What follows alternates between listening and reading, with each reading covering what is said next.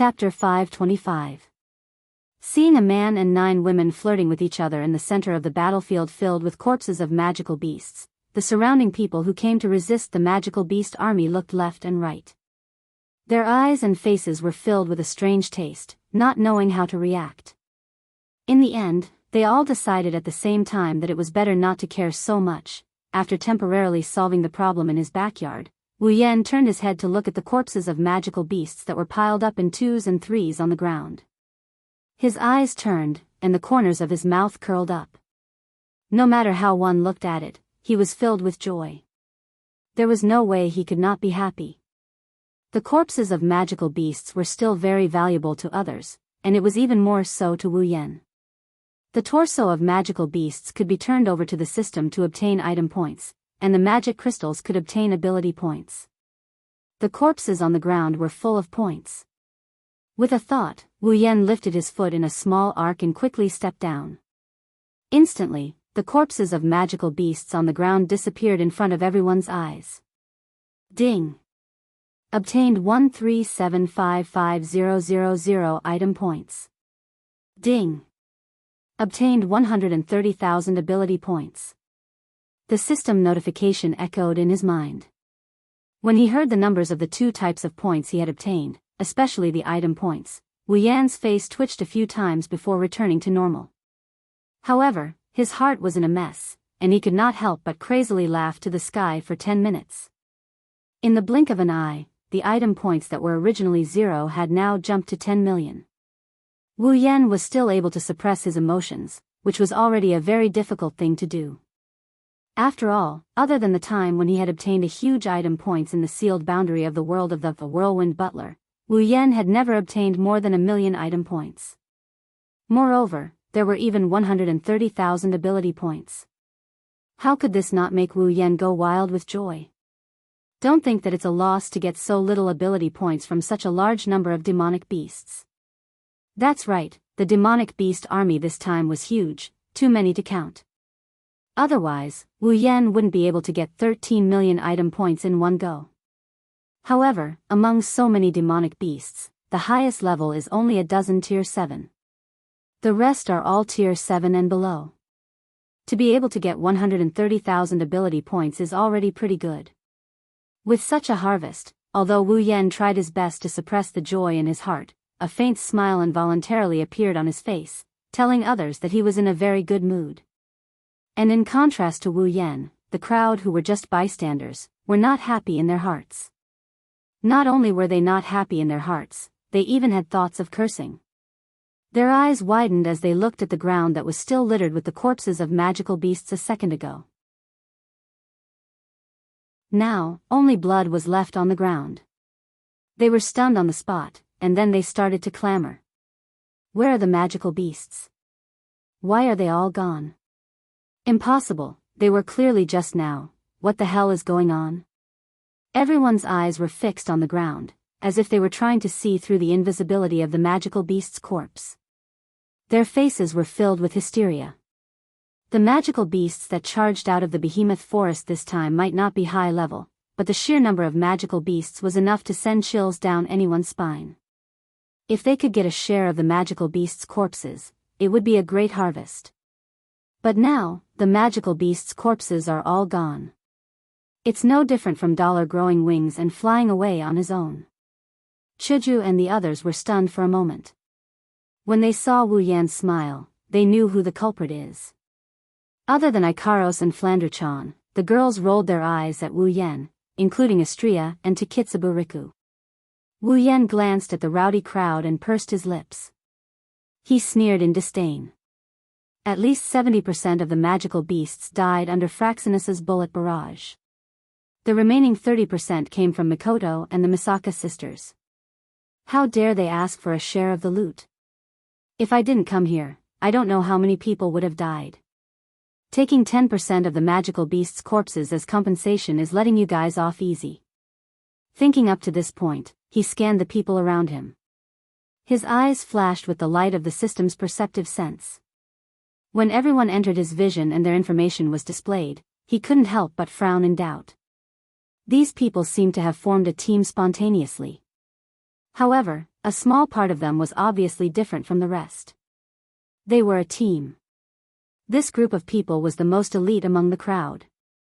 There were even a few of them who were at the 8th rank. Compared to the scattered teams, these teams seem more like they have a purpose. Wu Yan suddenly remembered that Mikoto and the others came to the Behemoth Forest to rescue the Misaka sisters. Why are they suddenly involved in this war?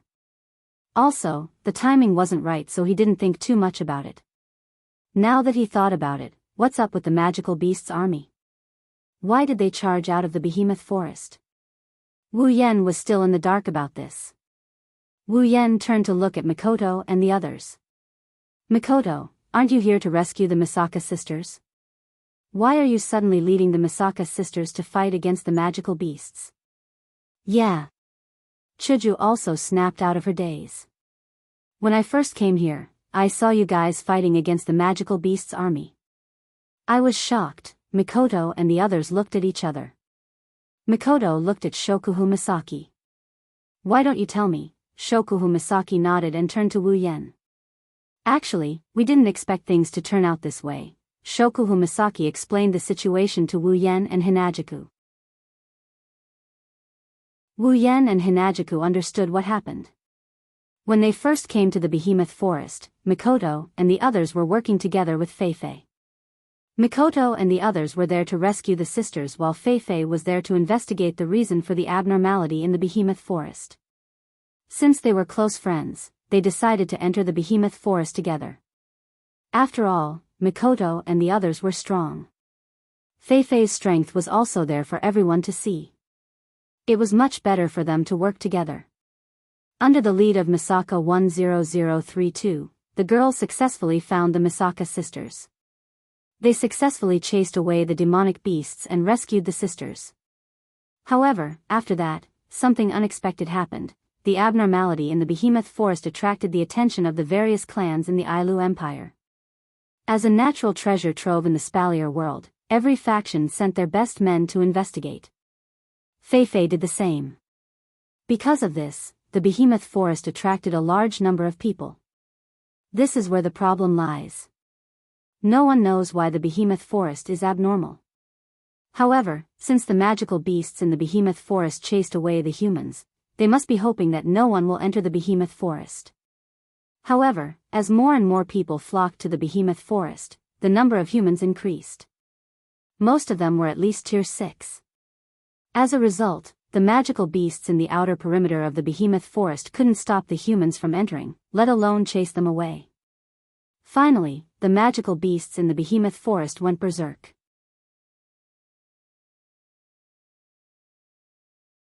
Chapter 526.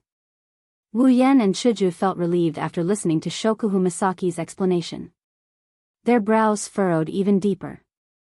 After Shokuhu Misaki finished, Wu Yan pondered for a moment. So according to what you're saying, the reason why the demonic beasts rushed out of the Behemoth Forest is because of you? What do you mean it's because of us? Mikoto grumbled. It's obviously because of those bastards. Even if we didn't come, the demonic beasts would have gone berserk because they couldn't stop the humans from invading. Shokuhu Misaki nodded in agreement. At the end of the day, it's because of those demonic beasts.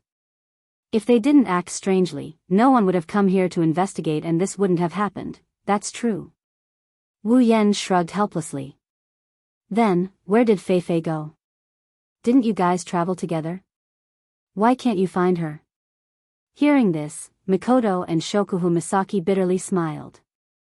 Feifei went back to her family to ask for reinforcements. Not only did Feifei go back to her family to ask for reinforcements. Many of the powerful families that were here also went back to report the situation. Ask for reinforcements? Wu Yan pulled a long face. Why would they ask for reinforcements? Distant water can't put out a nearby fire. Traveling from the Behemoth Forest to their family's base to ask for reinforcements. If something goes wrong, the demonic beasts will kill everyone here and feed the town. You can't blame them. Shokuhu Misaki smiled bitterly. You guys don't know this, but before this demonic beast army came out, there was another wave of demonic beasts. There's another wave? Wu Yan and Hinajuku gasped. Yes. Mikoto nodded. It was that wave of demonic beasts. They paid with their lives and forced everyone out of the behemoth forest. Because of that, there weren't many demonic beasts left after they rushed out of the behemoth forest. That's how we got rid of them. After that, Shokuhu Misaki didn't want to be outdone. We noticed that the other demonic beasts in the behemoth forest were showing signs of rushing out of the behemoth forest. Their numbers were 10 times more than before. If they rushed out and ran into the town would be finished. Feifei and the other family members realized that things weren't as simple as they seemed. They rushed back to ask for reinforcements before the demonic beasts came out. There are 3 supply towns in the Spalier world. The 3 empires built them not far from the behemoth forest. Due to the abundance of resources in the behemoth forest, the supply towns are considered as a resource center for the 3 empires. They can't let a place like this fall. Plus, the demonic beasts are acting strangely. It's important that the demonic beasts come out of the behemoth forest. The development of the matter was no longer something that could be solved with a simple investigation. Feifei and the members of the other powers had chosen to return and report the matter to ask for reinforcements. That was a very correct decision. However, Wu Yan isn't satisfied with their decision. What if the magical beasts rush out while they're reporting back? What should we do then? Before Mikoto, Shokuhu Misaki, and the others could reply, Wu Yan continued with a cold smile. The best solution is to leave some people behind to defend against the invasion of the demonic beasts. You guys are the ones who are left behind, right? That's a good idea. At this moment, even if his relationship with Feifei isn't shallow, Wu Yan couldn't help but feel a bit of anger. With Mikoto and Ko's strength, no matter how many demonic beasts there are, they would at most be helpless against them, but they wouldn't be able to hurt them. However, there are no absolutes in this world. Plans can't always keep up with changes. Who knows what accidents might happen? Little Yen, don't be angry. The girls can see the anger in Wu Yan's heart from his sneer. However, they're happy. After all, Wu Yan is only doing this because he cares about them. Shokuhu Misaki even lowered her voice and tried to persuade Wu Yan. Don't blame Feifei. If she could, she would also want to stay and fight alongside us. It's not like you don't know her. If she doesn't do this, who knows if there will be a 3rd or 4th wave of magical beasts. At that time, we might be able to survive if we rely on the few of us, but how long will we be able to hold them off? Wu Yan's expression eased up a little when he heard Shokuhu Misaki's words. He sighed. I'm not worried about you girls. It's just that the sisters are weak. I don't want to see 2 of them get hurt. The sisters are weak? Shokuhu Misaki's lips curled into a smile. Yen, it seems like you don't care enough about the sisters, Wu Yen was surprised. He raised his head and looked at Shokuhu Misaki. Shokuhu Misaki didn't explain. Instead, she pointed at the sisters. Look at the sisters' current levels. Wu Yen looked at Shokuhu Misaki curiously. He opened his system perception and looked at the sisters. Wu Yen was stunned. His mouth opened into a circle. Wu Yen rubbed his eyes and looked at the sisters again. After confirming that the information he saw was correct, Wu Yen couldn't help but ask. Rank 6? That's so fast. How is it? It's super shocking, isn't it? Kinohata Sai finally found a chance to attack Wu Yen. She put her hands on her hips and mocked him. You're trying to be a brother-in-law, but you don't even know your sister-in-law. You're so useless. What brother-in-law, sister-in-law? Mikoto blushed. In this place, the sisters only have one elder sister, and that's her. If Wu Yan is the sister's brother-in-law, wouldn't that mean that she's his wife? The arrogant cis-canon wouldn't admit it so easily. Hey, results, don't just focus on the sisters. Frenda looked like a kid who got full marks on a test paper. Look at us too, we're much stronger than before. Wu Yan snapped out of his daze. He opened his system perception and scanned the sisters. Their levels appeared in front of Wu Yan's eyes. Goei Chuju, level 69, Misaka Mikoto, level 75, Ikaros, level 79, Astria, level 77, Shokuhu Misaki, level 69, Kinohada Sayai, level 65, Frenda, level 64, Takitsubu Riku, level 64, no way. Wu Yen was shocked. How did you all level up so fast? Shokuhu Misaki smiled and crossed her arms in front of her chest. It's all thanks to the sisters who hunted demonic beasts in the behemoth forest day and night. They all leveled up to tier 6. Even Kinohada, Frenda, and Takitsubu leveled up to tier 7. We leveled up too. These experience points might not mean much to you, Misaka, Ikaros, and Astria. But for us, it's different. You probably didn't feel anything after killing so many demonic beasts, but we leveled up. The same goes for the sisters. Do you still think the sisters are weak? Wu Yen gulped and retorted. So what if we're tier 6? More than half of the demonic beasts were tier 6, it's not just in terms of power. Shokuhu Misaki giggled. The most important thing is that we have Takitsubu's help. After reaching tier 7, she has also reached level 5. Her ability can actually affect our personal reality and bring us improvement. With her help, almost all of my sisters have reached tier 7 strength. Wu Yen was shocked. He looked at the shy Takitsubu and smiled bitterly. So you're the one who hid the deepest.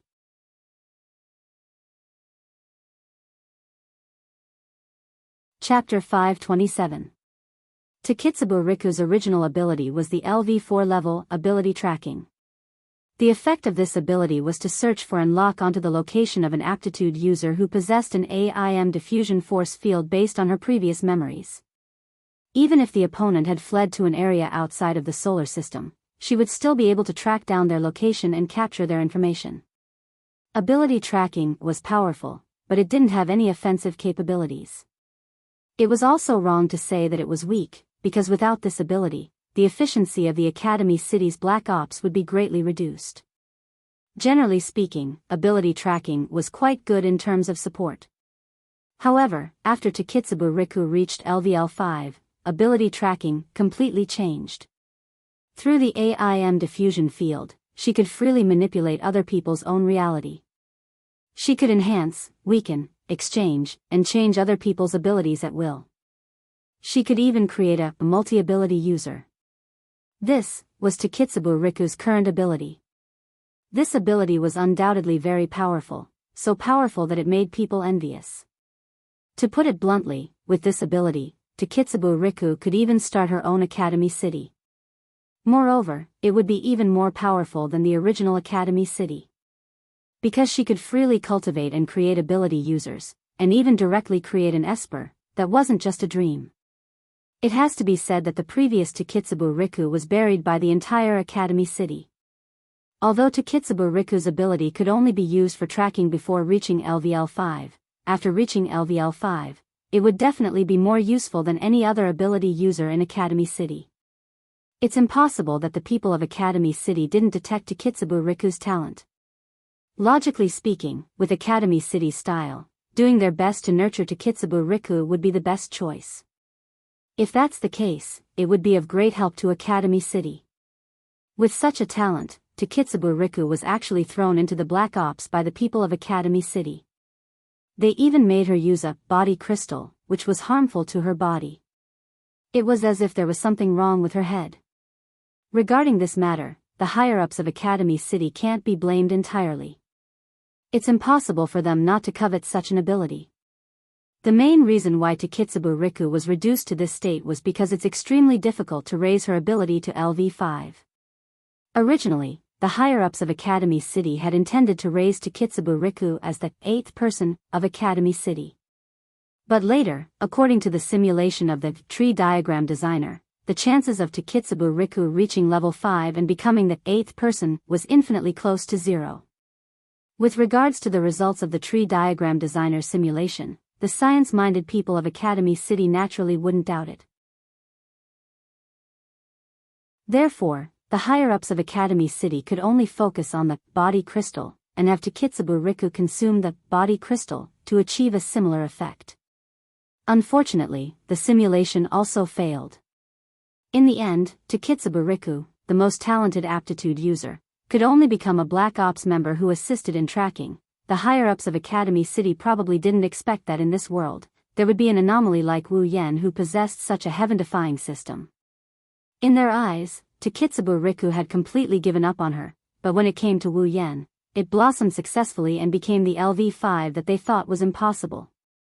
According to the simulation of the tree diagram designer, the chances of Takitsubo Riku reaching LV5 were infinitely close to zero. But with the system, chances and whatnot were just nonsense. To become Wu Yan's summon, aptitude and bottlenecks were non-existent. As long as there was experience, it was only a matter of time before one reached the pinnacle, let alone a LV5. In other words, Wu Yan had picked up a great bargain. An aptitude user that everyone coveted was turned into his wife by him. Should I say that he had good taste? No matter what, the result was good. His wives were finally able to show their prowess, and the Misaka sisters were all growing up. This was undoubtedly a joyous occasion. Now, even if Wu Yen wanted to establish his own faction in the Spalier world, it would be more than enough. He had 20,000 Misaka sisters with unlimited growth potential, as well as powerful pillars of support like the young girls, and a wise woman like Shokuhu Misaki who was adept at managing her subordinates. What was impossible? Fortunately, Wu Yen didn't intend to establish his own faction in the Spalier world. Otherwise, the Spalier world would have gained another thug who would steal their rice bowls, and a very powerful one at that. To prevent any more demonic beasts from escaping the behemoth forest and entering the supply town, Wu Yen and the rest stayed behind to guard the entrance of the behemoth forest.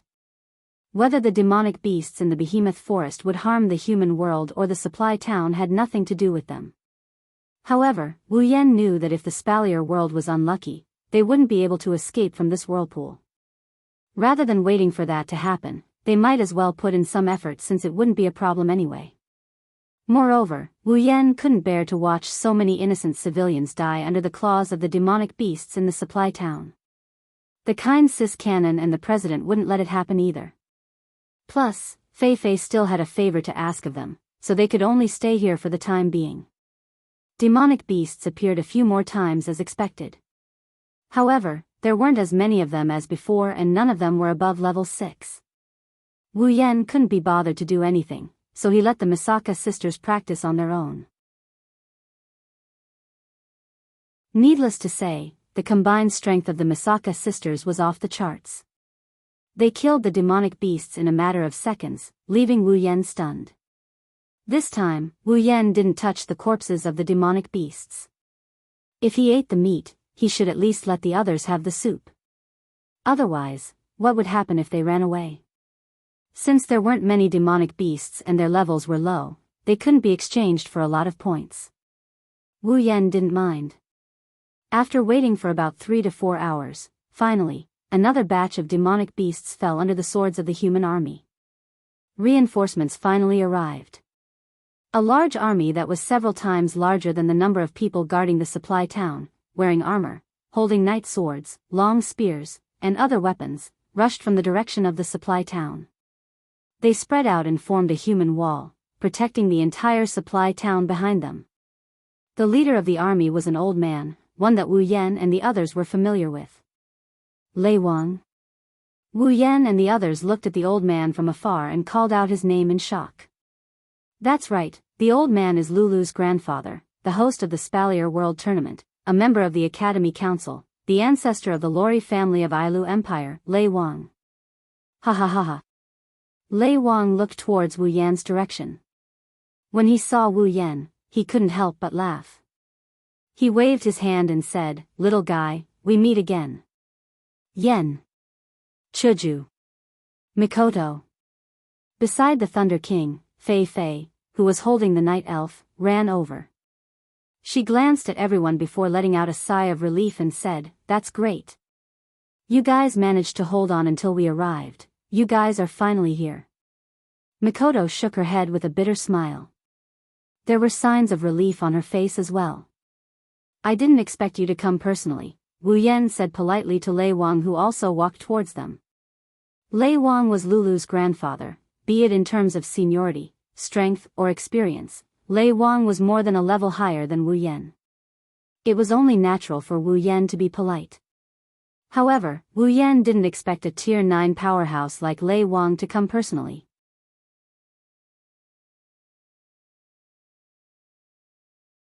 Chapter 528.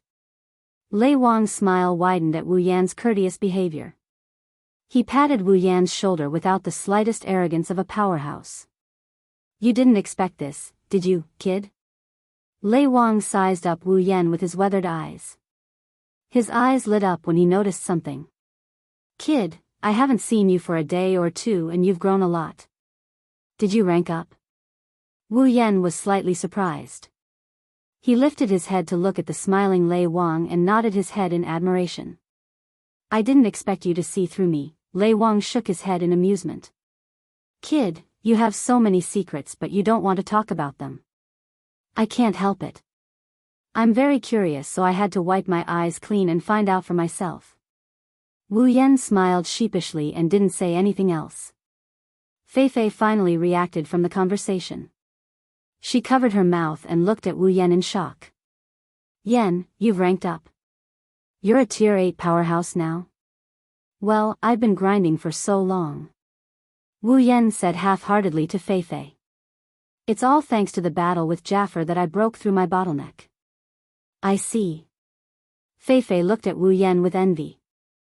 I didn't expect that the opponent who was on par with me a month ago would be ahead of me now. Fei Fei, you'll reach Tier 8 sooner or later.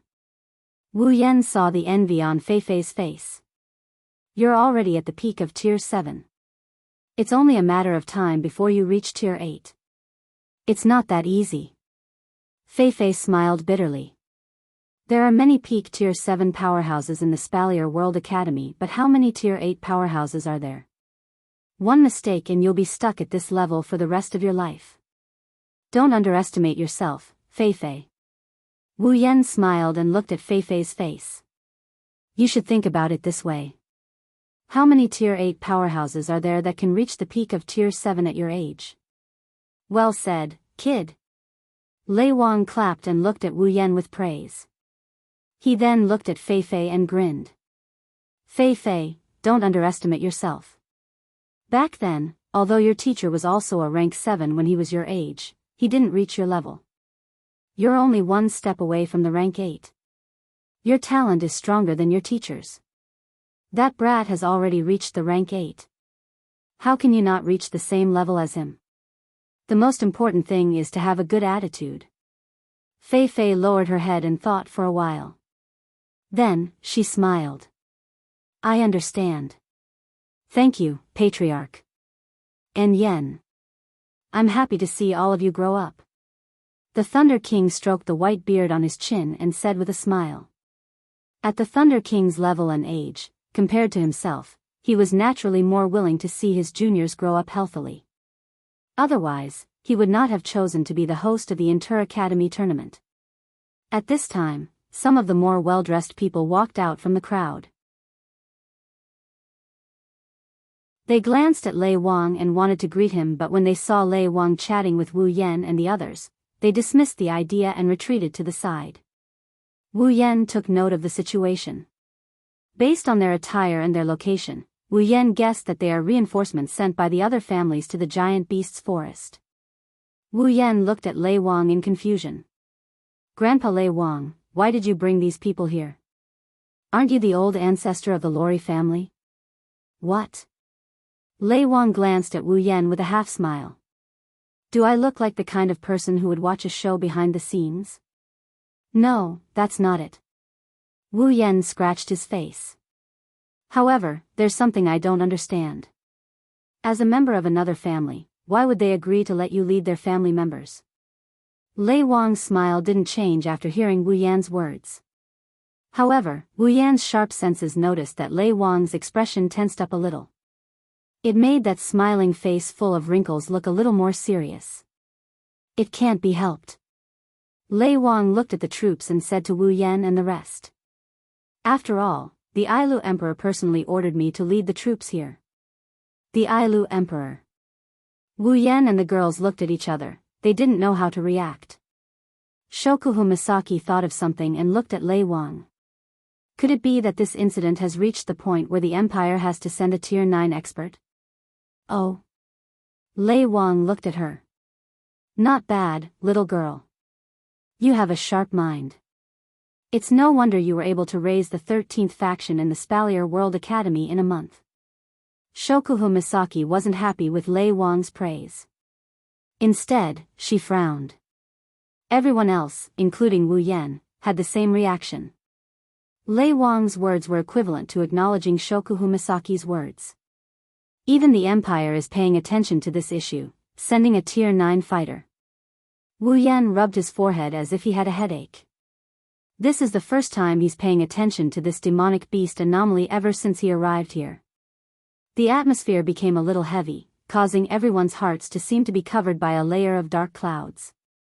At this moment, the Thunder King's words changed. Don't look at me like that. Things aren't as bad as you think. Wu Yan blinked. He looked at Lei Wang and sighed helplessly. I say, Grandpa Lei Wang, don't keep us in suspense. You're causing us to feel uneasy. It doesn't feel good, the Thunder Lord laughed out loud. He crossed his arms in front of him and tapped his arm with a finger. After pondering for a moment, he said to the crowd, then I'll be direct. The reason why the old emperor asked me to come was merely because of a guess, a guess? Everyone turned their gazes to the Thunder Monarch, waiting for him to continue. Everyone could roughly tell that what the Thunder Monarch was about to say next would be very important. Perhaps you all don't know. Lei Wang said softly. Actually, this incident where the magical beasts in the behemoth forest stopped attacking each other and stood on the same side and chased away the humans in their territory has happened before. Everyone's expression changed. Feifei said, Elder, since something like this has happened before, then the reason for the magical beasts in the behemoth forest should be clear, right? Why did you send me here to investigate? Because I'm not sure. The Thunder King said, although something like this happened in the past, it was a long time ago. We only learned about it from books. That's why we know a little more than you. Books. Shokuhu Misaki tilted her head. The books mentioned that something like this happened. What's the reason behind it? The Thunder Monarch nodded slowly as he gazed in the direction of the giant beast's forest. At this moment, the Thunder Monarch's face was no longer smiling.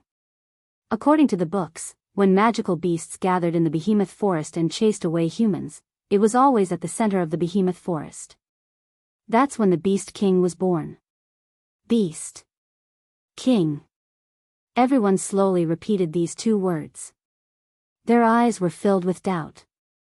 Wu Yan's eyes flickered and he continued. What tier of demonic beast is qualified to be called a Beast King? What level of magical beast is qualified to be called a Beast King? Lei Wang shook his head. Let me tell you, magical beasts that are qualified to be Beast Kings are demigods.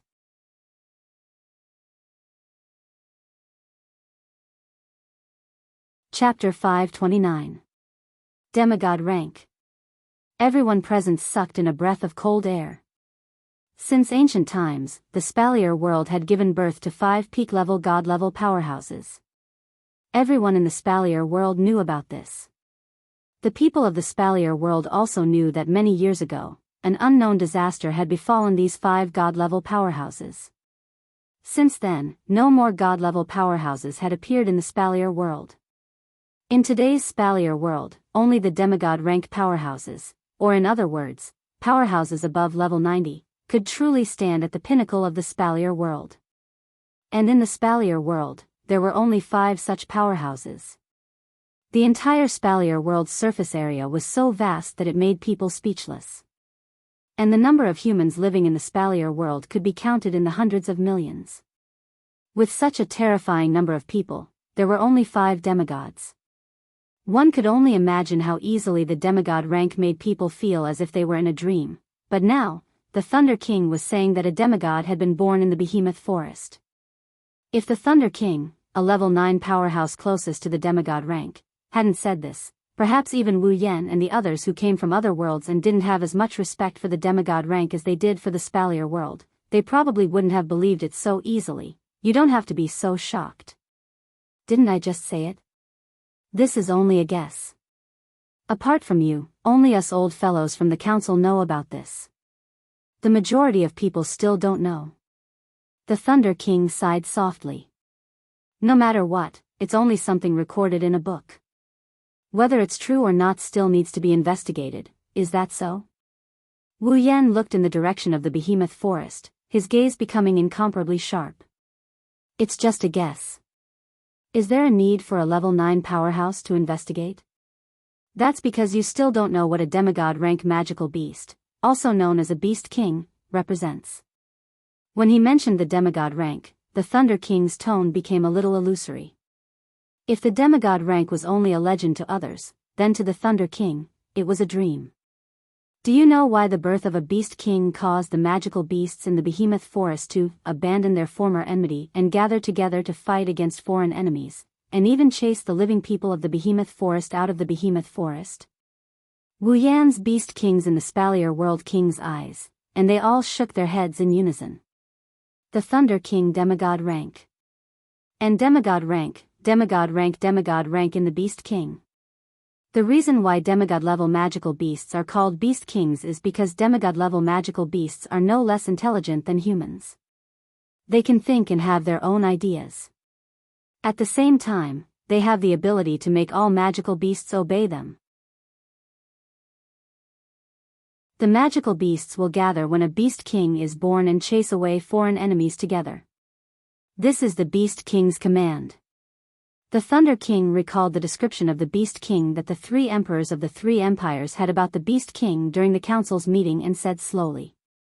According to the records, when a peak level 9 magical beast successfully advances to become a demigod Beast King, it will begin to transform its body, making its body more suitable for displaying the strength of a demigod and more suitable for growth.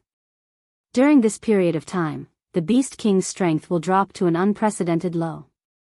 In fact, it will be much weaker than before it advanced to the next level. Although it will not be completely defenseless, it will reach the point where even a level 9 powerhouse would be able to kill it. The Beast King has the ability to make magical beasts obey their commands. After advancing to the next level, due to the transformation of its body, its strength will drop even further. Shokuhu Misaki's eyes trembled when she heard this. She had a rough idea of what was going on. Could it be that the reason the magical beasts gathered together to chase away foreign enemies in the behemoth forest was to protect the Beast King? Exactly. The Thunder King's voice was as loud as thunder. The current situation in the behemoth forest is exactly the same as what is recorded in the books. That is why we thought of the Beast King.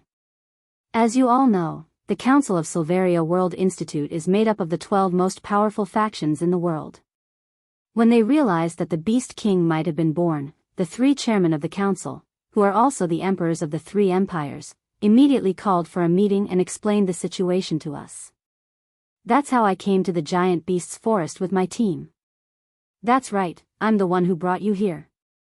Thunder King's gaze shot towards the giant beast's forest like lightning. It was as if he could see through the forest's countless trees and reach the center. My main mission this time is to enter the giant beast's forest. The moment I discover a Beast King, I will kill it. What? Everyone turned pale with fright. Feifei even shouted. Old Chief. You can't do this. It's too dangerous. You may be powerful, but there are definitely level 9 magical beasts in the depths of the behemoth forest. If you go alone, you may be in trouble. Even so, we cannot afford to fail in killing the Beast King. The Thunder King waved his hand and raised his voice. It wasn't hard to hear the determination in his voice. Old Chief. Feifei panicked. She took 2 steps forward and grabbed the Thunder King's sleeve. Her face was red from her agitation. It was easy to imagine how she was feeling. Grandpa Thunder King. Wu Yan's gaze swept over the Thunder King's aged face. Why must you kill the Beast King? Hearing Wu Yan's question, the Thunder King's dignified face crumbled. He smiled bitterly and shook his head. You don't know this, but the most frightening thing about the Beast King is not its demigod strength, but its ability to command magical beasts. The Thunder King looked around at everyone. After hesitating for a moment, he explained.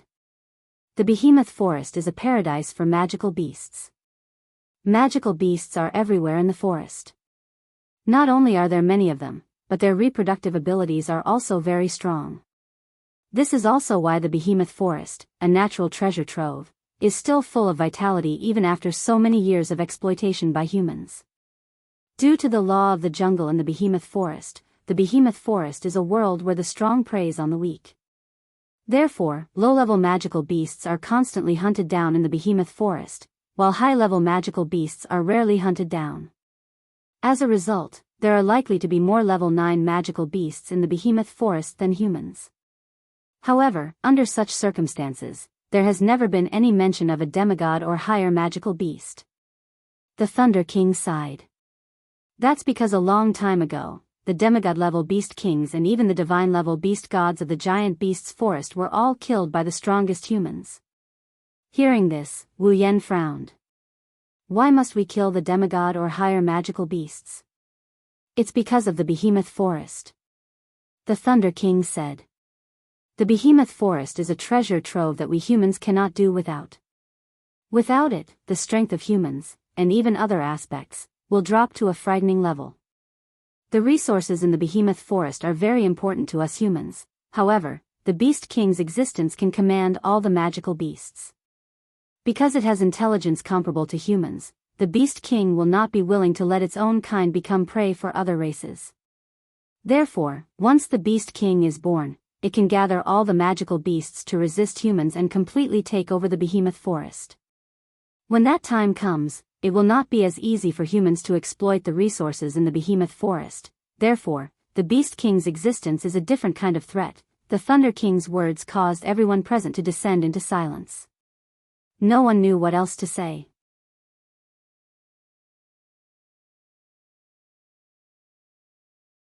Chapter 530.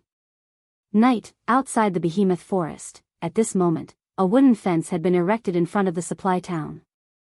Around the wooden fence, groups of knights were patrolling. It was obvious that they were patrolling to prevent the flow of people from entering the Behemoth Forest. After all, the current Behemoth Forest was no longer suitable for people to enter.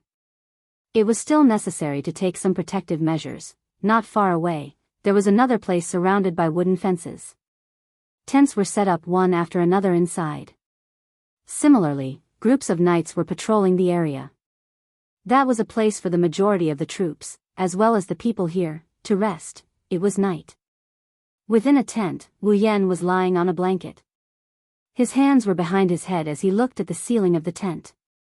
He did not move for a long time. In his mind, he was recalling the words of the Thunder King today. Actually, Wu Yan felt a little helpless in his heart. He really did not expect that he would encounter such a situation right after returning from the world of the date battle. Originally, he had thought that the abnormality of the magical beasts this time was merely a trivial matter. Before he came, he had not paid much attention to it. After he came, before he met the Thunder King, he also did not pay much attention to this matter. But who would have thought that in the end, the trivial matter he had thought of at the beginning had actually involved him to such an extent? The appearance of a rank 9 expert, the birth of a demigod rank magical beast King. This series of events had already escalated to the point where he had no choice but to place it in his heart. If possible, Wu Yan doesn't want to get involved in this matter anymore. He's just a tier 8, he's still miles away from tier 9, he's still miles away from that so-called demigod tier. Now that he's involved in something that's so far away from these two terms, he's about to flip the table. He was still in high spirits over the fact that he got the Red Jade bloodline ability. He was even more excited over the fact that he got Flanderchan's Red Jade. Who would have thought that he would be able to enter tier 9 for a short period of time? Who would have thought that he would be able to do whatever he wanted once he entered Flanderchan's Red Jade mode? How could he not flip the table when he thought that he could do whatever he wanted once he entered Flanderchan's Red Jade mode?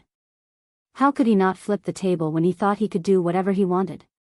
If the development of this matter is as Lei Wang said, the birth of a beast king, then this matter is out of his control. That's why Wu Yan didn't want to get involved in this matter. It's fine if it's him. No matter what, he can use the heaven-defying items in the system to escape. However, he still has the girls around him. Chuju, Mikoto, Ikaros, Shokuhu Misaki, Flandre-chan, Astria, Kinohada Sayai, Frenda, Takitsubu Riku, Misaka sisters. Other than Kotori, Kurumi, Toka, and Yoshino, the most important people in Wu Yan's life are all around him.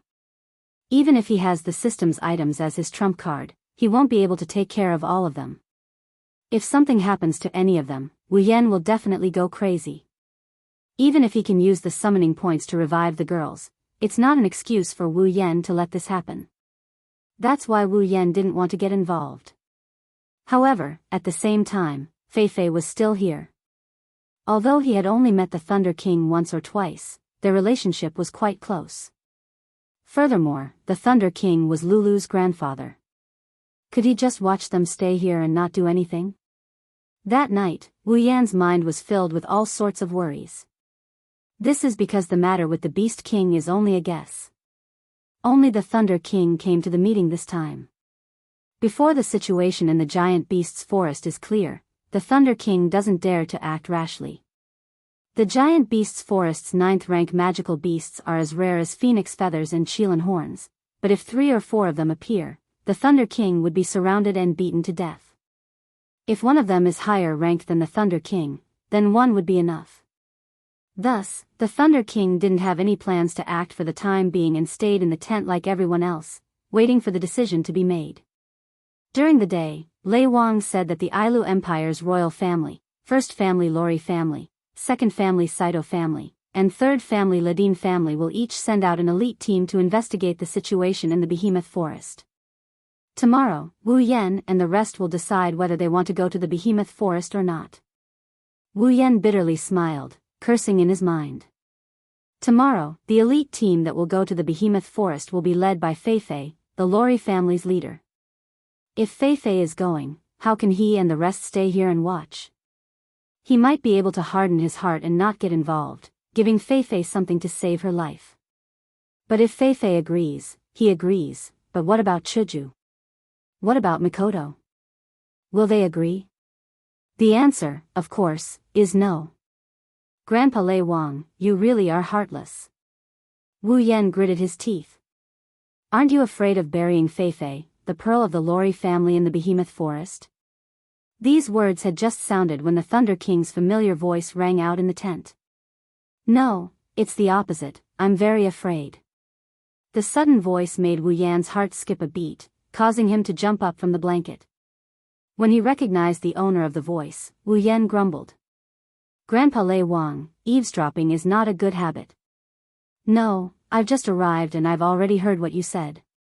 That's why I answered you in passing. Following the voice, a breeze blew into Wu Yan's tent and stopped in front of Wu Yan. When the breeze dissipated, Lei Wang's figure appeared. As expected of a 9th-stage powerhouse, seeing the way Lei Wang made his entrance, Wu Yan, who didn't sense any intruders, couldn't help but sigh in admiration as he looked at Lei Wang in awe. Little guy, it seems like you can't sleep either. Lei Wang chuckled and walked over to Wu Yan. He sat on the blanket facing Wu Yan. You can't sleep either, can you? Wu Yan scratched his cheeks and he grinned. Grandpa Lei, you must have something to tell me for calling me this late at night, right? Lei Wang nodded and looked at Wu Yan. I did have something to tell you, and it has something to do with what you just said. Something to do with what I just said? Wu Yan muttered. Is it about Fei Fei? That's right. Lei Wang raised his head and sighed. Perhaps you don't understand why I sent Fei Fei into the Behemoth Forest when the mission is so dangerous and important, right? Lei Wang didn't wait for Wu Yan's reply and asked. Do you know who will be the leader of the scouting party sent by the imperial family tomorrow? Wu Yan tilted his head in confusion. Then, he thought of something and he blurted out. Don't tell me it's Sylph. Congratulations, you got it right. Lei Wang's expression was bitter. You've seen Sylph's strength with your own eyes. She's more than enough to be the leader of the scouting party. That's why the imperial family sent Sylph, but there's a problem. Sylph is a junior.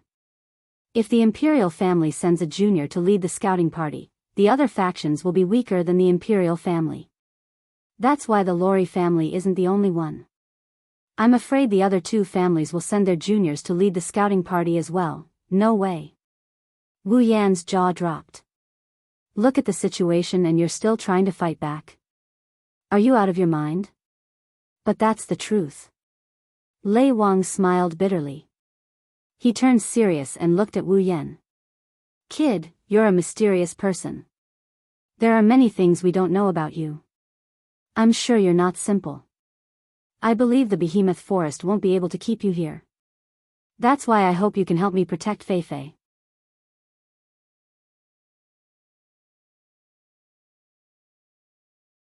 Chapter 531. The night passed quietly after the bright moon crossed the entire sky and drew a semicircle across the night sky. Perhaps it's because demonic beasts need to sleep too. No demonic beasts dashed out of the behemoth forest during the night. The troops stationed outside the forest lost their purpose. The night was quiet, there wasn't much noise.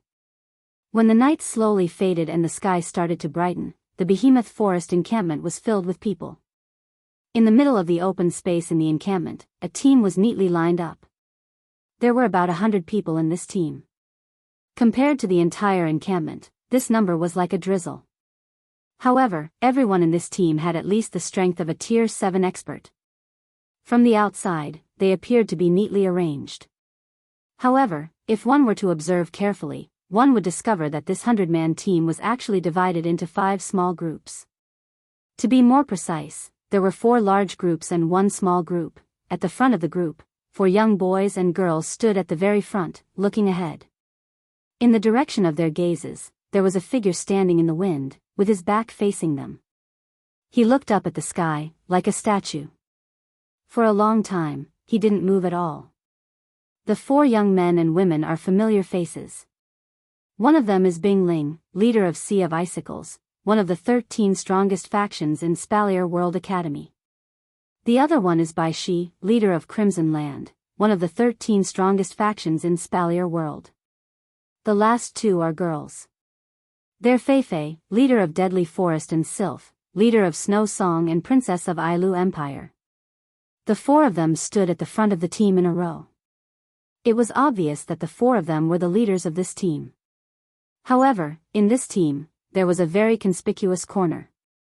There were 10 people who didn't fit in with this team: Wu Yan, Chuju, Mikoto, Ikaros, Shokuhu Misaki, Flandre-chan, Astria, Kinohada Sayai, Frenda, and Takitsubu Riku. The 10 of them are standing in a corner of the group. They didn't line up with the others, they just stood there casually. The 10 of them are very conspicuous.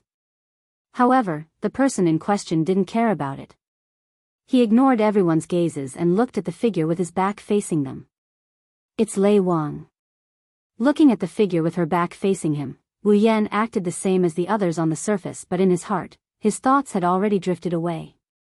Feeling the different auras of the 9 girls surrounding him, he felt extremely helpless. Last night, Wu Yan couldn't just sit by and watch Feifei enter the behemoth forest.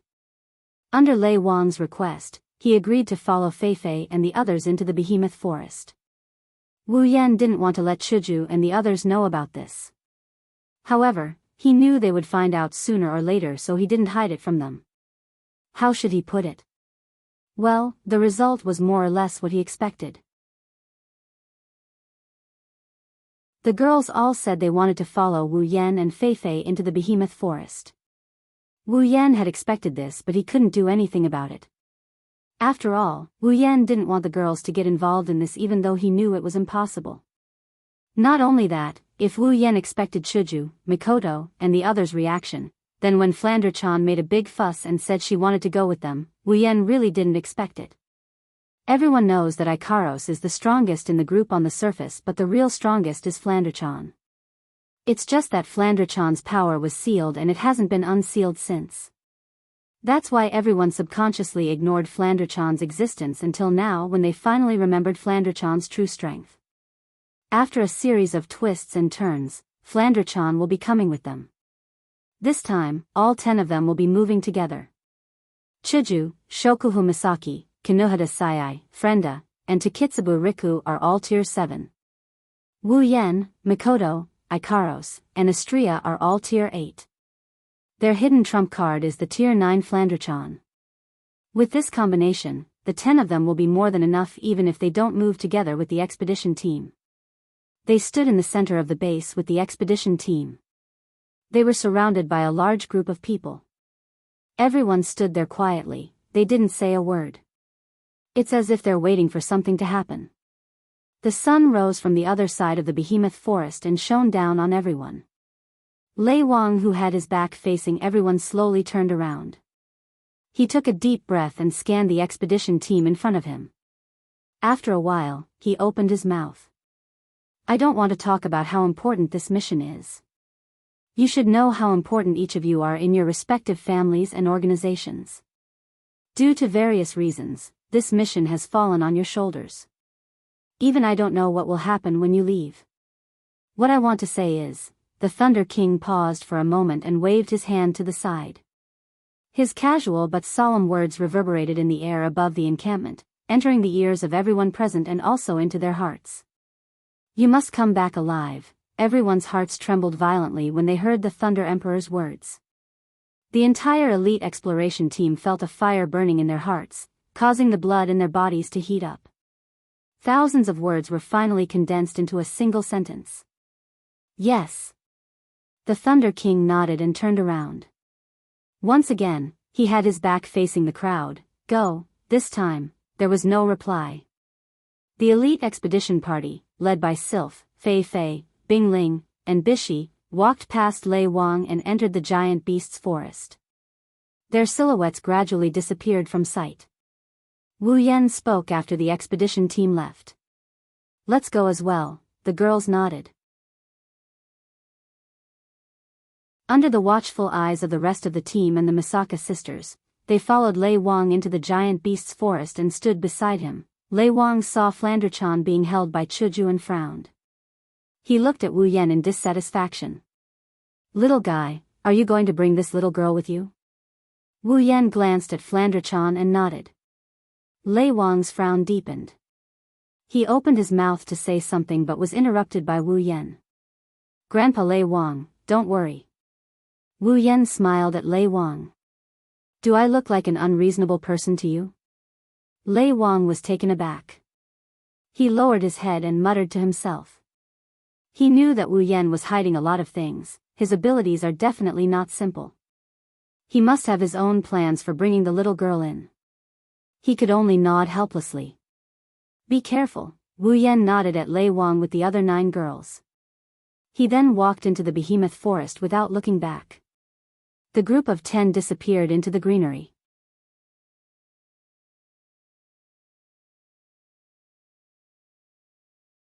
Chapter 532. The Behemoth Forest is a famous training ground in the Spalier world. Everyone with a bit of strength has been here before. The same goes for the entire expedition team. Fei Fei got to know Wu Yen here. The Behemoth Forest is a forbidden area. Only the most powerful would dare to enter the forest. However, the outer perimeter is a familiar place to anyone who has been here once or twice. Even Wu Yen. That's why even though the environment of the Behemoth Forest is the same as before, everyone noticed something different. It's not the environment, it's the atmosphere. The outer perimeter is where demonic beasts of rank 5 and below roam. According to the rules of the Behemoth Forest, the higher the rank of the demonic beast, the closer to the center of the Behemoth Forest. Vice versa, the further away the demonic beast will be. That's why Lei Wang said the demonic beast king would be born in the center of the Behemoth Forest. However, it was different now. In the past, the highest level magical beasts in the periphery would not exceed level 5. However, they had only walked for less than 10 minutes and they had already encountered no less than 10 level 7 magical beasts. In the past, a rank 7 demonic beast would be a living coffin for anyone who entered the giant beast's forest. Unfortunately, this time, it's not just any normal person. It's an elite team made up of the 4 strongest factions of Ailu Empire, In this group, the weakest was at level 60, and there were 100 of them. The strongest was at level 8, and they could easily kill level 7 magical beasts even if they ganged up on them. But this time, they didn't come here to train, nor to hunt magical beasts. Most importantly, they came here to explore. Perhaps it was because of this reason that the 3 great clans and the imperial family chose to let the younger generation lead the group. Killing these demonic beasts for their own purposes is a thankless task. They might even attract the attention of other demonic beasts. Sylph, Fei Fei, Bing Ling, and Bishi immediately signaled their subordinates to use stealth to avoid the demonic beasts in the area. They quietly made their way into the forest. In fact, if they really wanted to use stealth to achieve the goal of scouting, then 100 people would be a little too much. The fewer people there were, the harder it would be to be discovered. It was not that the Thunder King had not thought of this problem, but when he thought about it, all the magical beasts nowadays were in groups. Once they were discovered, if there were too few people, then all their efforts would be in vain. Therefore, the Thunder King had chosen 100 people, which was not a small number, to be the size of the scouting team. The magical beasts in the outer perimeter were not enough to catch the eyes of the elite exploration team. Their infiltration was very smooth. Up until now, they had not been discovered by any magical beasts. The magical beasts in the outer perimeter were the areas with the highest number of magical beasts in the entire giant beasts forest. Towards the end, the number of magical beasts slowly decreased. This lessened the burden on everyone. Since they're going in stealth, there's no need to talk to anyone. Up until now, the entire team of 100 people is silent. Aside from some light footsteps, there's no other sound. Even Flandrachan, who's in Wu Yan's embrace, is keeping her mouth shut. She doesn't dare to make a sound, she's afraid of disturbing something. As time passes, the sky is getting brighter. The light in the behemoth forest is glaring. Rays of sunlight shone on the ground or on everyone's faces. It's a sign that they've been traveling for quite some time. Fei Fei and the others are walking at the front, they're constantly looking around, they're afraid they'll miss something. They're also prepared to give orders to the people behind them.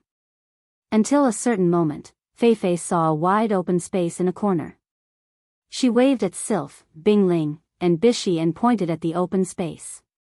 The 3 of them nodded in understanding. Together with Fei Fei, they led everyone to the open space. After they scanned the area, they nodded to each other. Bing Ling and Bishi immediately signaled to their subordinates. A portion of the people who understood the two's gestures began to separate from the group. They went to each corner of the open space and surrounded it. Then, these people closed their eyes and chanted incantations. Under everyone's gaze, the incantation quietly fell, and a glass-like barrier rose from behind these people, fused together, and finally gathered into a square, covering the entire open space. Everyone's expression instantly relaxed when they saw the barrier covering the open space. Even Fei Fei, Bing Ling, and Bishi are no exception.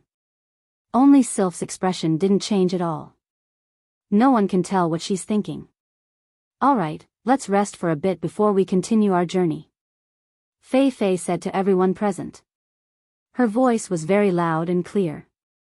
It directly broke the dead silence that had lasted until now. From this, it could be seen that the enchantment should have the effect of soundproofing. After Fei Fei finished speaking, a quarter of the people accepted the order and left. However, the remaining 3/4 of the people acted as if they didn't hear it. Fei Fei didn't care about this at all and just walked away. After Fei Fei left, Sylph nodded at the rest of the people. Another quarter of the people left while the remaining half went to rest under Bing Ling and Bishi's agreement. Seeing this, Wu Yan curled his lips in disdain. This is why he hates these big families. They're all on the same side, but they can't even achieve the most basic level of unity. At the most critical moment, they're still thinking about their own problems. When they do things, Wu Yan can't help but feel pain in his ass.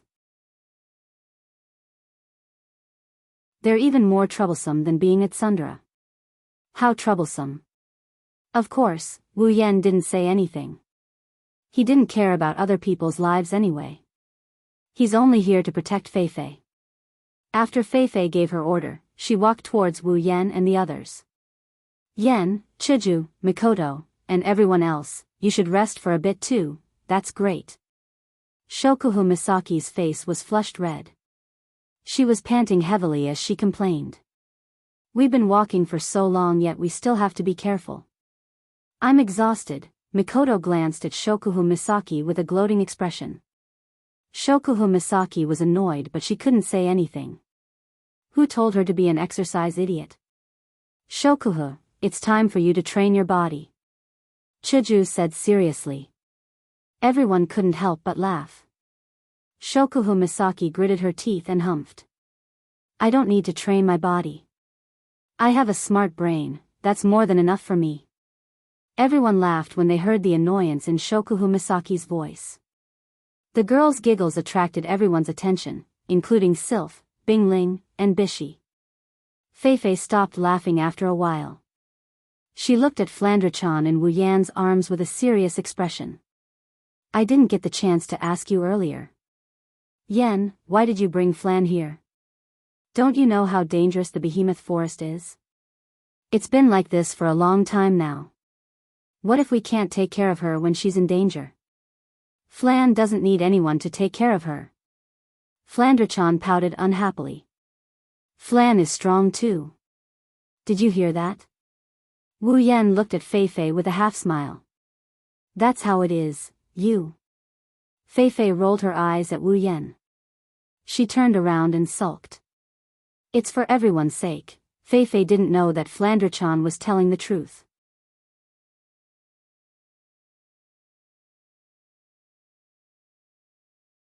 Chapter 533.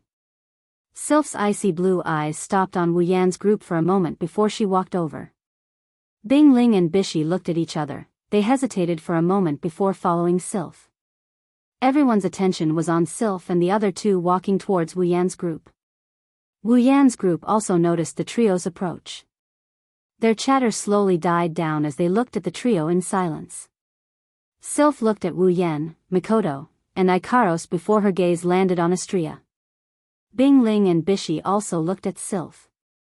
However, Bingling's gaze was on Wu Yan while Bishi's gaze was on Chuju. The results of the last Academy Grand Tournament weren't only spread within Silveria World Institute, even the outer court students knew about it. After all, Silveria World Institute had a very high status, and since the Academy Grand Tournament was a competition between the students of the major factions, it was only natural that the major factions would know about it. When Sylph, Bingling, and Bishi looked at Astria, Wu Yan, and Chuju respectively, everyone knew what was going on.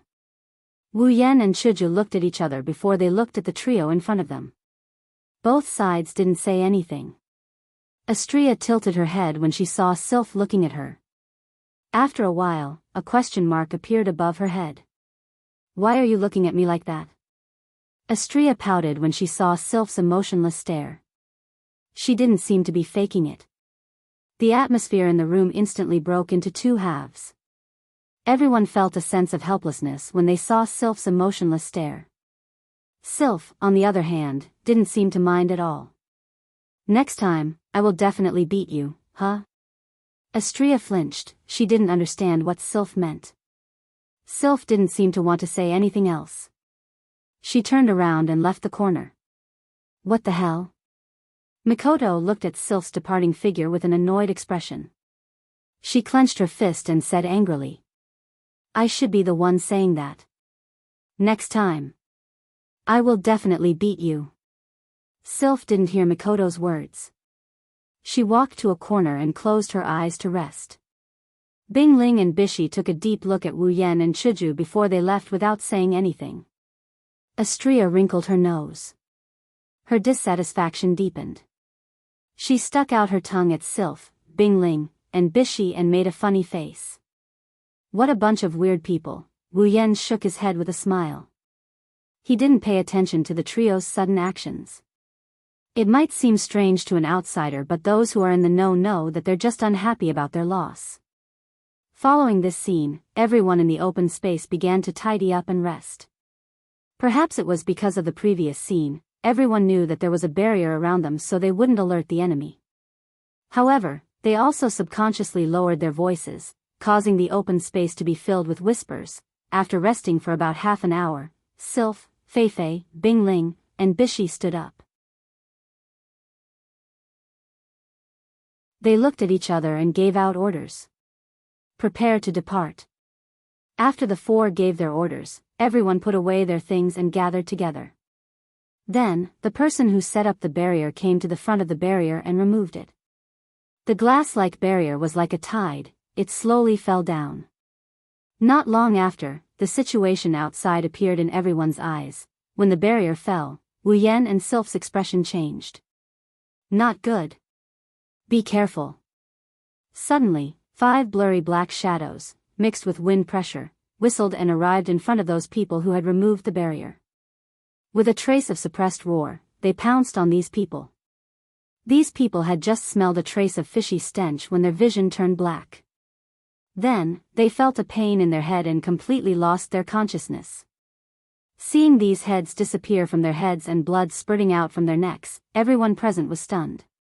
They stood there stupidly, watching these headless bodies fall to the ground. They did not have the slightest reaction, so much so that when the 5 blurry shadows continued to pounce on them, they did not react at all. Are you guys stupid? Hurry up and be on guard. Seeing the dumbfounded look on everyone's face, Wu Yan's temper flared. He yelled at them to bring them back to their senses. By then, the shadow had already pounced on the nearest person. Just as these people were about to step into the path of those in front of them, Bingling with his dagger and Bishi with his sword appeared in front of the shadows. Both of them swung their weapons at the same time and cut 2 of the shadows in half. At the same time, a black sword, a doqi blade glow, and an ice blade flashed from behind everyone. They brushed past everyone's bodies and landed on the remaining 3 black figures. The next moment, similar to the 2 black figures in front, the 3 black figures were cut into 2 halves and landed on the ground. Only bright red blood droplets exploded in midair and splashed onto the stunned expressions of those people who had nearly lost their heads. It was only now that everyone could clearly see the true appearance of the black shadows. They were 5 completely black demonic wolves. Wu Yan sneered when he saw the people's dumbfounded expressions. He waved his hand and closed the gate of Babylon behind him. Then, he turned to Sylph and Feifei who have put down their staffs and night elves. So this is your so-called elite scouting party? Sylph and Feifei lowered their heads when they heard Wu Yan's words. The rest of the scouting party also came back to their senses. Their eyes were filled with fear and shame. They lowered their heads because they couldn't refute Wu Yan's words. Bingling and Bishi sighed when they saw this. They silently returned to Sylph and Feifei's side. For a moment, everyone was filled with an oppressive atmosphere. Wu Yan shook his head and snorted coldly. Now is not the time for you to reflect. Everyone was shocked when they heard this. Sylph and the others also realized that something is going on. They quickly looked outside the clearing and saw, Black Demon Wolf, level 60 level 68. There are 30 level 60 to level 68 rank 7 Black Demon Wolves surrounding the clearing. They are slowly approaching. Everyone except for Wu Yan's group and Feifei's group sucked in a breath of cold air. We're surrounded. Shokuhu Misaki gloated at his misfortune as she stated the cruel truth. Her expression didn't look relaxed at all. Damn it, when did this happen? Bingling gritted his teeth as he tightened his grip on his daggers. 30 rank 7 demon wolves are nothing to the elite expedition party. However, there are 3 level 68 demon wolves among them. Feifei and the others are worried. They don't have the system's perception, so they can't tell the specific level of the demon wolves. However, they can sense the demon wolf strength from their auras. Other than Sylph, everyone else in the party has to be wary. The members of the expedition party have regained some of their elite demeanor. Their expressions became serious and their impetus and mana fluctuated. They are ready to fight at any moment.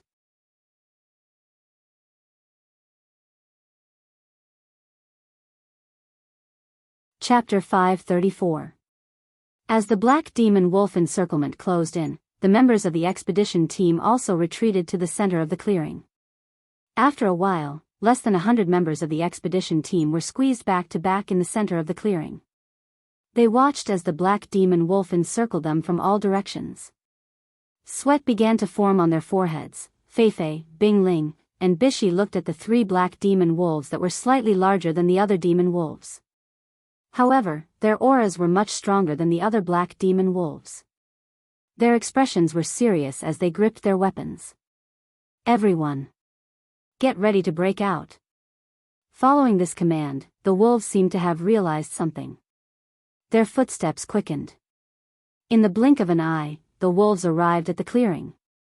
Finally, at a certain moment, one of the black demon wolf raised its head and howled.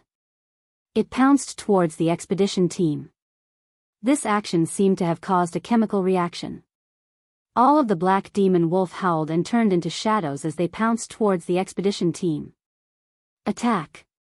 Feifei shouted. She pointed her night elf at the wolves. The magicians who had prepared their spells in advance immediately released their spells. The spells landed on the black demon wolf's body. Kill! Bingling and Bishi shouted coldly. They jumped out from the crowd and charged towards the black demon wolf that wasn't hit by the spells. The rest of the warriors did the same. They separated themselves from the crowd and charged towards the black demon wolf. The sound of sharp weapons piercing through the wolf's body echoed in the clearing. The sound of weapons being pulled out followed by the sound of weapons being pulled out. Blood splattered all over the ground. In just a short moment, the ground was already stained with blood. The members of the elite expedition team were divided into 2 rows. The warriors stood at the front and assassinated the dark demon wolves that approached them, while the magicians stood at the back. They were in charge of support and ranged attacks to prevent other dark demon wolves from taking advantage of the opportunity to attack. Weapons and magic flew in the air, landing on the dark demon wolves one after another. Finally, the dark demon wolves were stopped. Yen. On Wu Yan's side, Chuju, Mikoto, and Shokuhu Misaki turned towards Wu Yan who was holding Flanderchan. They called out to him softly. It's obvious they want Wu Yan to make the decision. Wu Yan narrowed his eyes and glanced at the expedition team. He frowned slightly. It looks like other than Sylph, they're in a tough spot. Let's attack. Mikoto's tea-colored eyes stared straight at Wu Yan. Her forehead flashed with electricity. Her tone was filled with eagerness. It looks like she can't wait any longer. Wu Yan pondered for a moment and waved his hand. Let's attack. If we let them deal with it alone, I'm afraid there will be casualties. Mikoto's lips curled into a grin. She's very pleased with Wu Yan's decision. She had an excited expression on her face, but before she could express it, Kinohada Sai stuffed it back down her throat.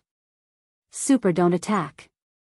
Kinohada Sai took a few steps forward and smiled at the approaching black demon wolf. These super weak wolves aren't strong enough for you guys to super attack. Leave it to me. You? Wu Yan flinched. He's surprised and surprised. You want to deal with it yourself? Of course, I won't be the only one. Kinohada Sai patted her chest and pointed at Frenda and Takitsubu Riku. The 3 of us will attack together. Just the 3 of you? Wu Yan hesitated. The 3 of you are only tier 7, right? The opponents are 30 tier 7 demonic beasts. Can you guys handle it? In the end, don't underestimate us. Frenda winked at Wu Yan. No matter what, we're a team of 3. If we work together, our strength will multiply. Hee, just super watch. Kinohada Sai stopped explaining and looked at Takitsubu Riku. Takitsubu, I'm counting on you. Takitsubu Riku's face turned serious and she nodded firmly. Leave it to me. Okay. Wu Yan looked at them seriously and he smiled. Let me see how much you girls have grown. Kinohada Sai, Frenda, and Takitsubu Riku looked at each other and smiled. Then, Kinohada Sai walked out while Frenda stood in front of Takitsubu Riku.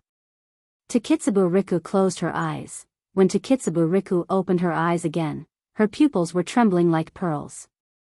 The scene in front of her slowly turned transparent until all that was left was a few lines. Looking at these lines, Takitsubo Riku's heart stirred. She touched these lines and the color of the lines suddenly deepened. Kinohara Sai, who was walking forward, seemed to have sensed something. Her lips curled into a smile and she stopped. She raised her hand and pulled it behind her. A stream of air invisible to the naked eye wrapped around her tiny fist. Looking at the wolves not far away, Kinohara Sai's eyes turned sharp and she let out a roar before punching out. Boom! A clear vibrating sound rang in everyone's ears, causing both humans and wolves to subconsciously stop what they were doing. However, in the next second, a black demon wolf's body seemed to have been hit by a heavy hammer. It let out a blood-curdling scream and was sent flying. It smashed into a tree trunk, unable to get up again. This sudden turn of events startled everyone present. However, Kinohara Sai acted as if she did not see anything. In a flash, she appeared in front of everyone and once again raised her fist and smashed it onto the ground. Boom! The invisible force directly affected the ground, causing it to tremble and collapse. Cracks spread out like a spider web. Shortly after, the ground collapsed. Pieces of rocks protruded out and smashed into the pack of wolves. Many of the dark demon wolves were smashed into the cracks in the ground, causing their bodies to sway and fall into the cracks in the ground. What welcomed them was Dolly, whose body was swollen and twisted, appearing at the bottom of the crack. Boom boom boom boom boom. The series of unforeseen events stunned the members of the expedition team who were originally planning to fight to the death. Looking at the ruins not far away, they could only feel their heads spinning. Fei Fei, Bing Ling, and Bishi looked at each other and stared at the petite figure standing in front of them in shock. At this moment, the petite figure that was standing in front of them had a different kind of sturdiness to it. Fei Fei's beautiful eyes were half closed. She put down her night elf and looked at Kinohara Sai's back. She muttered softly, "So, she's this strong. So, this is the strength of an elder of Starlight Queen?" Bishi shook his head with a bitter smile. "Oh my god, how old is she? Even I have less than a 50% chance of winning against her, Kinohara Sai." Bing Ling stared at the front and took a deep breath. He felt bitter in his heart. As expected, he had been a frog in a well all this time. Even Sylph stared at Kinohara Sai for a long time. Her face was expressionless, but no one knew what she was thinking. Kinohara Sai was the only one who knew her own strength. She looked at Frenda and Takitsubo Riku and gave them a thumbs up. "Well done, Frenda. Takitsubo." Indeed, without Takitsubo Riku's ability, with Kinohara Sai's ability, how would she be able to unleash her invincible might and smash all the wolves into the ground? Without Frenda's bomb, she wouldn't have been able to deal with so many black demon wolf in such a short amount of time. There were 30 black demonic wolves in there. All of them were demonic beasts of the same tier as Kinohara Sai. Among them, there were even 3 that had reached level 68. Kinohara Sai wouldn't have been able to deal with them in such a short amount of time without Frenda or Takitsubo Riku. Looking at Kinohara Sai, Frenda, and Takitsubo Riku hugging each other, Wu Yen chuckled. He felt comforted.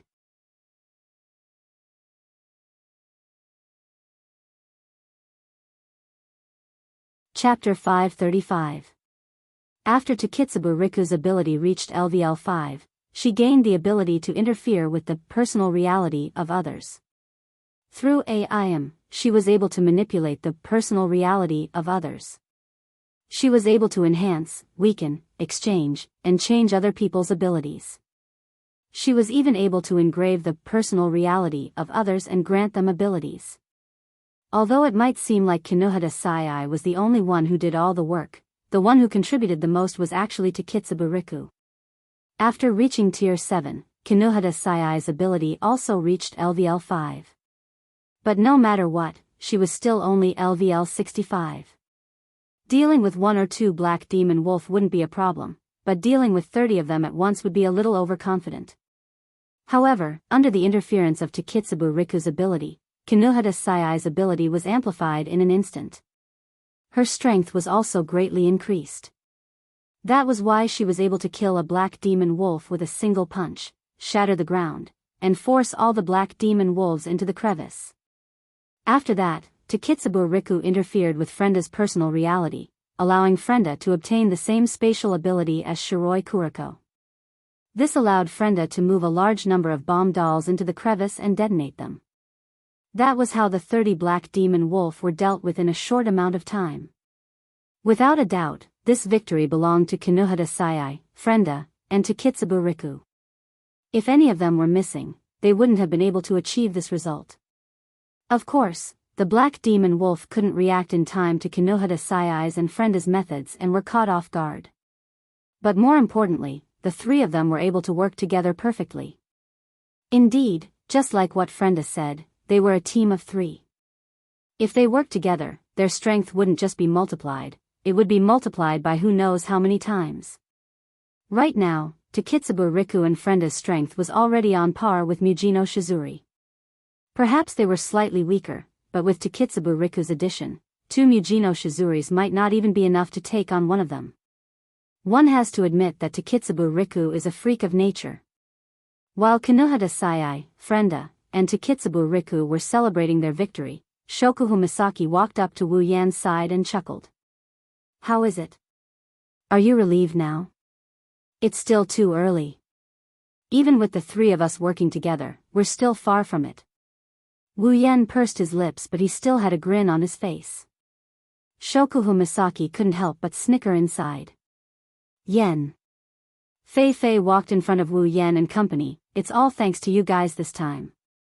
Otherwise, we would have definitely suffered a lot of casualties."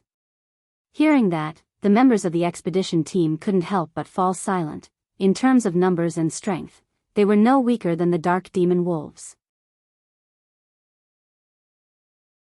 The dark demon wolves had 3 peak tier 7 existences, while they had Fei Fei, Bingling, Bishi, and Fei Fei who were peak tier 7 existences. On top of that, they had Sylph who was a tier 8 existence. However, in a real battle, wolves are ferocious creatures, and demonic beasts are even more so. The dark demon wolves are not afraid of death, but they were caught off guard because of a little change. This situation is very similar to when the dark demon wolves were fighting against Kinohara Sayai just now. If the battle continues, victory is assured. However, just like what Fei Fei said, there will be a lot of casualties, so this is your so-called elite expedition team? These words filled with contempt and disdain kept ringing in the minds of the members of the elite exploration team, causing them to clench their fists tightly, their hearts filled with unwillingness. They are stronger and have more numbers than the black demon wolf pack. Yet, they ended up in such a state. Unwillingness is a given. Well, they can't be blamed for this. Only Wu Yan's group, Sylph, Fei Fei, Bingling, and Bishi know what they are supposed to investigate. Normal members like them don't have access to such important information. Even after they entered the behemoth forest and noticed that the behemoth forest is different from before, they didn't have a sense of danger. That's why they ended up in this mess. 30 Class 7 demonic beasts appearing at the outskirts of the behemoth forest is an impossible feat in the past. Plus, they didn't have a sense of danger and were caught off guard. Naturally, their practicality was reduced by more than one level. Looking at Fei Fei, who went over to thank Wu Yan, the members of the expedition team felt very aggrieved. After all, they didn't need to do something like this. At this moment, all of them repeatedly urged themselves in their hearts. They couldn't embarrass themselves anymore. Otherwise, they would end up like their comrade who had his head bitten off and fell to the ground. Bingling and Bishi finally laughed when they saw the changes in the expressions of the expedition team members. Sylph also nodded. This is exactly what they wanted to see. Wu Yan glanced at the people over there. He waved his hand at Fei Fei, who came over to thank him. "Don't thank me, I didn't do anything. If you want to thank someone, why don't you thank them? Thank them." Wu Yan then pointed at Kinohara Sayai, Frenda, and Takitsubo Riku. Fei Fei also looked at them. At this point, how could Fei Fei not know that everything that happened just now was actually caused by the three of them? She said in a serious tone. "Thank you. Super, you're welcome." Kinohara Sayai straightened her back. Although she said that, her face was filled with pride. Frenda, who was standing by the side, grabbed her beret and exchanged glances with Takitsubo Riku. She felt a little embarrassed. Feifei saw the trio's reaction and felt happy. She secretly sighed. No matter how strong they are, they're still children, but... Feifei looked at Kinohada Sayai, Frenda, and Takitsubo Riku and shook her head with a bitter smile. I didn't expect you three to be so strong. Wu Yan smiled faintly and waved his hand at Feifei. Feifei, don't overestimate them. They're still far from it, far from it. Feifei was stunned. She turned her body to the side and didn't know whether to laugh or cry. If this is called far from it, then wouldn't we have lived for nothing? Even I don't have the confidence to win against Sayai. You don't expect too much. That's right, that's right. Kinohada Sayai and Frenda nodded their heads. They didn't want their hard work to be erased by Wu Yan's words. You two still have the nerve to agree. Wu Yan stared at Kinohada Sayai and Frenda fiercely. Do you think you've done well? You destroyed the ground and detonated the bombs. With such a big commotion, aren't you telling the demonic beasts in the behemoth forest that we're here? Kinohada Sayai, Frenda, and Takitsubo Riku were stunned. Wu Yan didn't feel good about it. Don't tell me you've forgotten everything because you're too eager to perform? The three of them opened their mouths and laughed dryly. The answer was obvious. Wu Yan's mouth twitched. Indeed, this place is not suitable for us to stay any longer. Feifei nodded and looked at Sylph. Sylph and the rest nodded and turned towards the direction of the expedition team. We can't stay here any longer. We have to leave this place as soon as possible. Everyone quickly nodded their heads and gathered together. They immediately left the ruined land. Not long after they left, another wave of the magical beast army arrived. After learning their lesson, everyone in the expedition team was on high alert. They didn't dare to let their guard down. They carefully hid themselves in every corner of the behemoth forest. They were slower than when they came, but they were much more careful as they made their way deeper into the forest. At this point, there were no longer any magical beasts below grade 7. Moreover, they were all gathered together in groups of 2s and 3s. Their aura was incomparably terrifying. This caused the elite scouts to feel a chill in their hearts and become even more vigilant.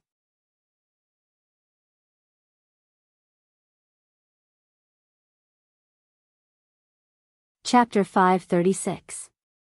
They are heading towards the center of the behemoth forest. The closer they get to the depths of the forest, the more oppressive the atmosphere became. At first, the magical beasts that appeared around them were in groups of 2 or 3. Now, as the elite expedition team and Wu Yan's group got closer to the depths of the behemoth forest, the number of magical beasts around them decreased. Now, they can only see 1 or 2 scattered magical beasts every once in a while. However, this situation didn't make them happy. Instead, it made them feel uneasy. In the behemoth forest, the magical beasts are no longer hunting each other and treating each other as food. They are gathering together to chase away the humans in the behemoth forest. Even the magical beasts are gathering in groups of 2 or 3. But now, the magical beasts that appeared around them are scattered. They didn't gather with other magical beasts at all. What does this mean? It means that they don't need to gather with other magical beasts at all. In fact, this was indeed the case. Almost every one of these scattered magical beasts had the strength of the peak of the 7th stage, the kind that was only 1 step away from the 8th stage. This situation made everyone's heart heavy. This means that if they continue forward, they might encounter a rank 8 magical beast. They would rather encounter a group of class 7 magical beasts than a single class 8 magical beast. At the class 7 and class 8 magical beasts, the gap between class 7 and class 8 magical beasts was unimaginably large. If the expedition party were to encounter a group of class 7 demonic beasts, as long as their numbers weren't too ridiculous, they could still hold their own. However, if they were to encounter a class 8 demonic beast, without Sylph's help, they would have to sacrifice their own lives to have a chance of winning. Not everyone can be like Wu Yan and challenge those of a higher rank. At least in the Spalier world, no one has heard of such a thing. So, in a way, Wu Yan is also a freak. At a certain moment, Wu Yan's footsteps suddenly stopped. His eyes narrowed as he looked in a certain direction. What's wrong? The women stopped and looked at Wu Yan. Wu Yan didn't answer their question. Instead, he narrowed his eyes as if he saw something. At this time, the entire expedition team also noticed Wu Yan's strange behavior. They stopped and looked at Wu Yan in confusion. Seeing Wu Yan's strange behavior, Fei Fei wanted to ask him something. Sylph's eyes narrowed as well. She turned around and looked at the direction Wu Yan was looking at. Be careful. Sylph's reminder. Everyone's heart was in their mouth. They calmed down and carefully observed their surroundings. Soon, a presence with dense mana fluctuations appeared in everyone's senses. It's a blurry silhouette. As soon as it entered everyone's sensing range, it seemed to have noticed them. It's rushing towards them at an alarming speed. Not far away, a green figure silently appeared on a tree about 30 meters away from the crowd. After attracting everyone's attention, the figure flashed and instantly closed the distance between them by more than 10 meters, exposing his full appearance in front of everyone's eyes. It's a small civet cat. Its body is covered in dark green fur that complements the surrounding trees very well. Its eyes are purplish red and there's an ominous glint in them. There's a faint trace of pressure emanating from it. This raccoon was only about a meter long, but it gave everyone a lot of pressure. Because, from its speed and aura, they could tell that this was at least a peak 7th level magical beast. Fei Fei, Bing Ling, and Bishi's eyes narrowed when they saw the civet cat. Blue thorny cat. Blue thorny cat, level 69-inch. Everyone, be careful. Blue thorny cats are different from other demonic beasts. They don't have a large body but they're extremely fast. If you're not careful, you'll be dead by the time you lose consciousness. Everyone, be on guard. Fei Fei's cold warning caused everyone's heart to skip a beat. They quickly raised their weapons and stared at the cat, afraid that they'll lose track of it. While Fei Fei was talking, the blue thorny cat turned into a flash of green lightning and pounced towards the closest person to it. It's Fei Fei. Its 2 front claws popped out, and its greenish-black fur emitted a layer of light that was not bright, but was like a ripple of water. Its body pounced out in the air, and it actually changed direction on its own, bypassing the trees in front of it, and directly pouncing towards Fei Fei, causing Fei Fei's expression to change. In a place where no one was paying attention to, a pair of extremely narrow wings were slowly flapping on the blue thorny cat's ribs. The wings were as small as a thumb and couldn't be used for flight. However, when the blue thorny cat moved at high speed, it could help it change direction in mid-air. Fei Fei's night elf was already out of its sheath. Facing the blue thorny cat's attack, Fei Fei didn't even try to dodge. Instead, she clasped her blade in front of her chest and a large amount of Do Chi light up. This is Fei Fei's proudest skill, Do Chi Sword Ray. With a swing of her sword, the Do Chi Sword Ray pierced towards the side of the blue thorny cat. At the same time, the blue thorny cat changed direction in mid-air and met the Do Chi Sword Ray head-on. From the looks of it, it was as if the blue thorny cat was the one who sent itself to the door. Facing Fei Fei's Do Chi Sword Ray, the blue thorny cat's eyes turned cold. It reached out one of its front paws and slapped the Do Chi Sword Ray into pieces. Shit! Bishi exclaimed. This blue thorny cat's strength is not inferior to its speed. Fei Fei won't be able to win against it alone. Let's go together. We don't have time to waste here. Bing Ling said bluntly. A pair of daggers appeared in his hand. Bishi agreed with Bing Ling's idea. He gripped his knight's sword and the two of them charged towards Fei Fei. Not far away, Wu Yan, Chuju, Mikoto, Ikaros, Shokuhu Misaki, Flanderchan, Astria, Kinuhada Sayai, Frenda, and Takitsubu Riku were standing around a tree. They were watching Fei Fei, Bing Ling, and Bishi fight the blue thorny cat. Mikoto was the first to speak. Yen, are you not going to help? No need. Wu Yan rejected Mikoto's suggestion without hesitation. Mikoto was a little hesitant. But if that's the case, won't those people gossip? Wu Yan grinned and he gestured at Sylph with his lips. Look, Sylph didn't do anything either, right? Yeah. Chuju tilted her head in confusion. Why didn't Sylph do anything? Didn't she want to end this as soon as possible? I think. Shokuho Misaki stroked her blonde hair and smiled. Sylph is conserving her strength, right? That's right. That's right. Wu Yan nodded. His expression turned serious as he looked at the battle ahead. We'll be venturing deeper into the behemoth forest. There will definitely be powerful demonic beasts there, tier 8 at least. Under such circumstances, Sylph has to conserve her strength as long as she doesn't meet the toughest opponent. She can't waste her mana and stamina on these appetizers. Otherwise, when she meets an opponent that requires her full strength, she'll be in danger due to wasting her energy. If that happens, not only will Sylph die, the others will also die. Hinajaku and Mikoto both nodded in understanding. Does that mean we have to conserve our strength as well? It's more or less necessary. Wu Yan sighed. Even though we don't have mana to expend, we have to conserve our strength. Even if it's just a little bit. The girls nodded in understanding.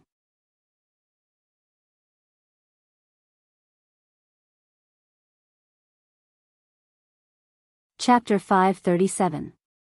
Whoa! The green thorny cat's shrill cry echoed throughout the forest. Its cry was like a wolf's howl, and its fleshy wings flapped gently. In the next moment, it moved. With lightning speed, the blue thorny cat dashed through the forest, its four limbs constantly kicking against the surrounding tree trunks. Using the momentum, it dodged to the other side. Everyone only had time to see a flash of green light in the forest before it appeared in front of Fei Fei. The members of the elite expedition team couldn't help but grip the armaments in their hands so tightly that their veins were bulging. However, they didn't feel anything at all as they stared at the green light moving through the forest. They were afraid that it would appear in front of them in the next second. The green thorny cat's speed was too fast. It was too fast for the eyes to take in. The moment it made its move, it had already pounced forward. However, it left behind a similar silhouette in its original position. The silhouette only disappeared when it arrived in front of Fei Fei.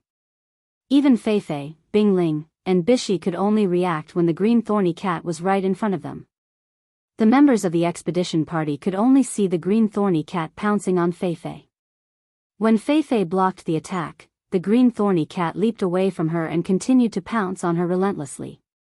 If Wu Yan's group and Sylph were only observing the situation to preserve their strength, the members of the expedition party didn't know how to intervene at all. With the green thorny cat's speed, even if they joined the battle, they would be defeated in a short amount of time. This made the members of the expedition party even more unwilling. They felt that their participation was completely unnecessary. They wouldn't be able to do anything at all. How could they be willing to accept this? Let's not talk about how the members of the expedition party felt. Fei Fei and the other two didn't have the time to care about the ferocious attacks of the green thorny cat. The thorny cat kept pouncing towards the three of them. However, the three of them did not retreat. If they retreated, the thorny cat would definitely target the elite expedition team. As the leader of the expedition team, they had no choice but to retreat. Bing Ling was already behind Fei Fei the moment the green thorny cat made its move.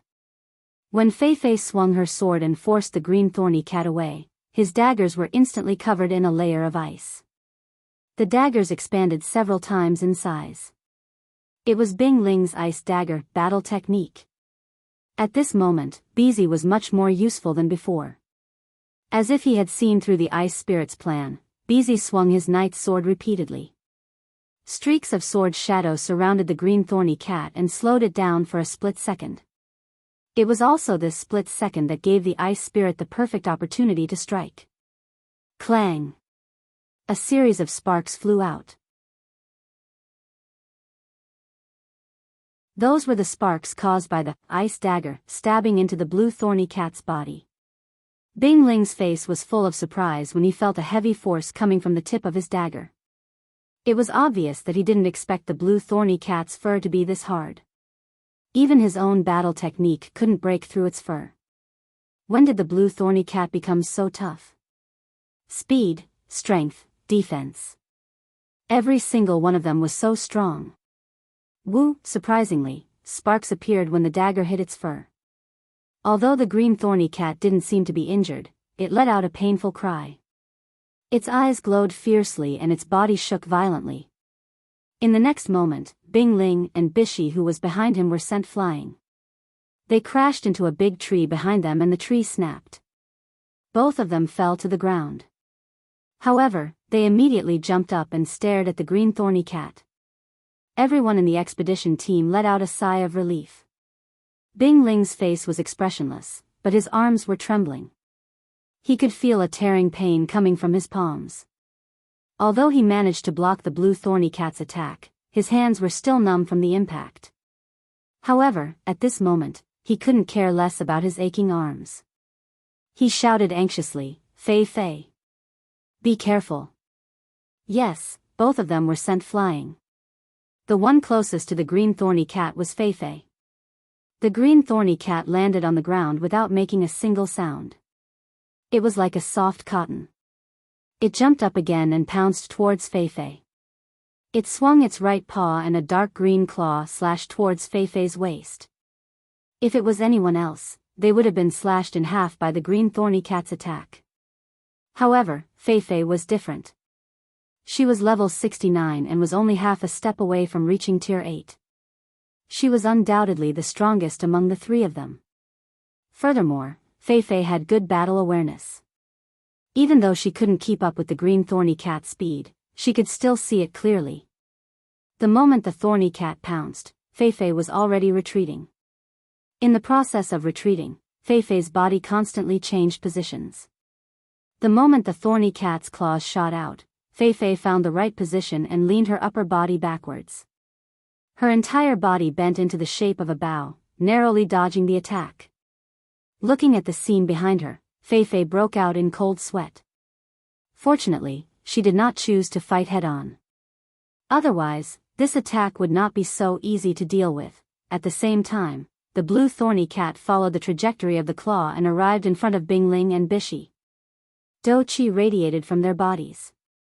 Bing Ling and Bishi exuded a majestic amount of do-chi. The thorny cat arrived in front of the two of them at lightning speed. However, what greeted it was a pair of daggers and a knight's sword. The blue thorny cat turned in the air and dodged the dagger and knight's sword. At the same time, Bing Ling and Bishi moved at the same time. Intense combat chi radiated from their bodies. The dazzling combat chi caused the blue thorny cat to squint its eyes as it closed in on them. "Here's our chance." Bing Ling and Bishi's eyes lit up and they roared. Their ice daggers glowing with an icy blue light and their giant swords struck out at the same time. The blue thorny cat narrowed its eyes, but it couldn't see what was going on in front of it. It slammed its head into the swords and let out a miserable shriek. The force of the collision sent the blue thorny cat flying into a cloud of dust. "Great!" Behind them, the members of the elite expedition team couldn't help but exclaim. Their faces were filled with excitement. In their opinion, the joint attack of the two leaders was definitely not something that a peak 7th order magical beast could escape unscathed. Even if the green thorn cat didn't die from this attack, it should be close to death. However, when the thorny cat jumped out of the cloud of dust, everyone's excitement froze on their faces. However, when they saw the thorny cat's condition, their expressions became much better. At this moment, the blue thorny cat was in a sorry state. There were many scorched black spots on its tough fur, and its aura had also weakened significantly. This told everyone that the joint attack just now was indeed effective. The blue thorny cat shook its head violently. After a few seconds, it finally recovered. Feeling the pain in its body, the blue thorny cat was enraged. It raised its head and roared. Its blood-red eyes looked like they were going to bleed at any moment. It glared at Bing Ling and Bishi with bloodthirsty eyes. A murderous aura enveloped the entire area. The members of the expedition team couldn't help but feel suffocated. Their faces turned pale. As for Bing Ling and Bishi, they were at the center of the murderous aura. They could feel the murderous aura even more clearly. Although they didn't show it, their backs were cold and their hands were sweaty. At the same time, the blue thorny cat let out a whimper and leaped towards Bing Ling and Bishi. However, if you look closely, you'll notice that the blue thorny cat's speed is much slower than it was before.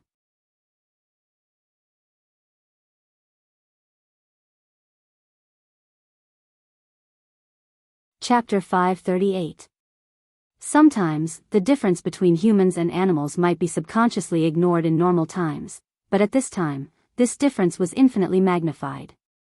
The blue thorny cat was injured by Bing Ling and Bishi's joint attack.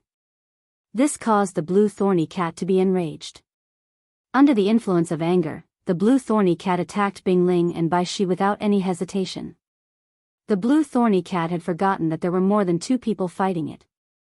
No matter what the situation is, Bing Ling and Bishi couldn't care less about the thorny cat's attack.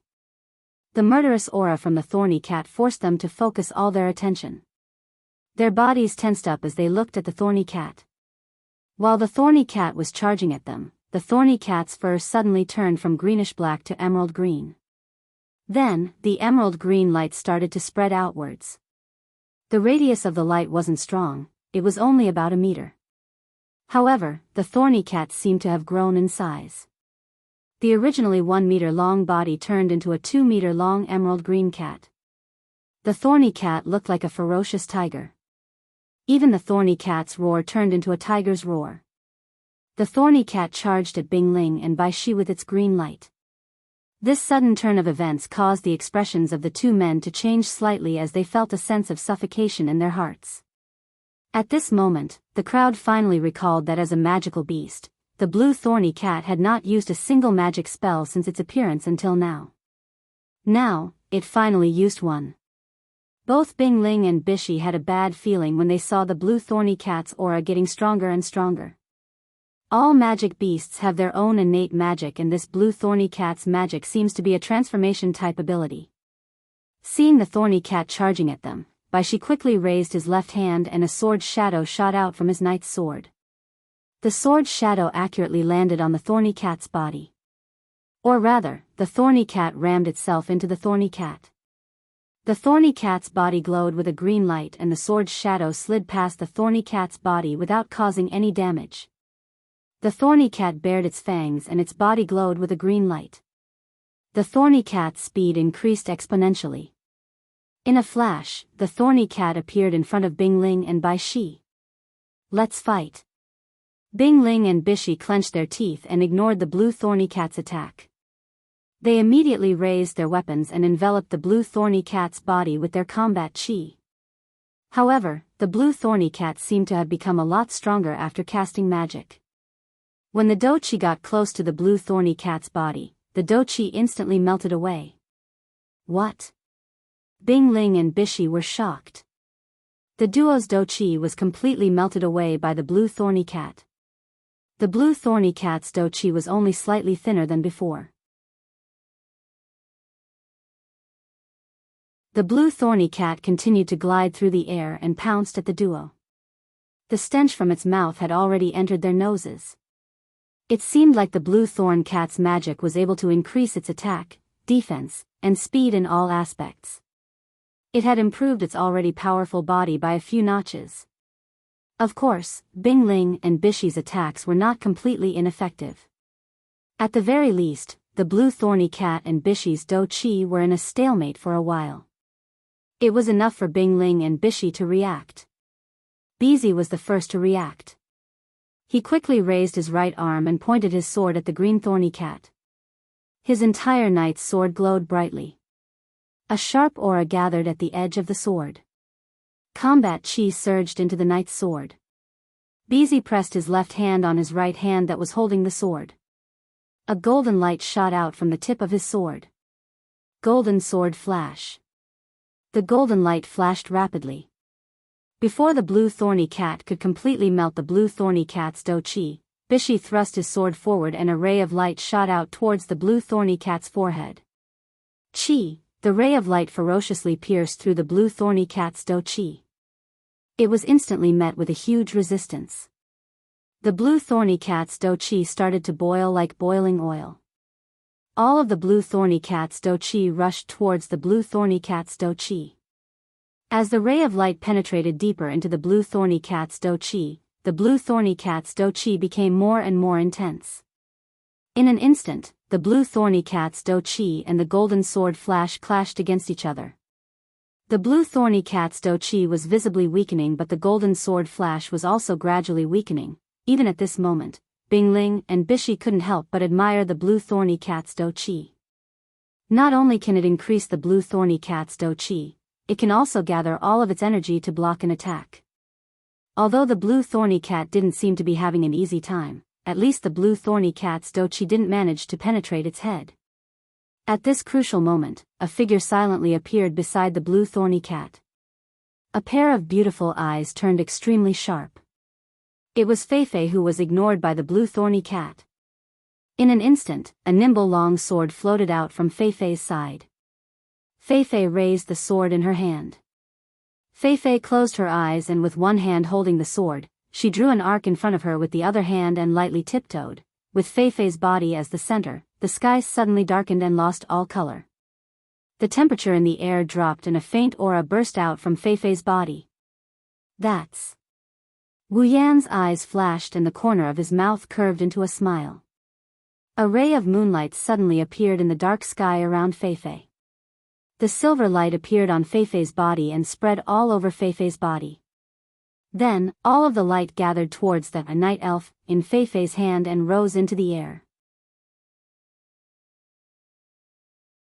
At this moment, the blue thorny cat was unable to move in order to block the golden sword attack. Feifei suddenly opened her eyes. The silver light from the night elf was like the moonlight in the night sky. Feifei raised her head and looked at the blue thorny cat. Then, she swung the sword down. The air froze and a ray of moonlight appeared in the sky. Then, the moonlight condensed together and turned the surroundings into a curtain of night.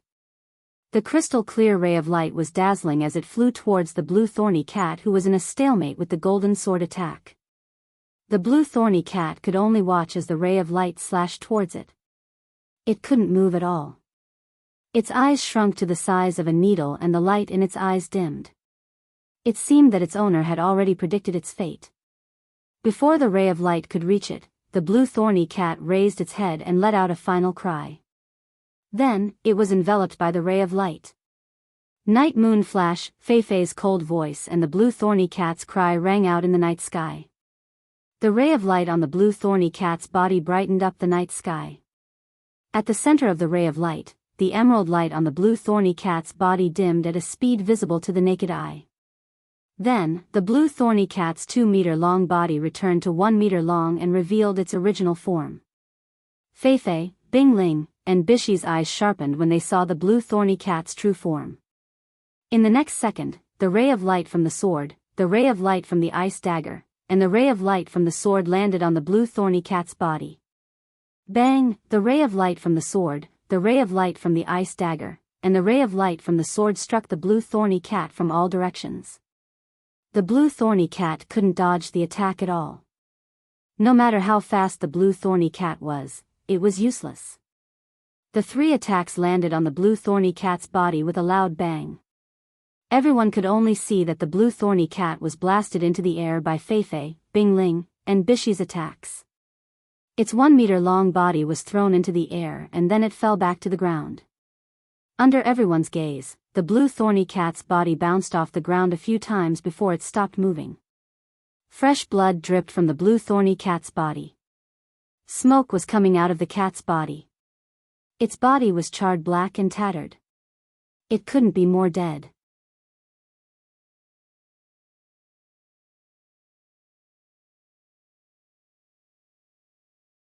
Chapter 539. Feifei's Night Moon Flash is more of a magic spell than a sword combat technique. That's because it doesn't have any offensive capabilities. The effect of a Night Moon Flash was to freeze everything that was hit by a Night Moon Flash. No matter what it was, as long as it was hit by a Night Moon Flash, it would be equivalent to being locked in a cage. At the same time, all attacks containing power would be eliminated. Yes, the effect of Night Moon Flash is to eliminate all attacks that contain force and imprison the target's body. It doesn't have any offensive capabilities. For example, if Night Moon Flash hits an opponent's sure-kill attack, then the sure-kill attack will be completely nullified. Just like how Fei Fei used Night Moon Flash to nullify Wu Yan's chaotic return to Horizon Dance. If the target of the Night Moon Flashback is the opponent, then that would be the scariest thing. That's because the moment the target is hit, the opponent's strength will be completely wiped out. Even their warrior energy and mana will be melted away. All that's left is their rotten skin. Furthermore, the Night Moon Flashback will imprison them. At that moment, Fei Fei's victory is basically set in stone. Just like how it was with the blue thorny cat just now, whether or not the Night Moon Flash was powerful could be seen from this. Of course, the stronger the ability, the more limitations it has. Night Moon Flash is the same. The fact that it doesn't have any offensive capabilities is secondary. The most important thing is that Night Moon Flash requires time to eliminate its target. The higher the level of the attack, the longer the time needed to be used. For example, if the Night Moon Flash hit a peak tier 7 blue thorn cat like Fei Fei, it would take about 5 seconds to deplete her mana and stamina. However, if it hits Sylph, it would take about 3 to 5 minutes. That's more than enough time for Sylph to counterattack and win a round. She might even be able to break free from the spell. In other words, the Night Moon Flash was almost invincible against those of the same level. Even if it was used against those stronger than him, it would still be able to display its power. However, if it was used against those much stronger than him, then it would be equivalent to a useless battle skill. However, Night Moon Flash still has the ability to defeat opponents stronger than themselves. It's much stronger than most of the battle techniques in the Spalier world. In this aspect, Fei Fei, who created this battle technique, is truly a top-tier super genius. Everyone witnessed the power of Night Moon Flash. The blue thorny cat is already dead. Warm blood is spreading out from its body. Even though this is the result of the combined attack of Fei Fei, Bingling, and Bishi, without Night Moon Flash, the blue thorny cat wouldn't have ended up in such a miserable state. Bingling and Bishi looked at Fei Fei with a serious expression as they recalled the sudden appearance of the night sky and the moonlight. Night Moon Flash is a nightmare for those two who are slightly weaker than Fei Fei. Fei Fei sheathed her sword and heaved a sigh of relief. Bingling and Bishi reacted the same way. Don't think that they won the battle with the blue thorny cat without suffering any injuries. In reality, they were the only ones who knew how hard it was to win the battle. Bingling used Ice Dagger battle technique no less than 3 times. He used up more than half of his chi. Bishi also used Shadow Sword repeatedly. In the end, he even used his trump card. Fei Fei even used her strongest battle technique, Night Moon Flash. Other than Bingling, the other two have used everything they have. It wasn't that the Ice Spirit didn't give it its all. The Ice Spirit's Ice Do Chi was extremely effective in restraining the opponent. However, if it wasn't used on the opponent's speed, it would be used on the Ice Spirit's armament. Even if the Ice Spirit used it, it probably wouldn't be able to reduce the opponent's speed by much. As for restricting the opponent's armament, that's nonsense. Who has ever seen a magical beast using an armament? Before Wu Yan and the others joined the Spalier World Academy, they were ranked top 10. They were extremely talented, but they only won this battle after giving it their all. Their opponent was a magical beast of the same level as them. This battle wasn't ideal. The 3 of them know that the blue thorny cat is a special beast compared to other magical beasts. Its speed and agility are better than most of the other tier 8 magical beasts. This blue thorny cat is even more special. Not only is its strength and defense unparalleled, it also has a spell that can increase its speed.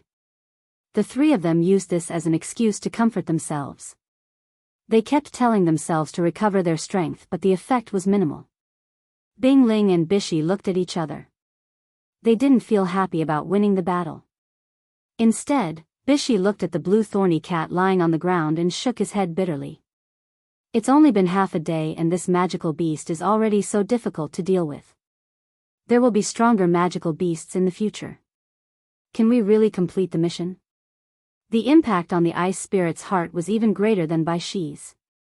After all, Bai Shi had used all his strength, but his ability was completely restricted. It was easy to imagine how depressed he was.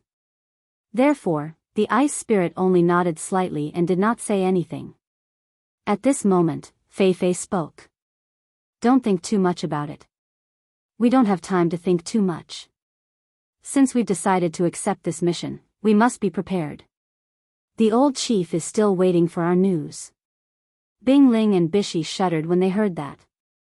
The gloominess on their faces dissipated and their gazes became resolute.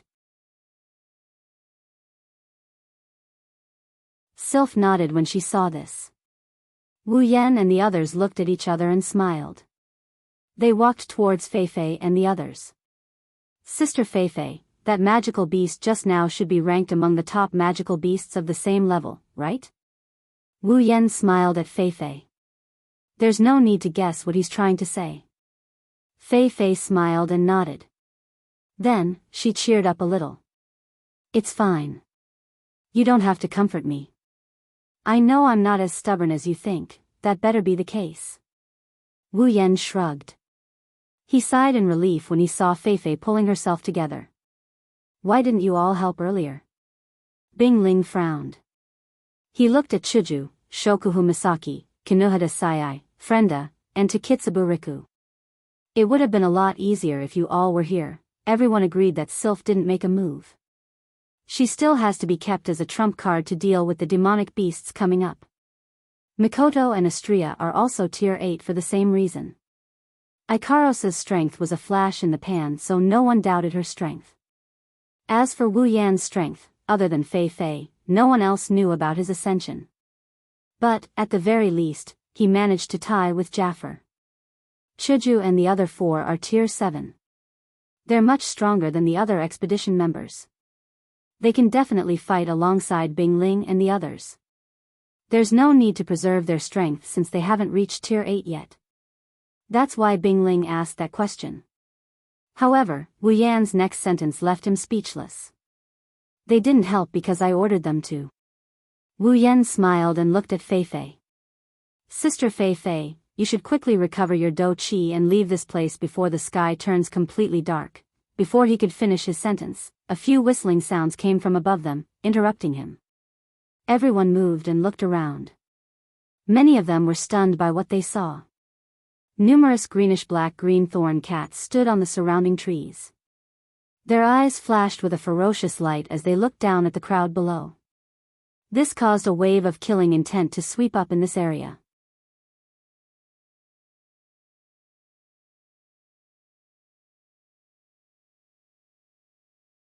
Chapter 540. The green thorny cats that covered the branches were greenish-black in color. Unlike the previous green thorny cat, these green thorny cats had more black parts than green parts. They were not only a meter long, each one of them was close to 3 meters long. They were much larger than the previous green thorny cat. There were about 20 to 30 of them, all of them standing on top of the surrounding trees. Their cat eyes were fixed on the people below. Apart from their bodies that didn't look like cats, they were all real cats. Unfortunately, the smell of blood in the air and their teeth that were obviously sharper than a cat's told people that they were carnivores. Initially, when the 20 to 30 thorny cats arrived at the scene, they stopped on the tree and didn't do anything else. However, when they saw the thorny cat not far away, covered in blood and charred black, their eyes widened and their fur puffed up. Their faces were filled with rage. Woo! Woo! Woo! Woo! All of the green thorn cats roared as their bodies tensed up. Looking down at the people below, their eyes flickered with a faint bloody aura, causing the killing intent in the air to thicken even more. Thorny cat, level 62-65, oh my god. Some of the elite scouts couldn't believe what they saw. They looked up at the sky and felt dizzy. Even Fei Fei, Bing Ling, and Bishi's faces turned ugly. One thorny cat was enough to make them send out 3 peak rank 7 fighters to deal with it. Now, they are surrounded by thorny cats. There are about 20 to 30 of them. How are they going to fight them? Could it be that they were going to let the aces of the 8th stage take action here? Fei and the other two clenched their fists. Their faces are slightly distorted. They haven't even entered the depths of the forest yet. They are only close to the inner area of the forest. If they already have rank 8 fighters, how are they going to deal with the stronger monsters when they enter the forest? Looking at everyone's reaction, Wu Yan glanced at the blue thorn cat that is still roaring at the top of the tree and said, "You don't have to worry too much. These blue thorny cats are different from the blue thorny cat from before." Wu Yan sighed when he saw everyone's expression. Wu Yan sighed when he saw everyone's expression. You guys aren't calm at all.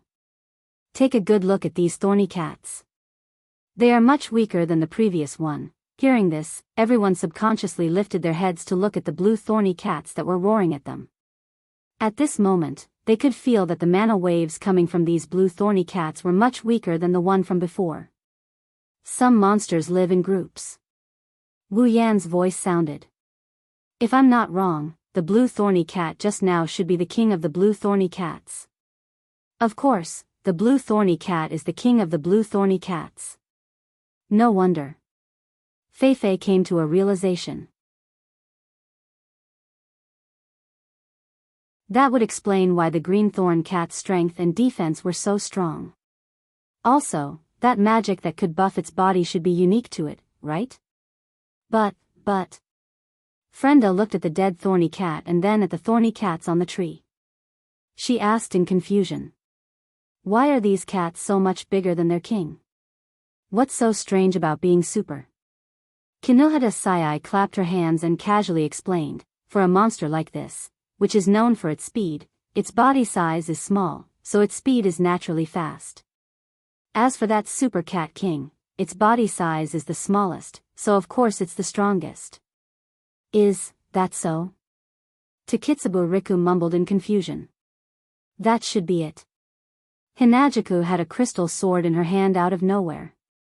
So it's because their king died that they were so angry. Ahaha, king. Shokuhu Misaki tilted her body and chuckled. How ironic. As the king of an entire pack, he acted alone. Serves him right for being unlucky. That thorny cat's last cry, it should be calling for its companions, right? Mikoto pursed her lips.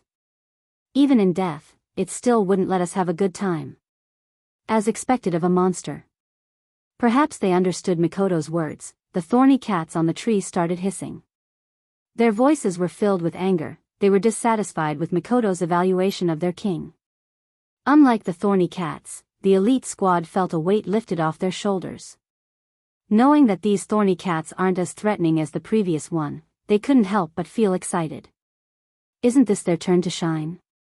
They finally have a chance to shine. They've been idling around all this time, so it's only natural for them to be excited. Unfortunately, they're destined to be idling around. Can you leave this place to me? Just as the members of the elite expedition team were getting restless and were about to show off their prowess, a voice suddenly rang out and entered everyone's ears, causing their excited expressions to turn sluggish.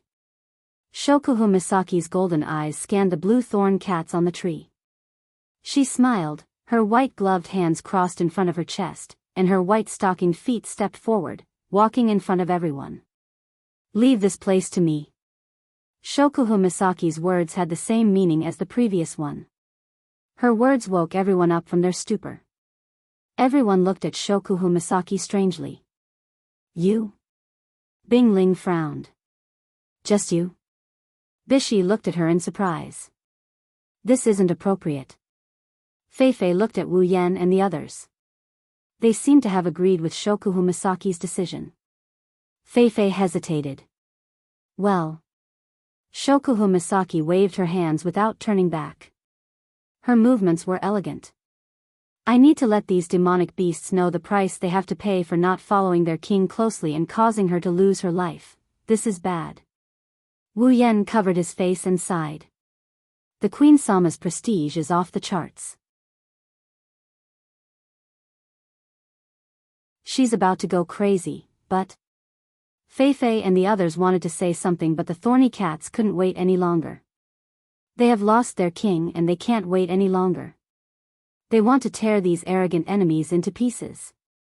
20 to 30 green thorny cats scratched their claws, kicked off the branches, and leaped towards Shokuhu Misaki at the same time. Be careful. Fei Fei, Bing Ling, and Bishi screamed out of reflex. But in their line of sight, the thorny cats had already surrounded Shokuhu Misaki from all directions and were about to pounce on her. Shokuhu Misaki slowly pulled out a white remote control from her waist pouch. She aimed it at the blue thorny cats and pressed down on the remote control. A strange sound came from the remote control in Shokuhu Misaki's hand. The sound reverberated clearly in the air and hit the green thorn cats like a wave of physical force. The ferocious eyes of the blue thorny cats suddenly turned dull. A small star pattern appeared in their eyes, making them look more human. When the star pattern appeared in their eyes, they stopped in mid-air and got down on all fours to surround Shokuhu Misaki. In the next moment, all of the thorny cats actually lowered their bodies like docile kittens and surrounded Shokuhu Misaki as if they were on a pilgrimage. Their growls turned into soft meows as well. Everyone's jaws dropped.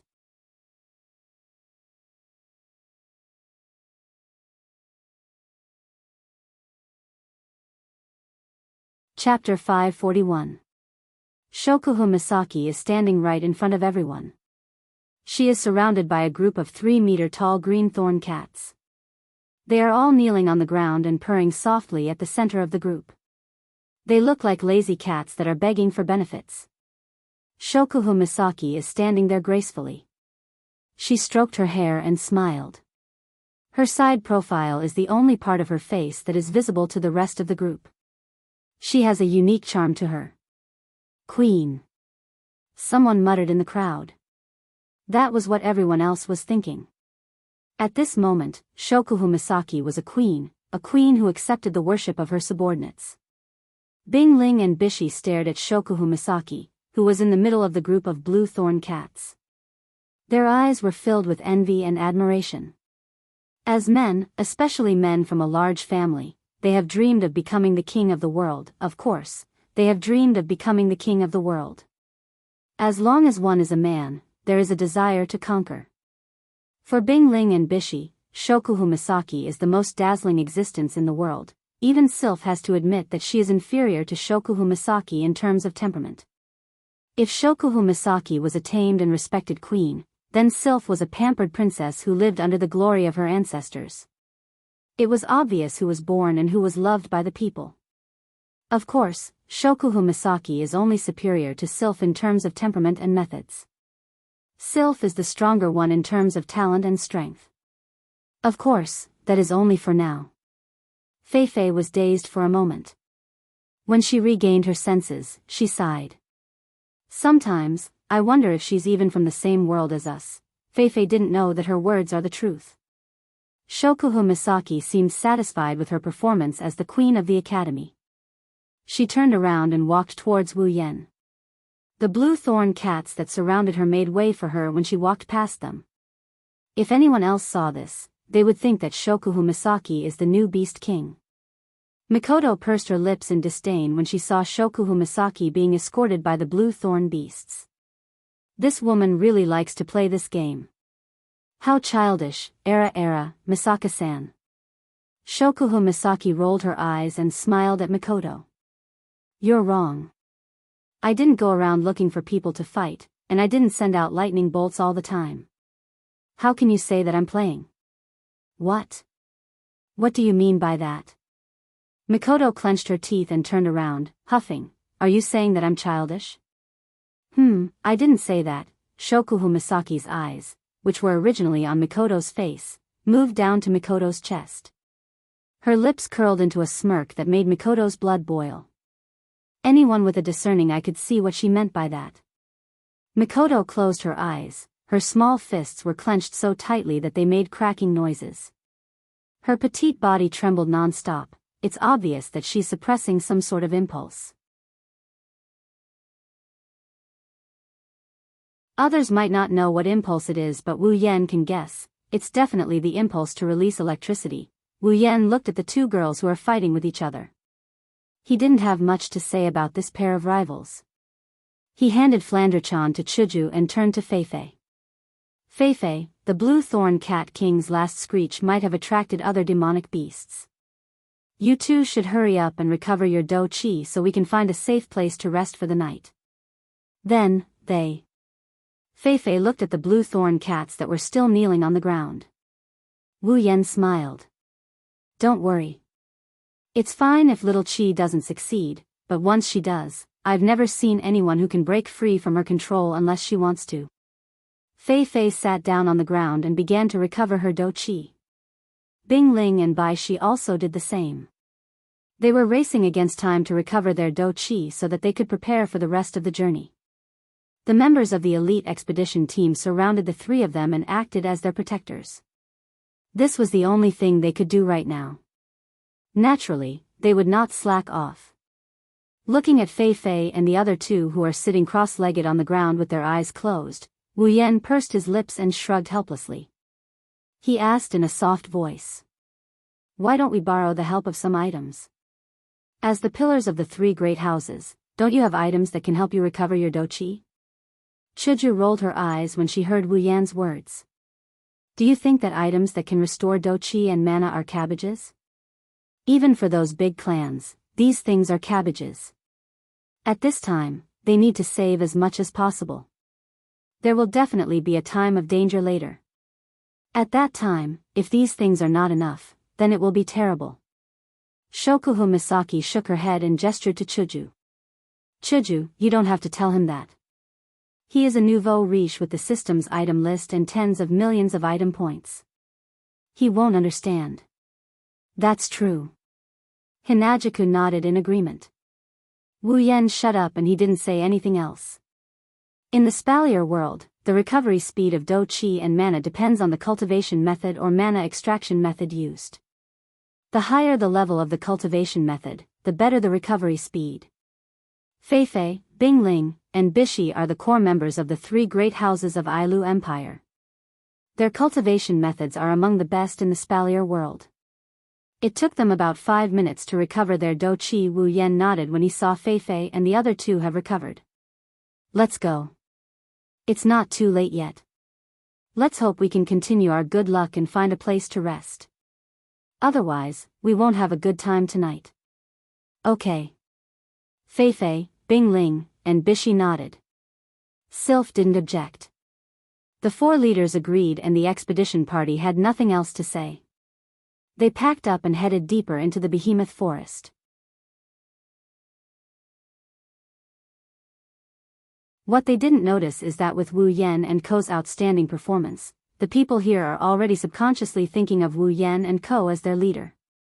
A few dozen miles can be covered in the blink of an eye for those who are at least tier 7. In order to find a place to rest before nightfall, everyone's speed is much faster than before. In less than half an hour, they've traveled about 10 miles into the forest. The behemoth forest is a habitat for demonic beasts. There are very few places that are suitable for humans to rest in. It's fine when there are only a few people, they can just find a piece of land and occupy it. But when there are a lot of people, it's troublesome. Without a wide enough space, it's hard to move around in the forest. Although everyone knew that it wouldn't be easy to find a suitable place for nearly 100 people to stay, they didn't expect it to be so difficult. In the next hour, they circled around the area several times, but they still couldn't find a suitable place. During this time, they also encountered a lot of demonic beasts, but in order to avoid trouble, Shokuhu Misaki immediately took out a remote control every time they encountered a demonic beast. This saved them a lot of time and effort. Just as the sky was turning yellow and dusk was approaching, a rather large mound finally appeared in front of everyone's eyes, causing them to be overjoyed. This is a good place. If we set up camp here, not only will we have a clear view of the surroundings, it's also easy to defend and hard to attack. Wu Yan nodded in satisfaction. He turned to Feifei and the others and said, "Let's set up camp here." Okay. Feifei and the others replied. They then sent their subordinates to clean up the area and set up a place to rest for the night.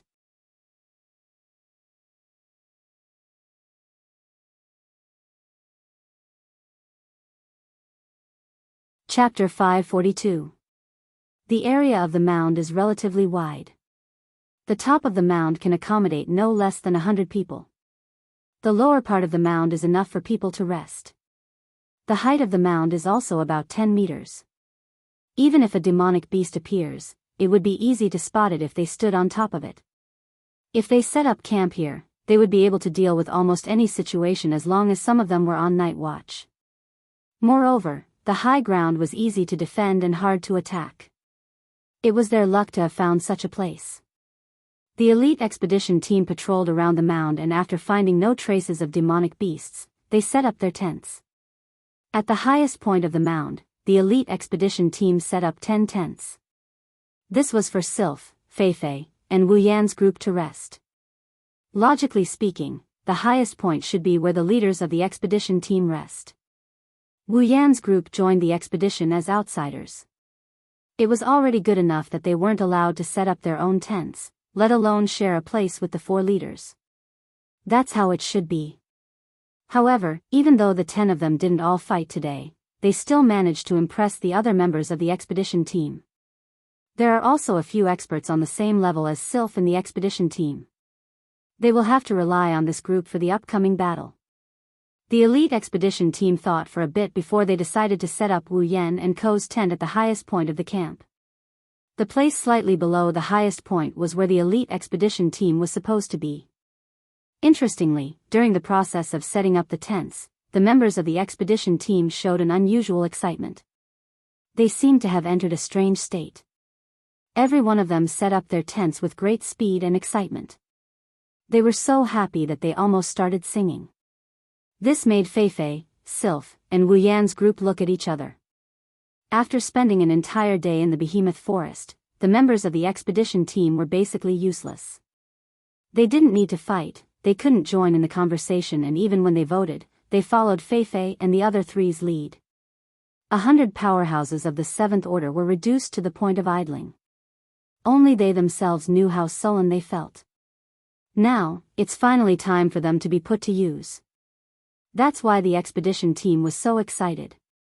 100 7th order powerhouses actually showed such a strong fighting spirit for something as simple as setting up a tent. It's unexpected, pity, however, it was precisely because of their unusual enthusiasm that all the tents were set up before the sun had completely set and the sky was completely dark. On the entire hill, the tents were set up in great numbers. It was quite a unique atmosphere. At this time, the curtain of night also slowly descended. In front of one of the tents on the mound, a bonfire was slowly burning, illuminating the tent. Wu Yan was sitting next to the bonfire, holding a few iron rods in his hand. On the iron rods were skewered pieces of meat. It's obvious that he's roasting meat. Skillfully twirling the iron rods in his hand, he sprinkled some seasoning on the meat. Wu Yan sighed sadly. I have so many wives, but all of them rely on me to cook. In this world, is there anyone sadder than me? If there is, please let me know so that I can worship you. Hearing Wu Yan's words, Ikaros, who was holding a bunch of seasoning, couldn't help but whisper. Master, I can do it too. You've said that no less than 10 times already, Ikaros. Wu Yan helplessly shook his head and smiled at Ikaros. Those fellows chased me out because they wanted to eat the food I cooked. If I let you cook, I might not even be able to enter the tent later. Ikaros fell silent. Actually, Ikaros' cooking skills are pretty good. After all, she received Wu Yan's teachings and she's often in charge of everyone's meals. Over time, her cooking skills soared to the sky. Unfortunately, no matter how much she improved, she can't compare to Wu Yan, who got the cooking mastery directly from the system. None of the girls are immune to Wu Yan's cooking skills. In this wilderness, there's no good cooking tools and limited ingredients. If they want to eat a good meal, other than Wu Yan, who else can satisfy them? That's why Wu Yan's tent was ransacked by the girls and taken over by force. They waited until Wu Yan satisfied their demands before returning it to them. Fortunately, Ikaros is very clingy, so he didn't end up barbecuing all by himself. Otherwise, this scene would be even sadder. No, other than Ikaros, there's someone else who's clingy to Wu Yan. Hey, master, is it not done yet?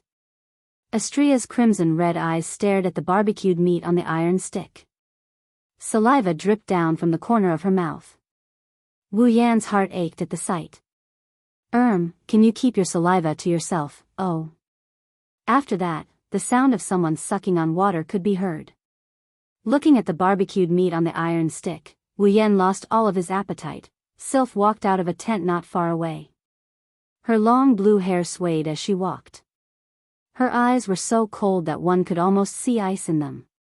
Coupled with her cold and delicate face, she looked like a girl born from ice. Sylph took a few steps forward and looked up at the night sky. Nobody knew what she was thinking until she heard some noise. She turned around and looked at the source of the noise. It was Wu Yan, Ikaros, and Astria. When she saw the three of them, Sylph's expression turned serious. After some hesitation, she walked towards Wu Yan's direction. Suddenly, Sylph stopped. Her icy blue eyes shrunk. Her expression that hasn't changed for thousands of years showed a hint of shock. She blinked in disbelief and stared at Wu Yan's direction. To be more precise, she was staring at Wu Yan's direction. Sylph's gaze landed on Wu Yan. She looked at Wu Yan's hand that was holding the iron stick. There's a pure white ring on that hand. It's one of the 3 rings that Wu Yan brought back from the treasure hunt. It's the white ring that represents authority. How can this be? Sylph frowned after she made sure she didn't see wrong. Sylph looked up at the night sky and she glanced at Wu Yan, who was still messing around with Astria. She lowered her head and she mumbled something before she slowly retreated. On the other hand, Wu Yan didn't know that Sylph's expression changed due to the ring he got from the treasure hunt. He didn't know whether to laugh or cry as he looked at the scene in front of him. Hey, it's not like there's nothing left. Eat slowly. Wu Yan found it funny when he saw the girls wolfing down the food. He didn't know if they could survive without him. It's been a long time since I last tasted it, of course I have to eat more. Mikoto's mouth didn't stop, her words were crooked and it took him a while to decipher what she was trying to say. I think it's been less than a day since I left. Wu Yan narrowed his eyes and sighed. Yeah, it's been less than a day for us, but you seem to be enjoying yourself. Shokuhu Misaki looked at Wu Yan with a half-smile. When are you going to introduce us to new sisters? The air suddenly froze. Pairs of dangerous gazes landed on Wu Yan. Wu Yan smiled awkwardly. He glanced at Shokuhu Misaki, who was gloating at his misfortune. Wu Yan was furious. Shokuhu Misaki, if I don't teach you a lesson, you won't know who's in charge.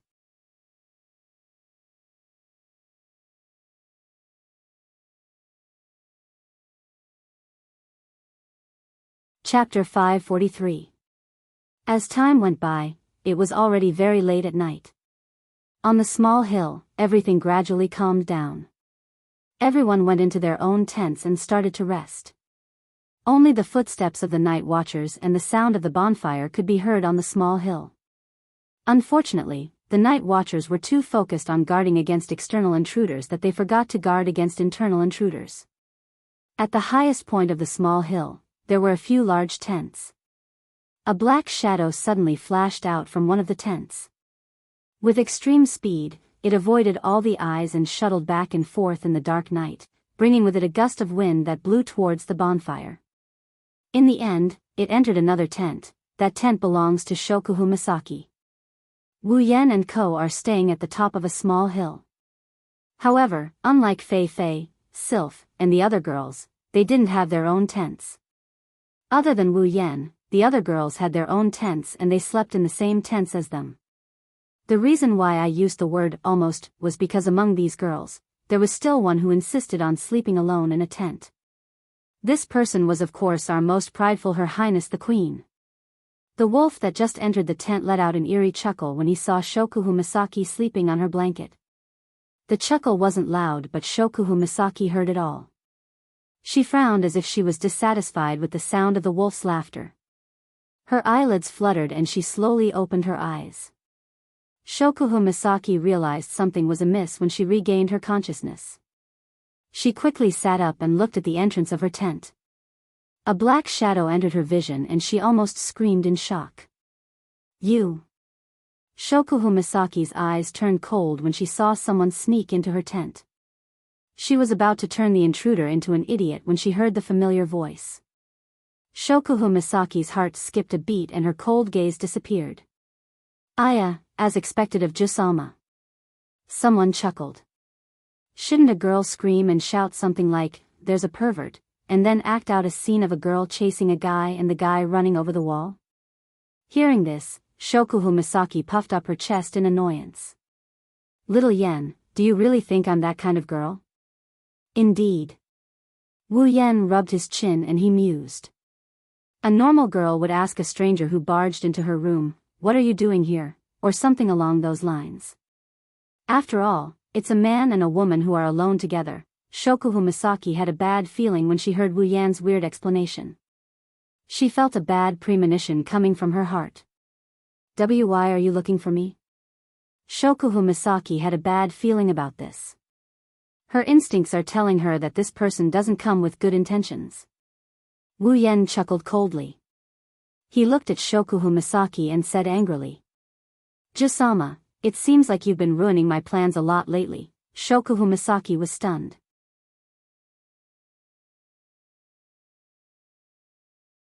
She was smart enough to understand why Wu Yan came looking for her.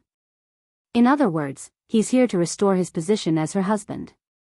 Thinking of this, Shokuhu Misaki's bad feeling intensified. Instinctively, Shokuhu Misaki giggled to cover up the panic in her heart. I'm here because I miss you so much, I see. Wu Yan chuckled.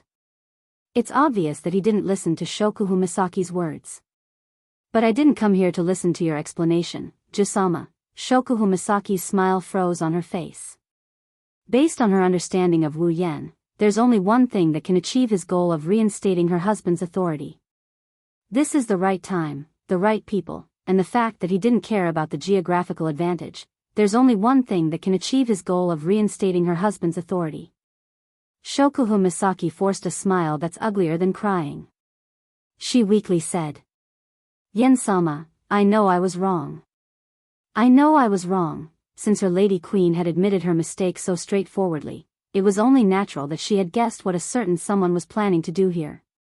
Thus, she would rather put down her pride and beg for forgiveness from the man before her than let her pride be toyed with by a certain someone for an entire night. Furthermore, it was at this time and place. Unfortunately, her words still went in one ear and out the other. Wu Yan's face turned as dark as the bottom of a cauldron when he recalled how he almost ended up with a knife. He looked at Shokuhu Misaki's panicked expression. Wu Yan pounced on her. Shokuhu Misaki panicked. She tried to get up from the blanket in an attempt to avoid the hungry wolf. But before she could get up, she was pressed back down onto the blanket by a weight that came from above. Shokuhu Misaki has a great body. Only Ikaros and Astria can surpass her. Wu Yan felt a soft sensation in his heart when he pinned her down. "You bastard! Let go of me!" Shokuhu Misaki panicked. She started squirming around in fear. However, her movements didn't manage to get her out of Wu Yan's grasp. Instead, Wu Yan reacted by pressing a hard object against her body. Shokuhu Misaki froze up and didn't dare to move anymore. But, just because Shokuhu Misaki didn't move doesn't mean Wu Yan is going to let her go. "Yen-sama. We are in the wild, we are in the behemoth forest." Shokuhu Misaki cried out in pain. "The wild isn't that bad, I've never tried the wild before." Wu Yan licked his lips and revealed a smile that made Shokuhu Misaki shiver. "We have to give it a try, right?" Shokuhu Misaki shook her head and she gulped. She forced herself to calm down. She tried to reason with Wu Yan. "Little Yen, don't forget, we still have a very important matter to attend to. We still have to travel tomorrow and the matter of the Beast King hasn't been decided yet. We should focus on the bigger picture, we shouldn't be fooling around."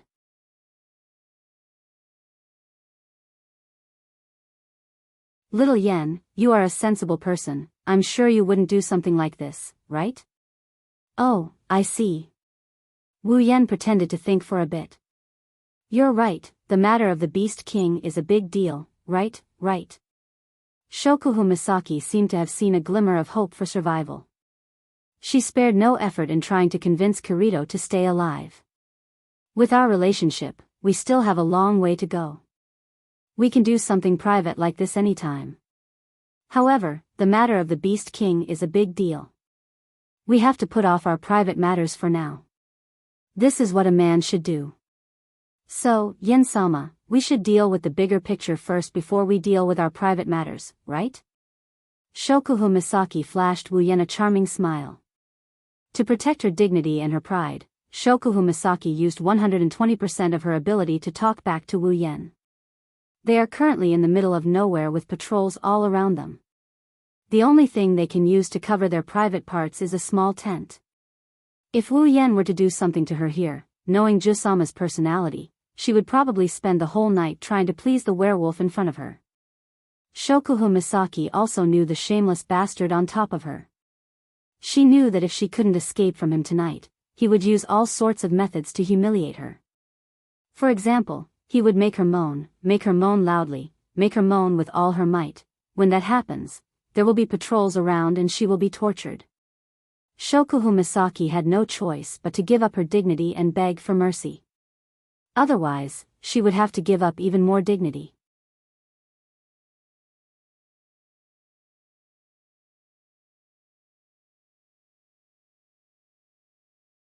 Chapter 544. One has to admit that Shokuhu Misaki's thinking is very good, and she's also very eloquent. She's able to come up with such a good reason in such a short time. However, Shokuhu Misaki seems to have forgotten a crucial factor. The person she is in close contact with is not easy to fool, especially when there are benefits to be had. Jusama. Just when Shokuhu Misaki thought she could get away with it, Wu Yen mercilessly shattered her delusions. I think that compared to the so-called big matter, it's better to solve this private matter as soon as possible. Otherwise, it's not a good feeling to be kicked in the back by your own wife every time. That's right, I don't think so. Shokuhu Misaki's body trembled as she begged. There won't be a next time, so please forgive me this time. Wu Yen smiled. It was a bright smile, but it made Shokuhu Misaki's heart sink. Looking at Shokuhu Misaki's beautiful face, Wu Yan's smile turned cold. Do you think I'll believe your nonsense? Every single time, it was at this moment that you were willing to beg for mercy, but afterwards, you didn't hesitate to hit me when I was down. Anyway, with your personality, you will definitely try to take revenge on me. Why don't I teach you a lesson right now? Wu Yan didn't want to listen to her anymore. He placed her hands on top of her head and grabbed one of her boobs with his other hand. The next moment, the softness that countless men dream of, spread from Wu Yan's palm. Ah! No! Amidst a gasp of surprise, Wu Yan's hand came in contact with those plump and bouncy peaks. Those huge peaks that he couldn't grasp with one hand fell gently into his palm. Firm and soft, it's infinitely beautiful. Wu Yan, who hasn't felt Jusama's body for a long time, narrowed his eyes in pleasure. After the scream, Shokuhu Misaki let out a soft moan. Her voice weakened as she felt her breasts in Wu Yan's hand. Shokuhu Misaki's expression changed, her body became hotter and weaker, all her strength was drained away. Shokuhu Misaki's moans were like the prelude to everything. Wu Yan's blood started boiling and he started rubbing her plump breasts with all his might. Ah! Shokuhu Misaki moaned when Wu Yan toyed with the most sensitive part of her upper body. Her eyes were so moist that they looked like they could drip water at any moment. She stared at Wu Yan's face with a blank expression. No. Not here. I beg you, Yen-chan. Shokuhu Misaki sobbed as she begged Wu Yan for mercy. Her chest is her weakness. If Wu Yan can get his hands on her weakness, Shokuhu Misaki wouldn't be able to fight back. She had no choice but to beg for mercy. At this moment, Shokuhu Misaki regretted it. She regretted teasing Wu Yan. In the end, Wu Yan only got the cold shoulder while she was punished. Outside the tent, the bonfire was still burning brightly. It dyed the tent red. Under the red light, Shokuhu Misaki's beautiful face exuded an enchanting charm. Her delicate skin, soft lips, and firm breasts made Wu Yan unable to stop himself. His hand started to rub her breasts even more. However, things have to be done step by step. It's not good to rush things. Otherwise, Wu Yan will die of depression before he reaches the final step. As if he's exploring something, his palm gently traced the shape of those towering peaks. The fullness that can't be grasped with one hand morphed into all sorts of shapes as he needed. His fingers carelessly glided over the peaks as he slowly climbed up to the peak. Then, he grabbed the softness that can move one's heart as he lightly pressed and pinched. Shokuhu Misaki couldn't help but let out a sweet moan. Her body seemed to be several times more sensitive than usual, causing her mind to go blank. Her body and mind were assaulted by an inexplicable sense of excitement and shame. Shokuhu Misaki could see the patrolling figures outside the tent. She knew that if she made too much noise and they heard her, they would most likely barge in. When that time comes, Shokuhu Misaki's eyes trembled. She didn't dare to think about it anymore. She begged for mercy even though she knew her efforts were futile. She begged for mercy, but the softness from the deepest part of her body was quickly eroding her will to resist. She knew she didn't want to do this, she knew her body shouldn't be doing this, but she couldn't stop. Her last bit of strength dissipated in an instant. In front of Wu Yan, not only did it have no effect, it was like he was teasing her and encouraging her to continue. Ugh! Why is it always like this? Shokuhu Misaki's face was covered in tears. Slowly, Shokuhu Misaki's eyes turned watery. She couldn't even complete her sentence. Her voice was monotonous as she collapsed under Wu Yan's body. Her face was flushed red and her skin was dyed a beautiful crimson. She had no other choice. As the most rational girl in Wu Yan's crystal palace, she has lost all of her luxuries. No, not only her rationality, even her strength to resist is almost gone. Shokuhu Misaki couldn't resist any of Wu Yan's actions. Ugh! A sudden stimulation made Shokuhu Misaki moan. That's because Wu Yan's hands were on her breasts. Under Wu Yan's guidance, a pair of big hands started rubbing her boobs. Shokuhu Misaki's breathing quickened as the hands rubbed against her breasts. Ugh! Shokuhu Misaki tried to hold her breath, but when she opened her mouth, it was like a rabbit that just broke free. Shokuhu Misaki used her last bit of consciousness to clench her teeth. She tried her best not to be too loud. Suddenly, Shokuhu Misaki screamed. Following her scream, a piece of clothing that was supposed to be on her body flew into the air and landed on the ground. Shokuhu Misaki's clothes left her body and she felt a chill in her head. She regained some of her consciousness and her body trembled as she moaned. Arg! Let me go this time. Wu Yan looked at Shokuhu Misaki in shock. He continued to rub her breasts and said, "You still haven't given up." Shokuhu Misaki whimpered a few times and said with a red face. "Then at least wait until we get back, I say, Jusama." Wu Yan sighed and shook his head. "Do you think you've ever succeeded in resisting me?"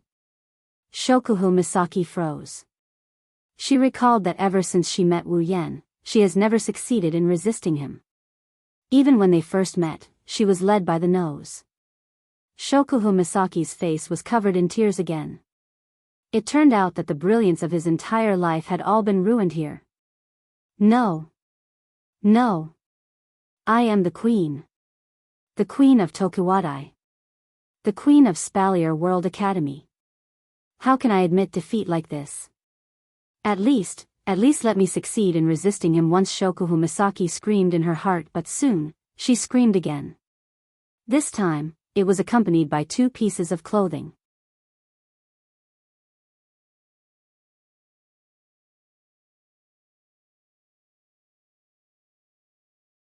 Chapter 545. Gazing at her perky breasts, they're lying flat on the ground but they're perky and firm. Maybe it's due to the intense stimulation, they're glowing with a beautiful red hue. Wu Yan's wine-red eyes gradually turned heated as he stared at her. Shokuhu Misaki's resistance was completely destroyed by this sudden stimulation.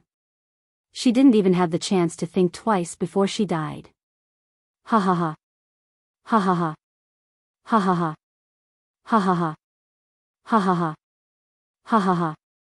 Ugh. Ugh. Shokuhu Misaki gasped for air. She didn't know where she got her strength from, but she tightened her body. Her waist was 5 centimeters off the ground. It was as if she was giving Wu Yan her most precious treasure. The person on top of her kept caressing her most sensitive parts. The intense pleasure was transmitted directly to her heart. This wasn't the first time Shokuhu Misaki experienced this sensation, but every time she experienced it, she couldn't help but fall into it. She longed for what was about to happen next. This thought caused her to be in a dilemma every time she did it. Ugh. No. Her body started to disobey her, her heart was pounding non-stop. Shokuhu Misaki tried her best, she tried her best not to cry out, but the effect was unbearable. Unknowingly, Shokuhu Misaki fell into the control of pleasure. Wu Yan pressed his body down a little, he continued to perform Taiji fist on Shokuhu Misaki's perky breasts. Wu Yan's body started to heat up. Wu Yan couldn't hold it in any longer, he buried his head between her breasts. The pleasure from her chest spread through her entire body. Shokuhu Misaki screamed louder than before. After she screamed, Shokuhu Misaki was scared out of her wits. She endured the numbness in her chest and raised her head to look at the tent. When she confirmed that the patrolling guards didn't notice her, she sighed in relief. Shokuhu Misaki was so excited that she almost cried. This feeling of constantly worrying about her house being destroyed was really uncomfortable, but it was also sweet and strong. Shokuhu Misaki felt that her hands and feet were slightly trembling. Ugh, you bad guy. Shokuhu Misaki looked at Wu Yan burying his head between her breasts. Shokuhu Misaki scolded him, but the atmosphere was getting more and more intimate. She knew that if this goes on, she will fall into his arms. Wu Yan isn't going to stop, so she accepted her fate. She took a deep breath and she closed her eyes. She stored up all her remaining energy so she could use it to suppress her moans later. Wu Yan didn't say anything, he just smiled and hugged Shokuhu Misaki. While rubbing her breasts, he covered her lips with his own. Ugh. Shokuhu Misaki slowly lost her consciousness. She was doing things to please Wu Yan, she accepted his invasion. After a long time, her lips finally parted. Her eyes were watery. Wu Yan's heart heated up when he saw Shokuhu Misaki's seductive look. He shook his body and took off his clothes. His movements were so smooth that it was amazing. When Shokuhu Misaki finally reacted, a strong electric current flowed through her body. Shokuhu Misaki raised her head and moaned. She wrapped her arms around Wu Yan's neck. Everything was settled. A pair of slender legs wrapped around Wu Yan's waist. Her body contained everything that Wu Yan had. Shokuhu Misaki's body was filled with indescribable pleasure. It didn't matter if she was willing or not, she had to accept this boundless pleasure. It was a pleasure that made her lose herself. It was a pleasure that made her soul go into a trance. Her soft and supple body pressed against Wu Yan's. Wu Yan cupped Shokuhu Misaki's buttocks with both hands and he started thrusting her body in and out of his arms. Woo, woo, woo. The electric current hit Shokuhu Misaki's body, it went straight to the deepest part of her body. Shokuhu Misaki felt like her whole body was burning. She started to feel dizzy. A strong feeling forced her to open her mouth. Shokuhu Misaki couldn't resist it. She could only raise her hands and cover her mouth, trying to keep the noise that might attract people's attention in her mouth. At this moment, Shokuhu Misaki was surprisingly weak. It should be said that every girl is as soft as water at this moment. Shokuhu Misaki didn't know how tempting it was for Wu Yan to see her trying to suppress her moans. He started to move her up and down faster. Shokuhu Misaki started to feel more comfortable. Wu Yan started to take advantage of her. The strong stimulation made Shokuhu Misaki tear up. She watched as Wu Yan enjoyed her body. Her heart was filled with hatred. She tried her best to hold back her moans, but Wu Yan still moved her even more. Is he really not worried about being discovered? Or does he want his wife's body to be seen by other people? Shokuhu Misaki was lying on top of Wu Yan. She passively accepted Wu Yan's thrusts. Her delicate face was flushed red. Her slender legs touched Wu Yan's waist from time to time, giving him a different kind of stimulation.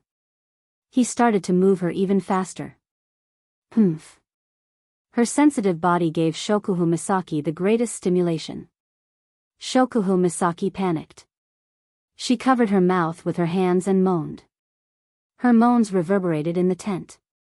The cold tent felt like it was burning under the influence of the ambiguous atmosphere. The temperature rose as if it was on fire. Finally, under the stimulation of the intense pleasure and the shame of being discovered, Shokuhu Misaki reached her peak. The pleasure rushed into her mind, and in that moment, the most beautiful moment of her life bloomed. Her snow-white skin was dyed with a cute shade of pink, the air was filled with heat. Shokuhu Misaki's eyes rolled back slightly, fine beads of sweat dripped down her body, telling others about her current state. Needless to say, at this moment, Shokuhu Misaki actually managed to hold back her moans. Ha! Ha! Shokuhu Misaki panted heavily. Her full breasts bounced up and down as she panted. Her stamina has always been her weak point, so for her to be able to last this long, it must be said that it's quite impressive. Finally, it's over. Shokuhu Misaki collapsed in Wu Yan's arms. She breathed a sigh of relief. During that period of lovemaking, Shokuhu Misaki's most basic perseverance was challenged. There were many times when she almost screamed. She was scared out of her wits. She was constantly worried that she would be discovered. She had to endure the punishment throughout the entire process. Only Shokuhu Misaki knows how sad it was. But at the same time, it was also a very stimulating scene. That's why Shokuhu Misaki surrendered quickly. Shokuhu Misaki felt lucky but also frustrated. After all, Arjun-sama always thought that she was the one on top. Unfortunately, just as Shokuhu Misaki was feeling conflicted, Wu Yan made his move again. He placed Shokuhu Misaki on the blanket and made her lie down with her back facing him. Shokuhu Misaki realized something and panicked. Before she could beg for mercy, her body was penetrated again. Her begging turned into panting. She started moaning like a bitch. Shokuhu Misaki's last thought was that she was too sweet.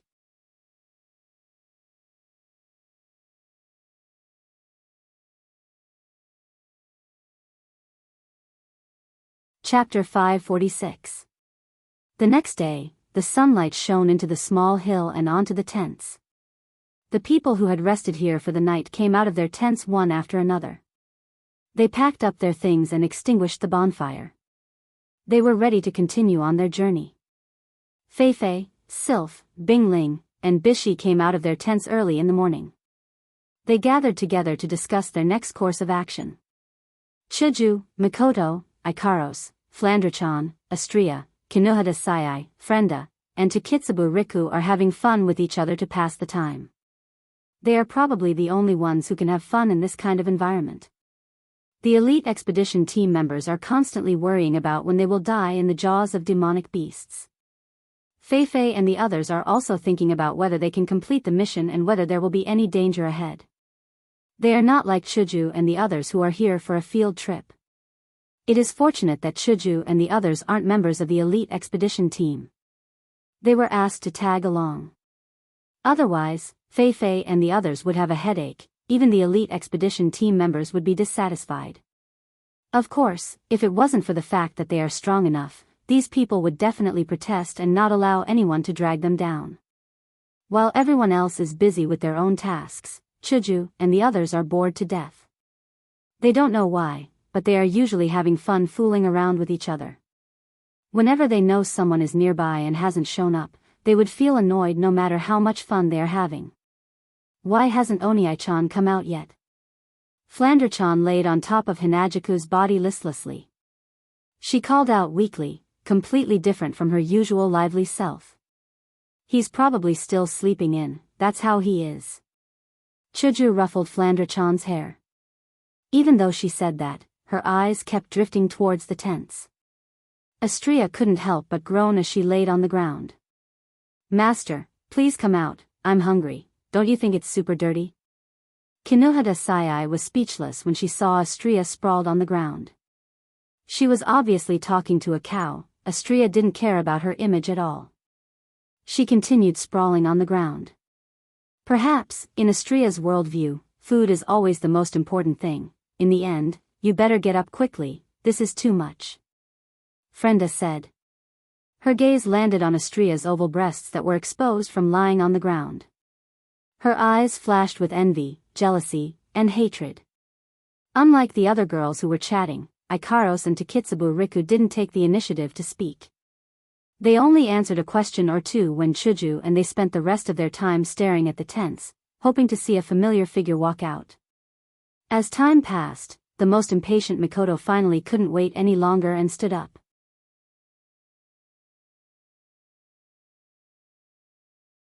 I'll go wake up that lazy bastard. Can't you just super ignore him? Kinuhada Sai waved her hand nonchalantly. It's not like he'll be super tired if he doesn't super wake up naturally. Might as well super sleep him to death. Frenda shook her head when she heard Kinuhada Sai's malicious words. She glanced at Wu Yan's tent and turned to look at the other tent. She scratched her beret in confusion. It's fine if that guy isn't awake, but why isn't Shokuhu awake yet? She should be drinking tea by now. Frenda's words caused all the girls present to react, and a thought flashed through their minds. It's fine if Yen isn't awake, but Shokuhu Misaki isn't awake either. Mikoto narrowed her eyes. Something's not right, it's not like that woman. Even Mikoto, who hated Shokuhu Misaki the most, felt the same way, let alone Astria, Kinuhada Sai, Frenda, and Takitsubu Riku, who spent a lot of time with Shokuhu Misaki at the Spalier World Academy. Frenda touched her face, tilted her head, and suddenly said something shocking. Say, Shokuhu didn't get up, could it be because of that guy? Or, could it be that the two of them were in the same tent? The girl's expression froze. Other than Flandrachan, 7 pairs of eyes looked at the 2 tents. Those are Wu Yen and Shokuhu Misaki's tents. Takitsubu Riku hesitated for a moment. She looked like she was struggling with something. It didn't take long before she weakly defended Wu Yen. I don't think so, this is the wilderness and we have important things to do. Even if it's him, he wouldn't choose to do it at this time. Takitsubu Riku's face blushed. Combined with the fact that she might say, choose to do it at this time, it's hard to imagine. However, Mikoto's lips curled into a cold smile when she heard Takitsubu Riku's words. Do you really think he wouldn't choose to do it at this time? With his personality. Takitsubu Riku opened her mouth as if she wanted to defend Wu Yen, but in the end, she couldn't say anything. It seems like even Takitsubu Riku, who is always on Wu Yan's side, doesn't dare to vouch for Wu Yan's personality. Or rather, she vouches for Wu Yan's moral integrity. Chuju and Mikoto looked at each other. They looked at the 2 tents in the distance and thought about the possibility of Frenda's words. The more they thought about it, the more likely it is. Their beautiful faces darkened. Just as they were about to barge into the tents, Wu Yan's figure finally appeared. His appearance made Chuju and Mikoto's gloomy faces even darker. That's because the tent Wu Yen came out of is Shokuhu Misaki's tent. Wu Yen, who looked like he just drank 2 caddies of ergotu, murderous aura. As soon as he said that, 2 figures appeared in front of him, giving him a big fright. When he got a good look at the 2 figures, he let out a sigh of relief. But then, he raised his guard again.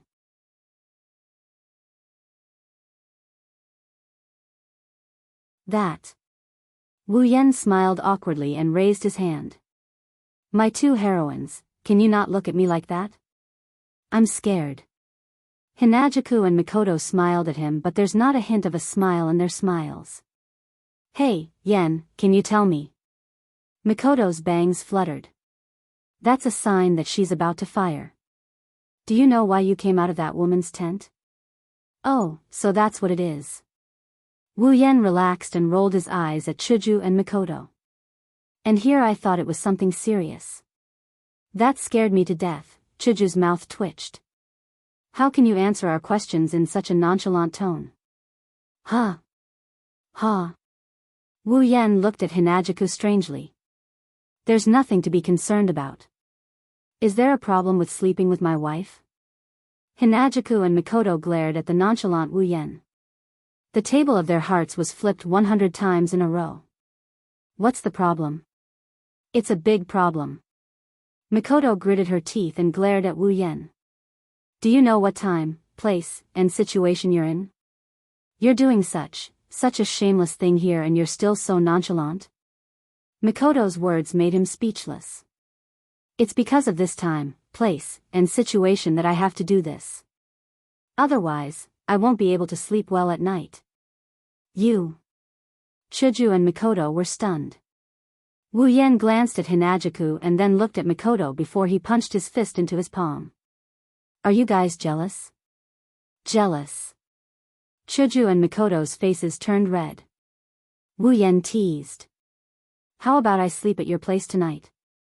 No need.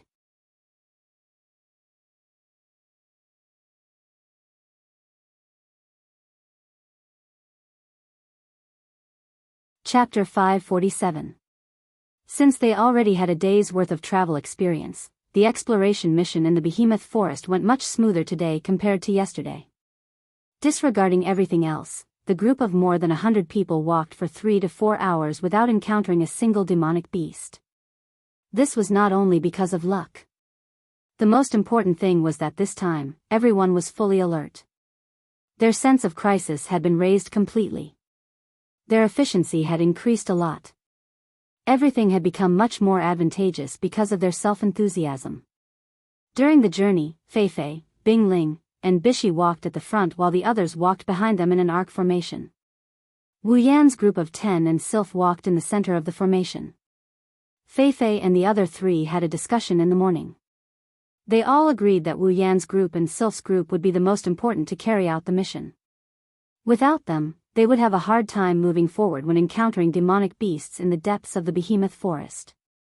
That's why Wu Yan's group and Sylph's group must be in perfect condition before encountering any demonic beasts. Therefore, the group of 11 people, including Sylph, entered the protection zone of the expedition team. They are conserving their energy for the upcoming battle. After an unknown amount of time and avoiding countless demonic beasts, Feifei and the other 2 who were walking at the front suddenly stopped. The rest of the group also stopped and looked ahead. The forest in front of them is still the same as the surroundings. However, the people present aren't just there to make up the numbers. They can feel that even though the forest in front of them doesn't look any different from the surroundings, they can feel a very oppressive aura coming from within. There's also a dense and powerful mana fluctuation coming from within. Feifei, Bingling, and Bishi's expression turned serious. They turned around and looked at the rest of the group. We are about to enter the depths of the Behemoth Forest. Everyone's expression changed when they heard this. Feifei and the others' expressions turned serious. Wu Yan's group, on the other hand, had a sudden realization. No wonder the oppressive aura is so intense. It turns out that the depths of the Behemoth Forest are right in front of them. After countless years of exploration by the people of the Spalier world, the Behemoth Forest is divided into 3 regions based on the rank of demonic beasts. The outermost region is generally inhabited by demonic beasts that are rank 5 and below. Demonic beasts that are rank 5 and above rarely appear in the outermost region. Therefore, the region where rank 5 demonic beasts reside is the outermost region of the Behemoth Forest. Next is the inner region. The inner region is mainly inhabited by rank 6 and rank 7 demonic beasts. Rank 8 demonic beasts rarely appear in the inner region.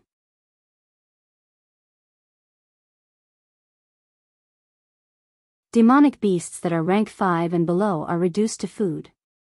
Therefore, the inner region of the Behemoth Forest is where Wu Yan and the others encountered the blue thorn cats and the small hill. The remaining core region is the deepest region of the Behemoth Forest.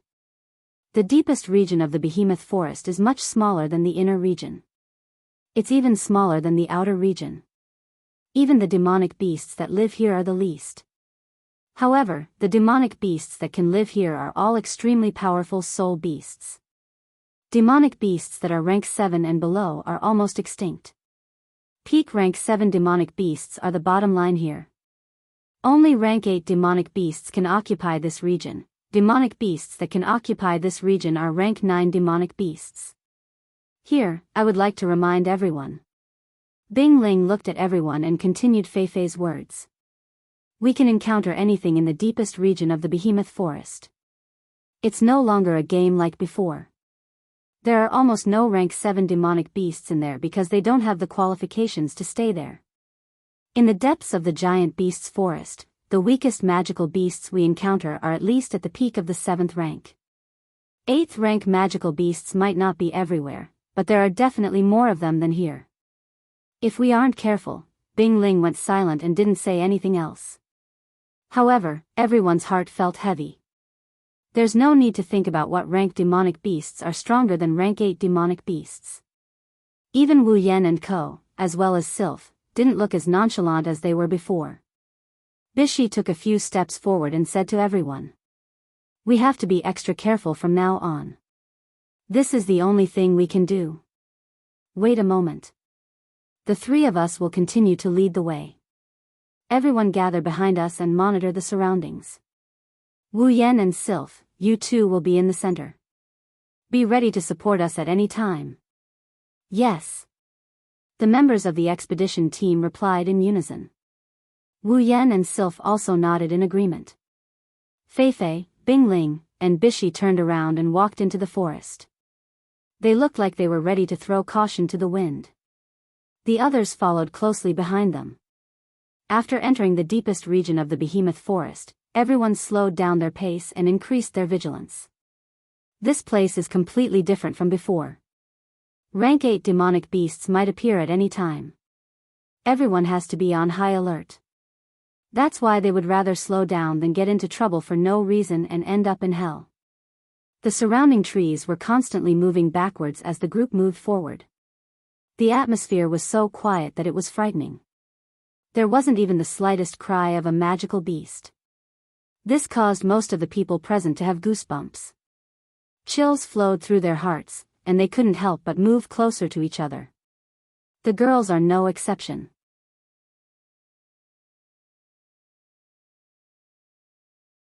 Or rather, they aren't from this world, so they are more sensitive to this atmosphere compared to the others. Hinajuku and Mikoto are already holding each other's hands tightly. Kinohata Sayai, Frenda, and Takitsubu Riku couldn't help but get closer to each other. Even Shokuhu Misaki, who held a grudge against Wu Yan, grabbed Wu Yan's arm. It's not hard to imagine how deadly this environment is to a girl. Ikaros, Astria, and Flandra-chan were the only ones who didn't seem to have any changes in their behavior. Of course, they are nothing compared to the three of them. One of them is a natural-born vampire, one of them is an idiot, and one of them is a vampire. They are like fish in water in a quiet environment. They are completely unaffected by the environment. As they walked, traces of fog suddenly appeared around them, causing their expressions to change. Everyone, be careful. Feifei whispered. The further they walked, the thicker the mist got. It didn't take long for the mist to thicken. They couldn't even see the trees around them. The white mist filled everyone's vision, causing them to feel nervous. The fog in front of them was still spreading. It was like a silk thread spreading out. After it floated out, it spread very far. Soon, it completely covered the area in front of them. They could no longer see the road clearly. Without a doubt, this was a very bad situation. With the cover of the fog, no matter how vigilant they were, there would be times when they would be taken advantage of. The scope of their search was also reduced by a lot.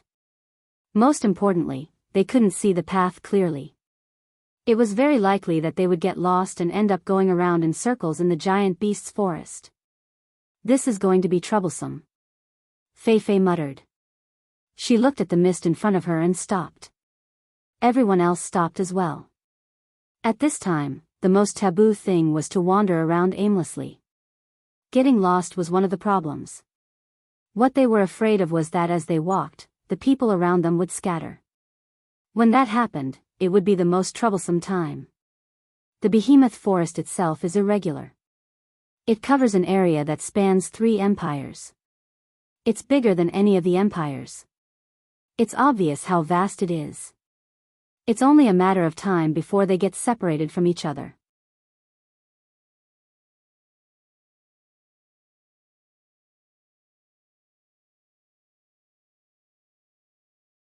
Chapter 548. The fog in the forest did not stop spreading even though everyone had stopped moving. Everyone stood at the same spot and only exchanged 1 or 2 sentences. During these 1 or 2 sentences, the fog became a little thicker. Now, even some people felt a little lost when they looked at their companions who were a little further away from them. What should we do? Should we wait for the fog to disperse, or? Fei Fei turned to look at Bing Ling and Bai Shi, asking for their opinion. Bing Ling and Bai Shi smiled bitterly and shook their heads. They didn't say anything. It seems like even they couldn't make up their minds. None of the people present had anticipated the arrival of this fog, so they all chose to bide their time. In this kind of unknown situation, recklessly making a decision was a foolish thing to do. Fei Fei and the others had already decided to gather together and discuss it. Wu Yan clicked his tongue in boredom when he saw Fei Fei, Sylph, and the other 2 gathered together. He clicked his tongue in a bored manner. He wanted to borrow the power of the system item to get through this foggy weather. His hand stopped halfway through his action. In the quiet environment, a series of rustling sounds could be heard clearly in everyone's ears. At first, everyone thought that it was the sound of wind blowing through the surrounding trees. However, they soon realized that something was wrong. Compared to the sound of wind blowing, this strange sound was more like the sound of something rubbing against a tree trunk. Something's up. Fei Fei, Sylph, Bing Ling, and Bishi returned to their original formation and readied their armaments. The members of the expedition party finally showed their elite qualities. They surrounded everyone in a circle and looked around vigilantly.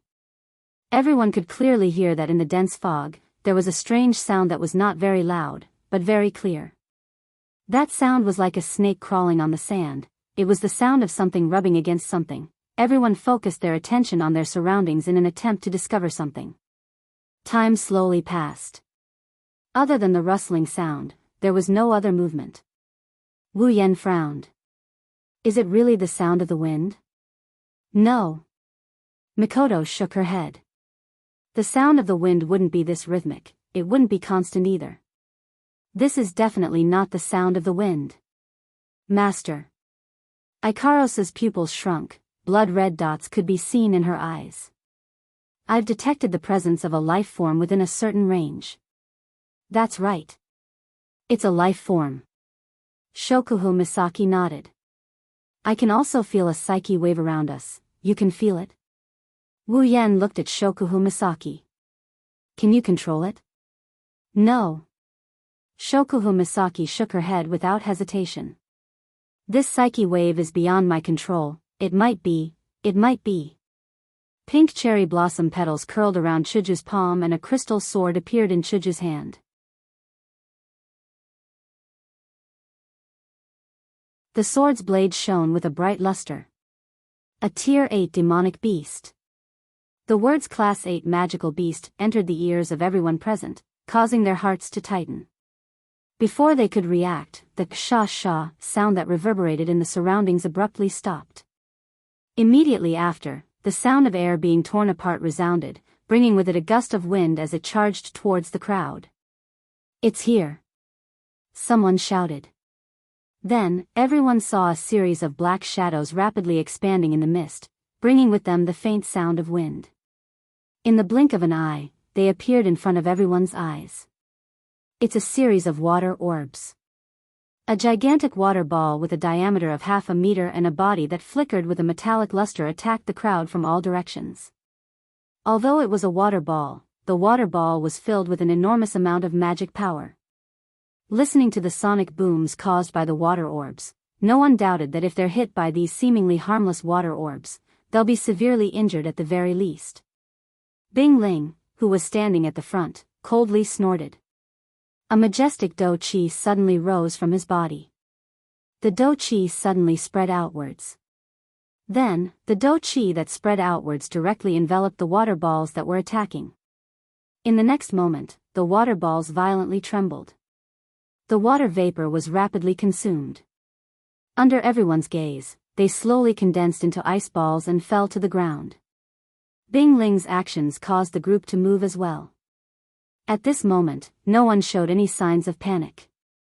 Everyone released their Do-Chi and magical energy to block the water orbs. One after another, the armaments danced in the air, leaving afterimages in the air as they struck the water balls. The water balls that were struck by the armaments were either detonated or flung away. The performance of the members of the expedition team was on a completely different level compared to the previous day. However, there were too many water orbs. Even though Bing Ling managed to neutralize some of them, the elite expedition team still couldn't defend against them. They could only dodge and let the water orbs fly behind them. Behind them was Wu Yan's group and Sylph. Sylph raised her head and looked at the incoming water orbs. Her icy blue eyes flashed with a cold light. The temperature around her suddenly dropped a lot. At the same time, her body began to burn with icy blue magical energy. With a wave of her hand, countless snowflakes suddenly appeared around her and were scattered. The fog that permeated the air condensed into ice particles, and the temperature rapidly dropped. Snowflakes danced in the air, and all the water balls that passed by were weakened in an instant. Their volume was greatly reduced. These snowflakes seemed to have grown eyes as they drifted towards the surrounding water balls.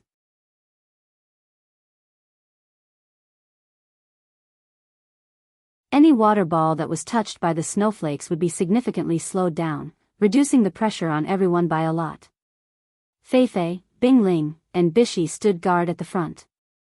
They observed the battle situation of their companions. They watched as they released battle techniques, magic, armaments, and even neutralized the water orbs from time to time. Fei-Fei and the other two nodded. Then, they noticed Sylph's attack and their expression turned slightly helpless. They didn't expect that the moment they entered the depths of the behemoth forest, Sylph's time to attack has already arrived. At this moment, a loud whistling sound was heard. A fiery red silhouette suddenly flashed through the mist. At the same time, a large number of water orbs exploded from all directions like meteors crashing down on everyone. The water orbs are twice the size of the previous ones. The members of the expedition party were shocked. They quickly raised their armaments to defend themselves. However, a series of water orbs with a diameter of more than a meter still managed to push them back. In the blink of an eye, a gap was formed in the mist. A water javelin shot out at an incredible speed. It pierced through the mist and through the gaps in the fog. With a cold gleam, it headed straight for the group of people in the center. Its target was none other than Kinohada Sai. Kinohada Sai's eyes turned cold. She raised her right hand, and a thick cloud of mist wrapped around her small fist, turning into a faint mist circle. Kinohada Sai then threw her fist straight at the water javelin. But right at this moment, a water javelin that was much smaller than the previous one, but twice as fast, struck like a bolt of lightning. Before the water javelin could collide with the mist, the water javelin collided with the mist, causing the mist to disperse and scatter. Being caught off guard, even Kinohada Sai couldn't help but be shocked. She quickly activated her ability to control the nitrogen gas and the white clouds around her body to form a cocoon-like object, wrapping Kinohada Sai in it for defense. Bang! The water javelin collided with the mist ring. The mist and water javelin dispersed and Kinohada Sai's figure was revealed. Kinohada Sai heaved a sigh of relief. She was about to say something when Chuju, Mikoto, and the others exclaimed. Kinohada Sai's body tensed up. Watch out! Before she could finish her sentence, a black tentacle covered in mucus shot out from the mist and reached Kinohada Sai in an instant.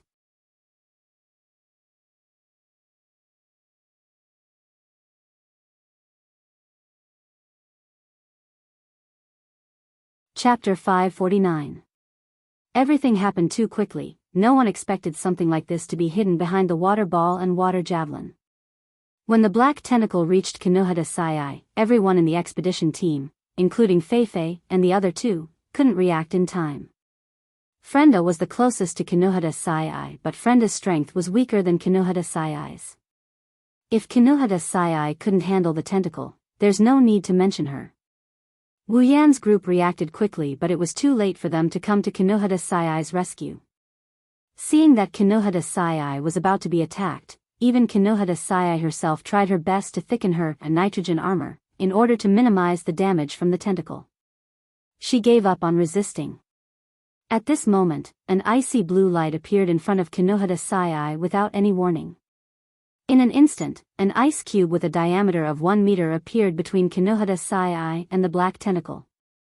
The icy blue light expanded outwards and the ice cube spun in a circle at an extremely fast speed. Then, the black tentacle crashed into the spinning ice cube and was repelled by a huge force. Due to the huge force, the black tentacle retracted in mid-air and continued its attack on Konohata Sai. The ice cube that appeared out of nowhere only blocked the black tentacle's attack for a second, but that 1 second was enough to change the tide of the battle. From the appearance of the black tentacle to the removal of the ice cube and the attack of the black tentacle, the entire process took less than 3 seconds. Because of the black tentacle, Wu Yan's group finally reacted. Realizing that their stupor almost caused Konohata Sai to be injured, other than Ikaros and Flandre-chan, Wu Yan's group was enraged. In the next moment, 2 flashes of blue and white lightning flashed from Wu Yan and Mikoto's body. The 2 flashes of lightning danced around each other and with an unstoppable force, they struck the black tentacle. The dense blue and white electric light illuminated the entire area. Caught off guard, everyone was secretly shocked. However, before they could recover from their shock, the black tentacle was wrapped up by the electric light. In the blink of an eye, the electric light flowed out of the black tentacle, crawled into the fog along the tentacle, and hit the tentacle's owner. Hiss! A strange cry of pain rang out from the fog that had been struck by the electric current. The voice was not loud, but a powerful aura swept out along with the sound, causing a huge gust of wind to blow in the middle of the field. The elite expedition team was blown all over the place, their faces filled with shock.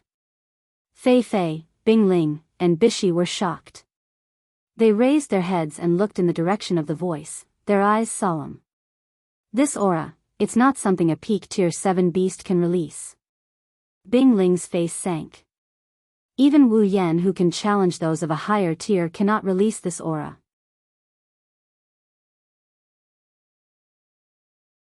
Bishi said bitterly. It seems like a tier 8 magical beast has really appeared. Fei sighed as she looked at the mist in front of her. They had just entered the depths of the behemoth forest. No matter what Fei and the other 2 were thinking, Wu Yan wouldn't know. Even if he did, he probably wouldn't say anything because he's in a bad mood right now. 2 crimson spatial ripples appeared and a pair of black iron sand swords shot out from the ripples. They pierced through the black tentacle that was paralyzed by the lightning for 12 times. The black tentacle was cut into 12 pieces and fell to the ground. Hiss! A painful hiss was heard as the black tentacle disintegrated. However, the pain was much more intense than before. Even so, it didn't affect Wu Yan at all.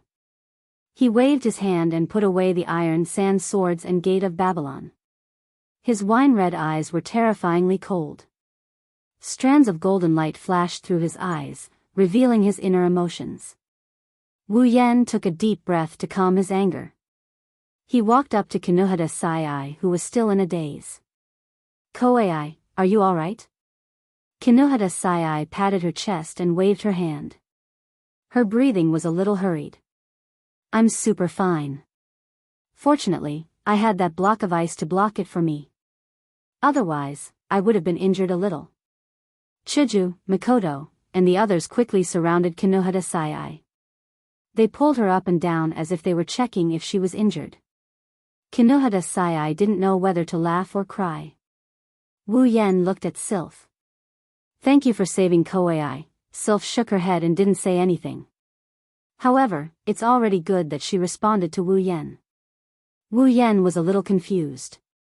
After all, Sylph has never looked at him in the eye since the first time they met. It's not that Sylph looks down on Wu Yan.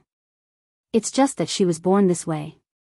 She won't pay attention to anyone she doesn't like. Even Astrea only caught Sylph's attention after she defeated Sylph. Wu Yan didn't even pique Sylph's interest. However, Wu Yan didn't know if it's just his imagination.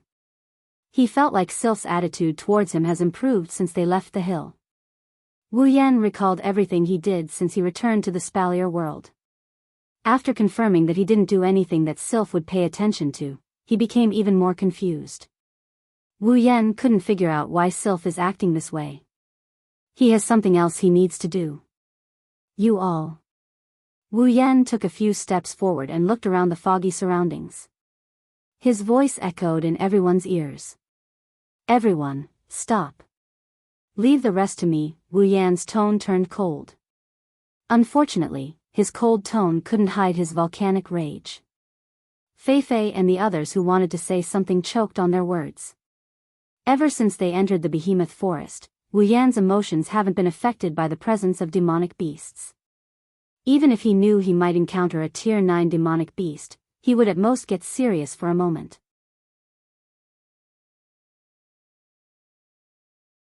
Now, Wu Yan's heart is filled with rage. Because he and the others were stunned for a moment, Kinuhata Sai almost got hurt. Wu Yan felt a little guilty and at the same time, his anger rose to the point of exploding. However, the culprit in the mist seemed to be enraged by the electric current and the disintegration of its tentacles. Therefore, at the moment when its anger rose, the culprit made the first move. Whoosh whoosh whoosh whoosh whoosh, continuous flying sounds came from the fog. Then, hundreds of water javelins appeared from the fog. In the most violent way, they broke through the elite expedition team's protective circle and flew towards Wu Yan. Wu Yan lifted his head and the crimson ripples in the air started to ripple. The ripples reverberated in the air like a curtain of water. Hundreds of black lights shot out from the ripples and collided with the water javelins. The water javelins were shattered into pieces and scattered into the air like water droplets. The black lights that came out from the gate of Babylon are naturally the iron sand sword. How dare you hurt the people around me? Wu Yan grabbed the hilt of a sword and pulled it out of a crimson space ripple behind his shoulder. Wu Yan grabbed the hilt and pulled it out of the ground. The silvery white sword was flowing with a fiery red air current. The air current jumped around every corner of the sword, bringing with it a destructive red lotus flame that enveloped the entire sword. Prepare to be smashed into pieces. As soon as he finished speaking, the vision of everyone present was instantly filled with the fiery red flames of the red lotus. At the same time, the atmosphere and temperature became scorching hot.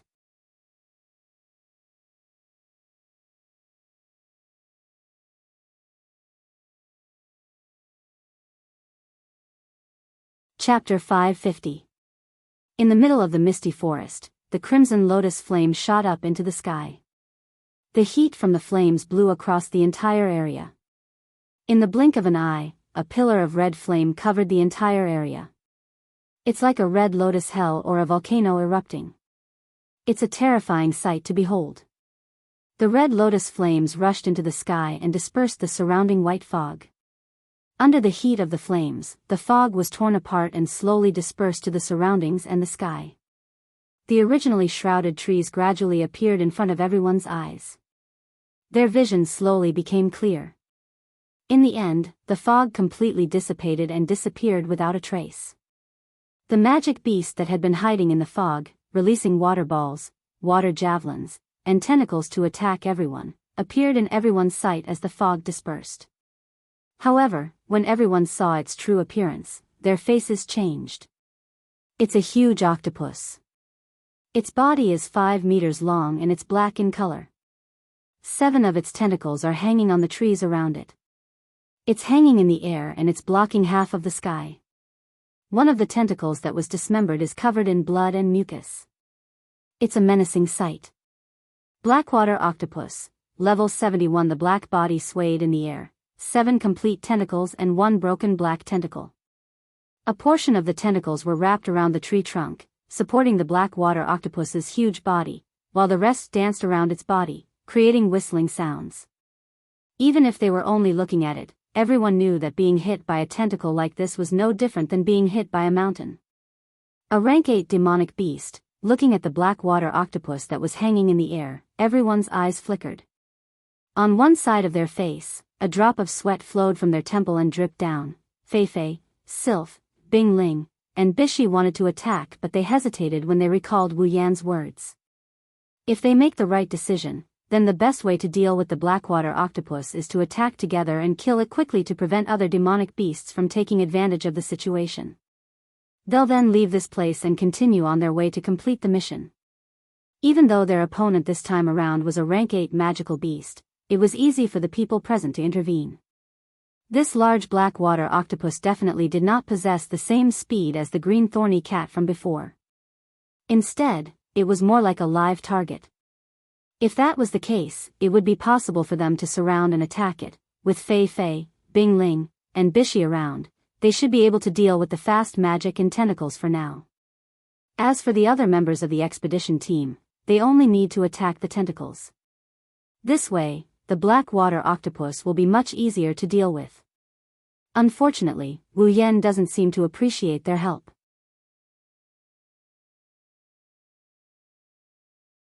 Wu Yan didn't look back as if he saw through Fei and the others' thoughts. He raised his Nyang Temple Shana. Don't worry. He twisted his hand around the hilt and the flames on Nyang Temple Shana expanded by a few times. It won't take long. The trees around them suddenly burst into flames, dyeing the entire place red. The ground beneath their feet also burst into flames. In an instant, the area around them turned into a sea of fire. The flames of the red lotus burned slowly, as if it had a life of its own. It bypassed everyone present, except for the ground where everyone was standing. The flames had already filled the entire space, including the trees that the dark water octopus tentacles were wrapped around. Fei, Bing Ling, and Bishi were shocked when they saw the sea of fire. Sylph frowned and Bing Ling cried out. A gold armament. No. That's impossible. The ice spirit immediately denied her own theory after losing her voice. The last time you fought with me, your armament was still a rare armament. How did it suddenly become a gold armament? But this power. Bishi looked at Nyang Temple Shana. This power is definitely not something that a rare armament can achieve. Furthermore, the aura that the armament is emitting is indeed that of a gold armament. How can this be? Bing Ling still couldn't believe it. Is it possible that the armament can evolve? Bing Ling guessed it right. Everyone from Spalier World Academy knows that Wu Yan has an armament that can use fire. It's Nyang Temple Shana. When Fei and the others saw the red lotus flames, they knew it was Nyang Temple Shana's ability. However, they didn't expect Nyang Temple Shana to evolve into a gold armament in such a short time. Even if they didn't want to believe it, the truth is right in front of them. Be it the power or the aura emanating from Nyang Temple Shana, it's a gold armament. Maybe, Sylph spoke for the first time. He's much stronger than we thought. Hearing this, Fei and the other two looked at the figure bathed in the sea of fire and became silent. The blackwater octopus on the tree let out a hissing sound. It twisted its body uneasily. It's a water-type demonic beast that can use water magic. It's a demonic beast that lives in water. Now that it's on land, water is its origin. As a water-type magical beast, the red lotus fire around it naturally made it uncomfortable for a while. In addition, the red lotus fire of Niao Dian Shana was not a normal fire. Not only could the water not suppress it, it could even suppress it. That was why the blackwater octopus felt extremely uncomfortable. A few tentacles whizzed towards the surrounding trees. The trees that were burning with red lotus flames were sent flying. After clearing out a fire-free area, the blackwater octopus calmed down a little. Wu Yan's eyes flashed and he waved Niatono no Shana.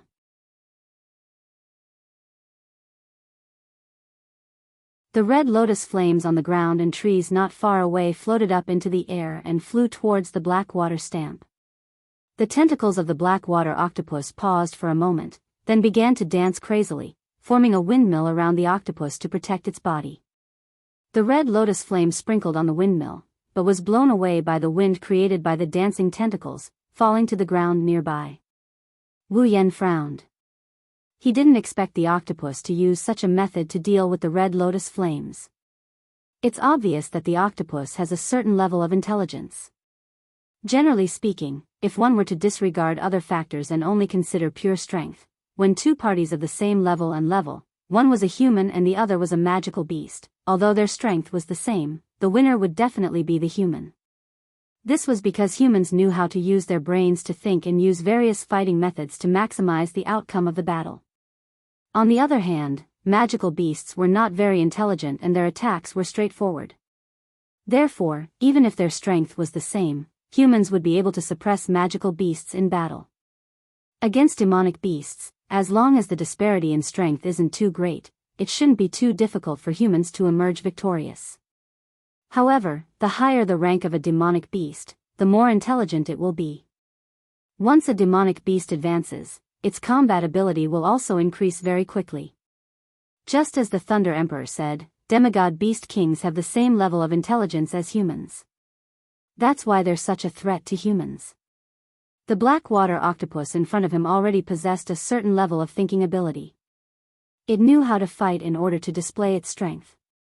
From this, it could be seen that the intelligence of a Class 8 magical beast was gradually breaking away from the range of a normal wild beast. If a rank 8 demonic beast is already like this, then what about a rank 9 demonic beast? It shouldn't be too far from a human. Of course, if it's only at this level, it won't be a problem for Wu Yan.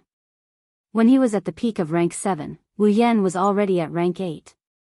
His strength can't be compared to the past. He pointed Nyang Temple Shana at the ground and the red lotus flames surged. Looks like it's going to be a little troublesome.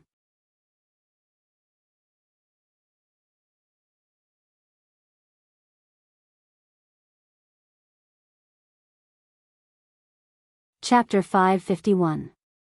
The red lotus flames rising from the opposite side caused the black water octopus's twisted body to squirm uneasily.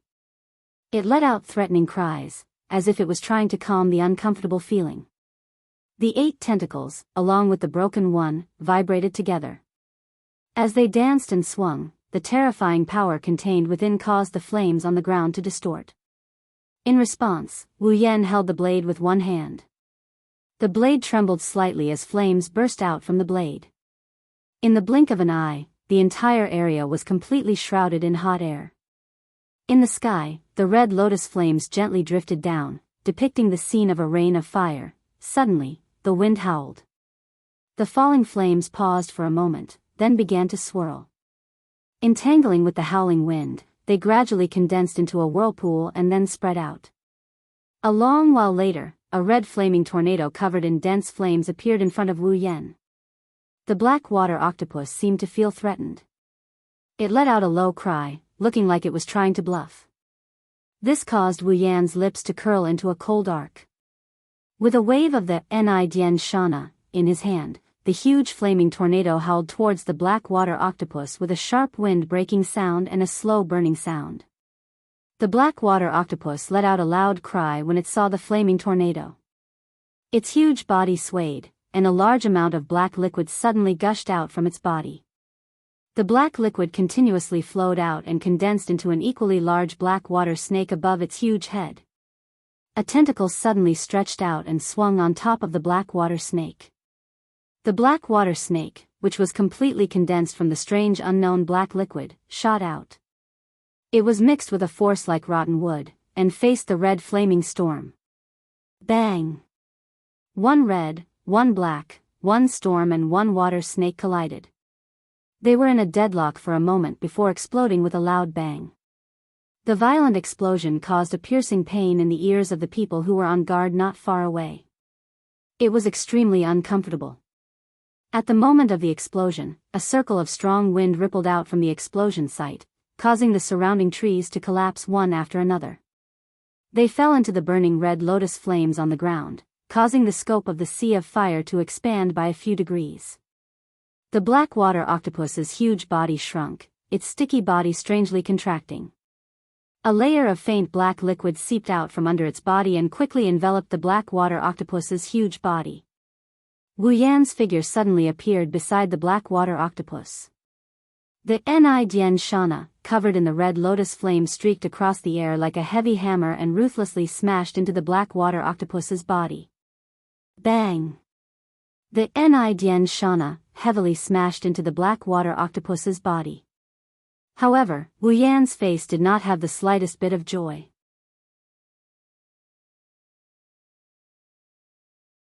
This was because the black water octopus's body was extremely slippery.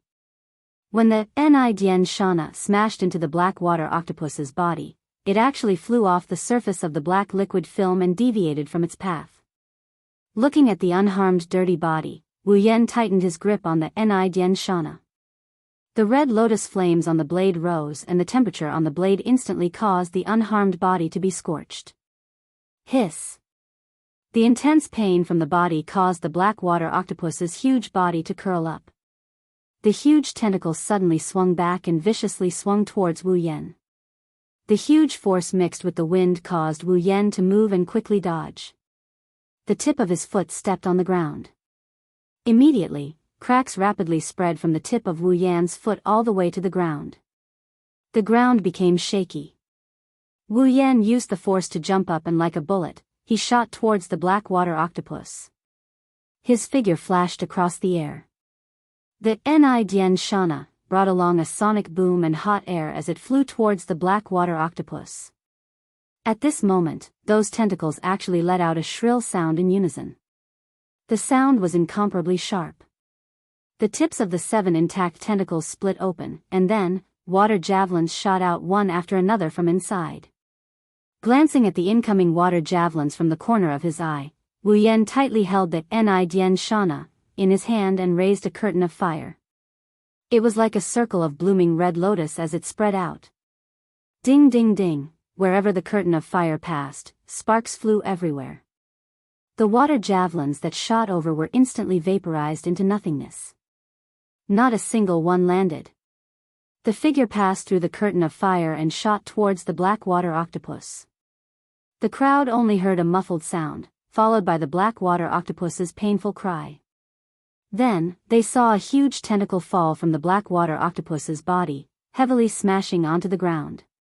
After struggling for a while, it completely stopped moving. Wu Yan's body fell from the sky.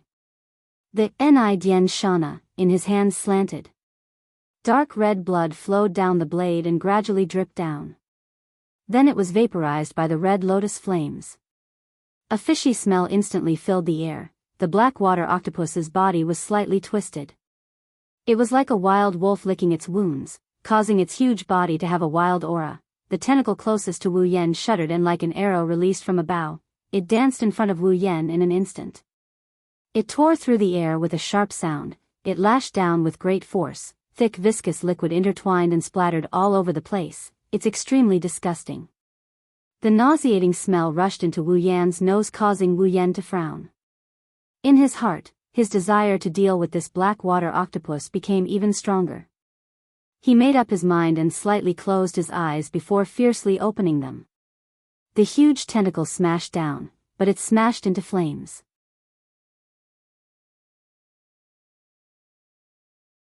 The red lotus flames burned from the bottom of the tentacle. The momentum was like an explosion and the tentacle was charred black. Hiss! The black water octopus let out a sorrowful cry. 3 of its tentacles were destroyed in a row. Even with its tenacious vitality, it still suffered quite a bit of damage.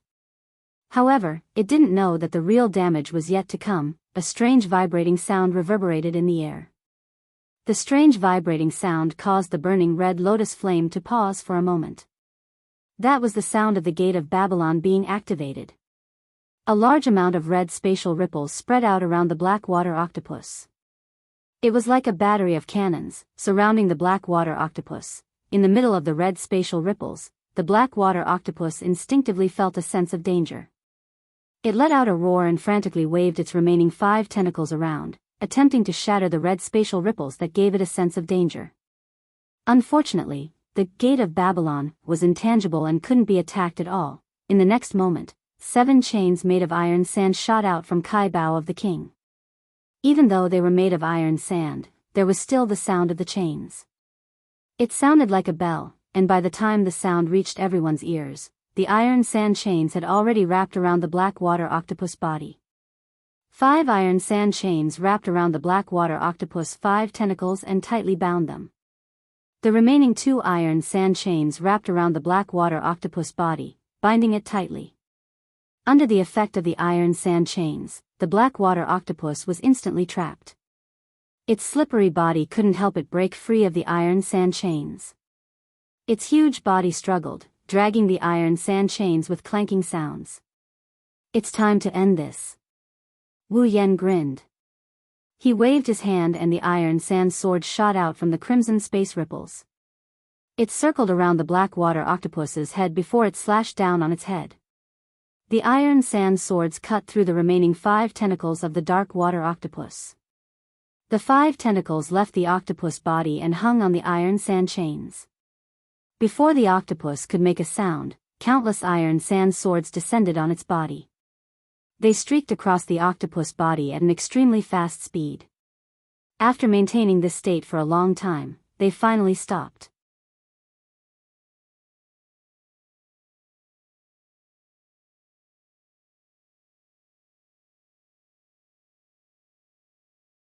Chapter 552. 5 tentacles that were nearly 10 meters long were tied up by iron sand chains, hanging in the air. There were 2 more on the ground, and there was another tentacle dismembered not far away. Such a scene could probably scare a timid person to death. Wu Yen didn't like the sight of flesh and blood around him. He waved Nyatan Shana and the red lotus flames rained down on the ground like water. The flames landed on the ground and with a muffled explosion, the flesh was incinerated into nothingness. Even the blood on the ground was charred black. The gory scene looked like the aftermath of a fire that burned through the area. The red lotus flame slowly calmed down. Even the flame on the red lotus flame was extinguished, revealing the silver blade. It returned to the gate of Babylon with the iron sand sword and iron sand chains. When the crimson spatial ripples calmed down, the scene also calmed down. Only the charred ground and the fallen trees were left as a reminder of the battle. On the other side, looking at the figure standing in the middle of the scorched earth, the members of the elite exploration team collectively looked at each other, as if they had not yet recovered from the series of changes. Only a faint murmur, with a strong sense of uncertainty, rang out in the middle of the crowd. A rank 8 magical beast died just like that? For these elite exploration team members who haven't even reached the peak of the 7th rank, a rank 8 magical beast is an existence they need to look up to. After all, after the 7th rank is the 8th rank. As long as one is at the 7th rank, there is no one who doesn't want to reach the 8th rank. But now, such an existence that they had to look up to had died right in front of them. It was no wonder that their tone was filled with uncertainty. Era. Shokuhu Misaki's eyes turned into crescents. She looked at Kinohada Sayai and said, "Looks like Yenchan really cares about someone." In order to avenge her, she didn't even keep the rank 8 magical beast's body to exchange for points. Kinohada Sayai was stunned. She looked around for a while before pointing at her nose. When she saw Shokuhu Misaki nod, she made a weird noise. Huh? Kinohada Sayai's small face slowly turned red as she called out in surprise. It's not like that. Oh. Shokuhu Misaki turned around with a smile. Then what is it? Yes.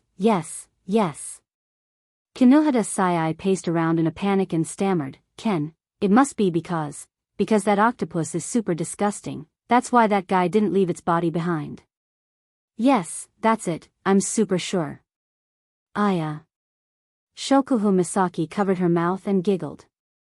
It's rare to see such a cute side of you. What's with the tsundere? You're the tsundere. Kinohada Sayai shouted. Her voice attracted the attention of Chuju and the others. What's wrong? It's nothing.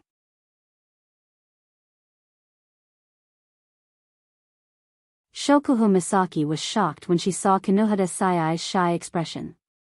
To be honest, she's never seen Kinohada Sayai like this before. But then again, she's pretty cute. Shokuhu Misaki's eyes flashed with a sly glint as she giggled. She looked at Kinohada Sayai like she was looking at a toy. Kinohada Sayai, who is in a rare state of shyness, felt her hair stand on end. The teasing of Kinohada Sai was still ongoing. Only girls with their own abilities could play around in the depths of the behemoth forest. Wu Yan returned to Fei Fei and the others and showed them the magic crystals he got from the dark water octopus. Do you guys need it? Everyone shook their heads. What a joke, even though a tier 8 magic crystal is precious, the person who owns it is someone they can't afford to offend. Who would want to steal from a tiger? Bing Ling looked at Wu Yan with a complicated expression. He lowered his head and seemed to be thinking about something. After a while, he asked with a trembling voice. Have you reached tier 8? Other than Fei Fei, who already knew about Bing Ling's question, everyone turned to look at Wu Yan. Sylph included. When he was at the peak of tier 7, Wu Yan was able to defeat Jaffer, one of the top 3 rankers of Silveria World Institute, and he took him down from his pedestal. In terms of intensity, the fight between Wu Yan and Jaffer wasn't as intense as the fight between Jaffer and Wu Yan. However, the black water octopus isn't any weaker than Jaffer. It was a magical beast that wasn't inferior to Jaffer in terms of strength. Even though its immature intelligence had lowered its combat prowess, Jaffer's combat prowess had been reduced to nothingness in less than 10 minutes. Who could have done that? Others might not be sure, but Sylph is certain she can't do it. During the Great Academy tournament, with the strength that Wu Yan displayed, he couldn't have done it. But now, he did it. Even with the help of the gold armament, he couldn't have done it so easily. Thus, there is only one explanation: the person in front of him has leveled up. Wu Yan shrugged when he sensed everyone's questioning gaze. He didn't try to hide it. He nodded and gave the same excuse he gave earlier. After the battle with Jaffer, I gained some enlightenment and managed to break through. You really did break through. Bing Ling's expression showed a hint of bitterness and envy. He's envious because Wu Yan managed to break through to the 8th tier. He's bitter because he feels like he's getting further and further away from Wu Yan. Bing Ling was originally unwilling to accept his loss to Wu Yan during the Academy tournament. He wanted to challenge Wu Yan again in the future. He didn't even let go of this thought when he heard about Wu Yan's battle with Jaffer. Now, Bing Ling has given up on this thought. The gap between them is huge. It's already good enough that Bing Ling wanted to challenge Wu Yan.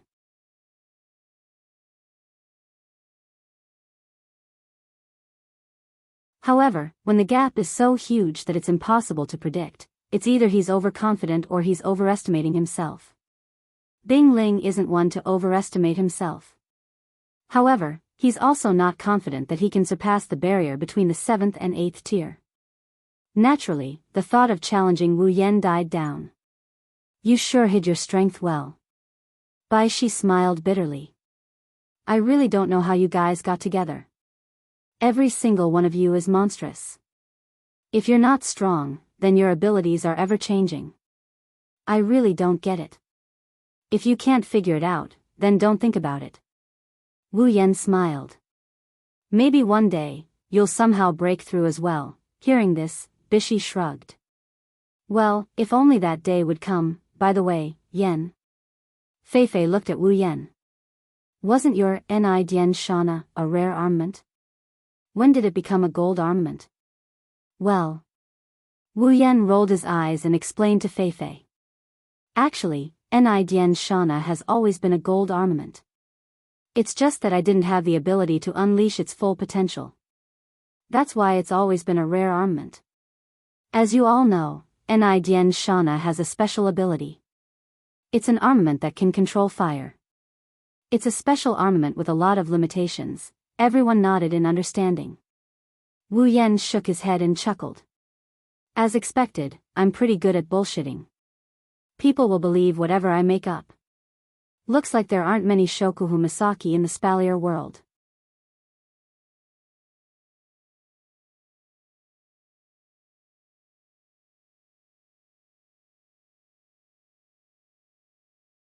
Chapter 553. With a gold armament, Wu Yan's strength is on par with Sylph's in the eyes of the others. Normally, they would think that Wu Yan's strength is on par with Sylph's. Now that they're all in the same boat, the stronger Wu Yan is, the higher their chances of completing the mission and the higher their chances of survival. Unfortunately, they only know the surface. Wu Yan does have 3 gold armaments and Wu Yan has reached tier 8. Even so, he's still stronger than Sylph. After all, Sylph doesn't have as many abilities as he does. In terms of equipment, Wu Yan has 3 gold armaments, Shana of the Ni Temple, Babylon of Kings, and Meteor Shower. He also has a storage full of rare armaments. In terms of abilities, he has the True Ancestor Bloodline, Electrocaster LVL5, Infinite Armaments, and is level 70 Strength. Wu Yan would have no trouble defeating Sylph. On top of that, Wu Yan also has a heaven-defying bloodline ability. Including Crimson Jade, Wu Yan wouldn't lose to Flandre-chan when Crimson Jade mode is in effect, let alone Sylph. After all, the strongest Crimson Jade mode came from Flandre-chan. Wu Yan didn't hide the fact that he leveled up and Ni no Shana's level. However, he also didn't want to reveal everything about himself. He didn't want to reveal too much about himself. Still, it's enough. At least, the expedition team thinks that they have another trump card on their side. Yen. Fei Fei muttered to herself. She looked at Wu Yan with a solemn expression. I might need you guys to take action next. Fei Fei's tone was solemn and helpless.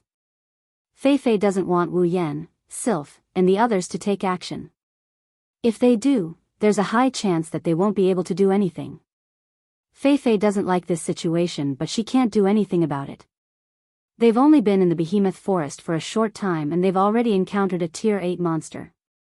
Fei Fei felt helpless just thinking about it. That's why she has no choice but to accept it. Fei Fei understands that they won't be able to complete the mission with just her group. The key lies with Wu Yan, Sylph, Mikoto, and the others. Ever since they entered the Behemoth Forest, they rarely let Wu Yan, Sylph, and the others take action. Isn't this the reason they're waiting for? Although it's a little early for Fei Fei, Bing Ling and Bishi looked helpless when they heard Fei Fei's words. However, they didn't say anything. As direct descendants of large clans, they knew that they had to look at the bigger picture. If they tried to be brave, they would only be courting death. Sylph didn't have any objections. If it wasn't for Fei Fei and the others' request, she wouldn't have held back. Dealing with a monster that isn't even a tier 8 monster won't take much of her mana. As for Wu Yan, he gave it some thought and nodded helplessly. Unlike Sylph, Wu Yan didn't really want to take action.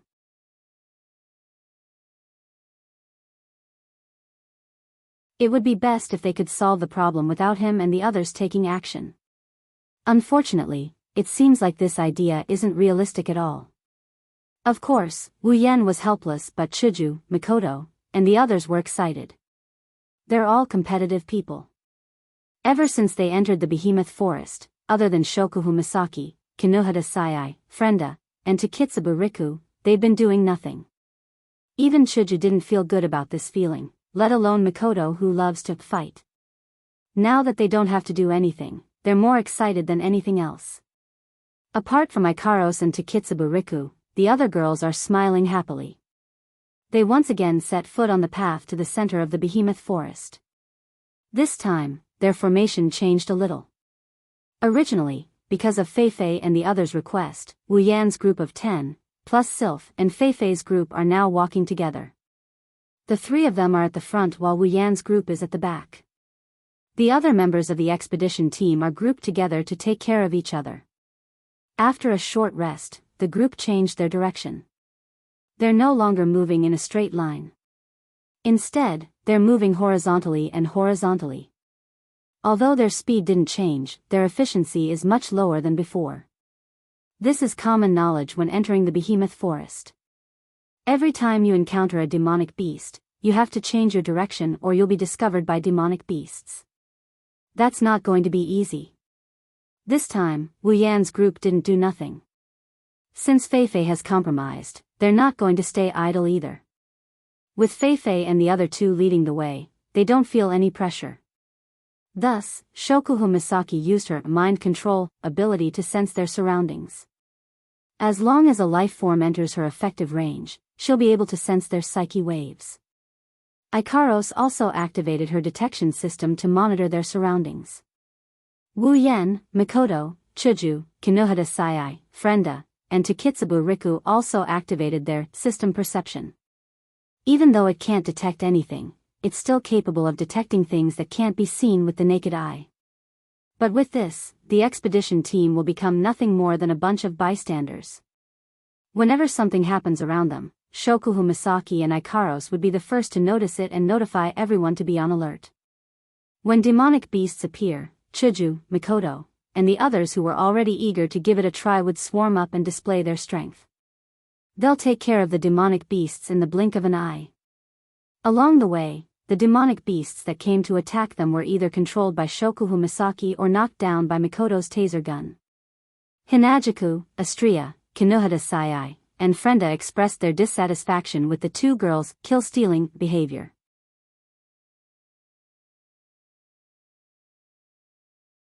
However, their abilities and attack speed weren't as good as the two girls, so they could only express their dissatisfaction.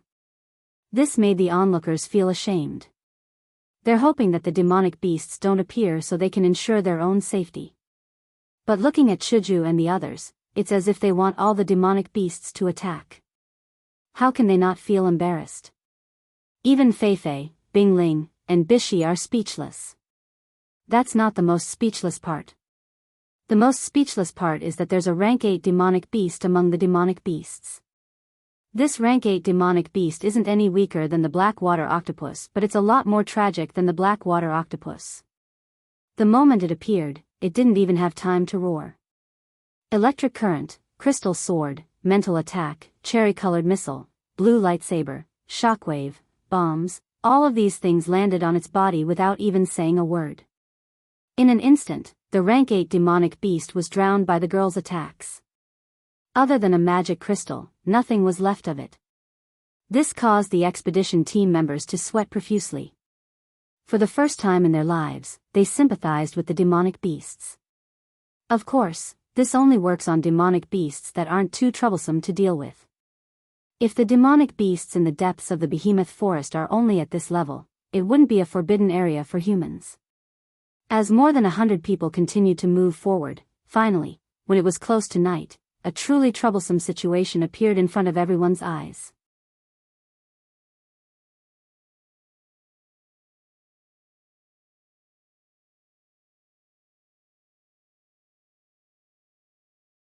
Chapter 554. Inside the giant beast's forest, although the terrain was not very complicated, it was still quite winding. Walking in an environment full of trees, it was not much different from walking into a maze. Everywhere was the same type of trees, some stood on the side of the road, some reached deep into the sky. Such a lively environment, but rippled with a gloomy deathly stillness. Under the deathly stillness, even the air seemed to have solidified, and such an environment brought about a bad situation for the group of more than 100 people. At this moment, Wu Yan's group and the members of the elite exploration team were all hiding behind the trees. They didn't even dare to breathe too loudly. Their breathing had become extremely weak. The members of the elite exploration team were all holding their breaths, their foreheads were covered in sweat. In front of them, there was an undulating terrain that resembled a hill. Trees that were slightly smaller than the surrounding trees stood on top of it. It looked like another growth space. Even the species of the trees were much worse.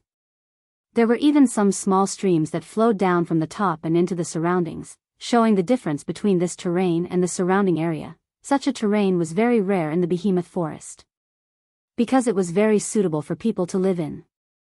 There was a water source and there were some fruits on the trees. Even if one didn't bring any resources with them, one could still live here for 10 days to half a month or even longer. Logically speaking, when such a terrain appeared in front of them, they should be happy. With this terrain, they would have a place to stay for the night. But now, when they saw such a good terrain, it was as if they had entered a tiger's den.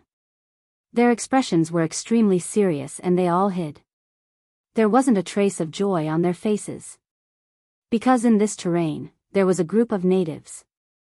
A group of natives that made everyone's expression change. Monkeys, to be more precise, apes. There weren't many of them, only less than 20 of them. Their bodies weren't as big as the other magical beasts in the behemoth forest. They were only a bit bigger than normal apes. Their fur was gray and their hands were a few centimeters longer than their bodies. They looked very funny. They stayed between the branches and leaves, laughing and playing with each other. Their flexible bodies were jumping up and down. They were no different from normal apes if one ignored the aura emitted from their bodies. Long-arm ape. Level 69. That's right, these less than 20 long-arm apes were all level 69, peak of the 7th rank. This was the reason why the elite exploration team's expression was so serious and nervous. After entering the depths of the behemoth forest, it's not that they haven't encountered peak of the 7th rank magical beasts, they've even encountered 8th rank magical beasts.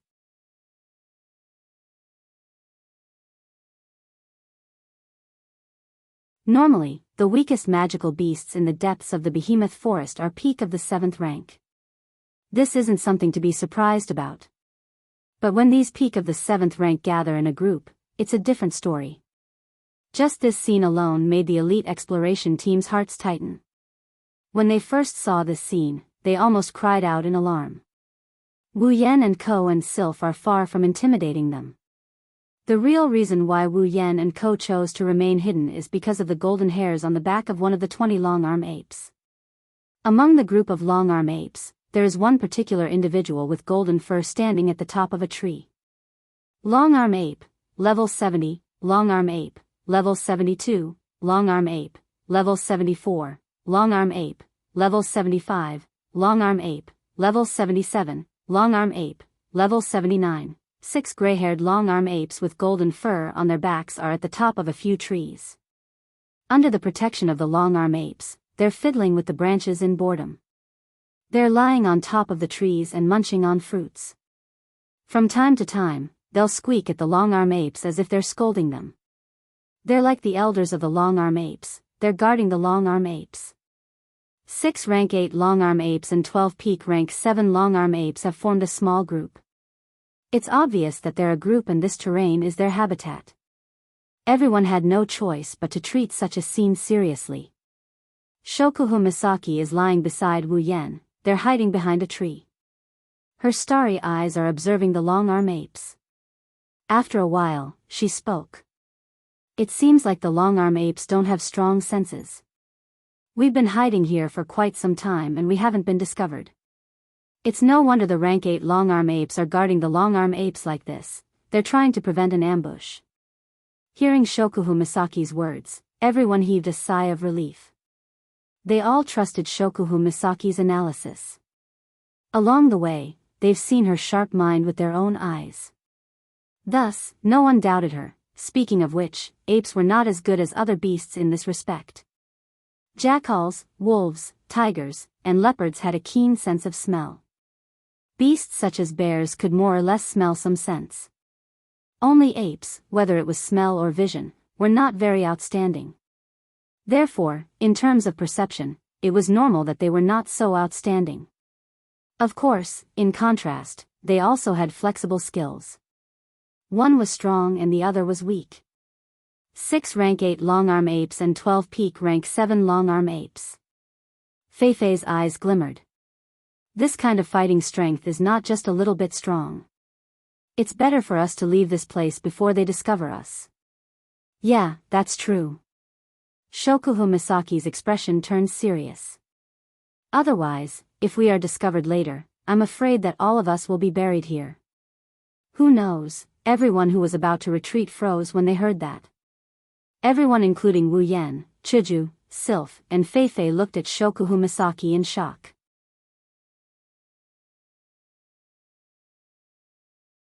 We'll all die here? Mikoto scrunched up her nose. That's impossible. Even though the monkeys aren't weak, with 6 8th tier and 12 peak 7th tier, our side isn't that bad either. Including you and Hinajiku, we only have 5 peak 7th tier, but the 7th tier is more than 100.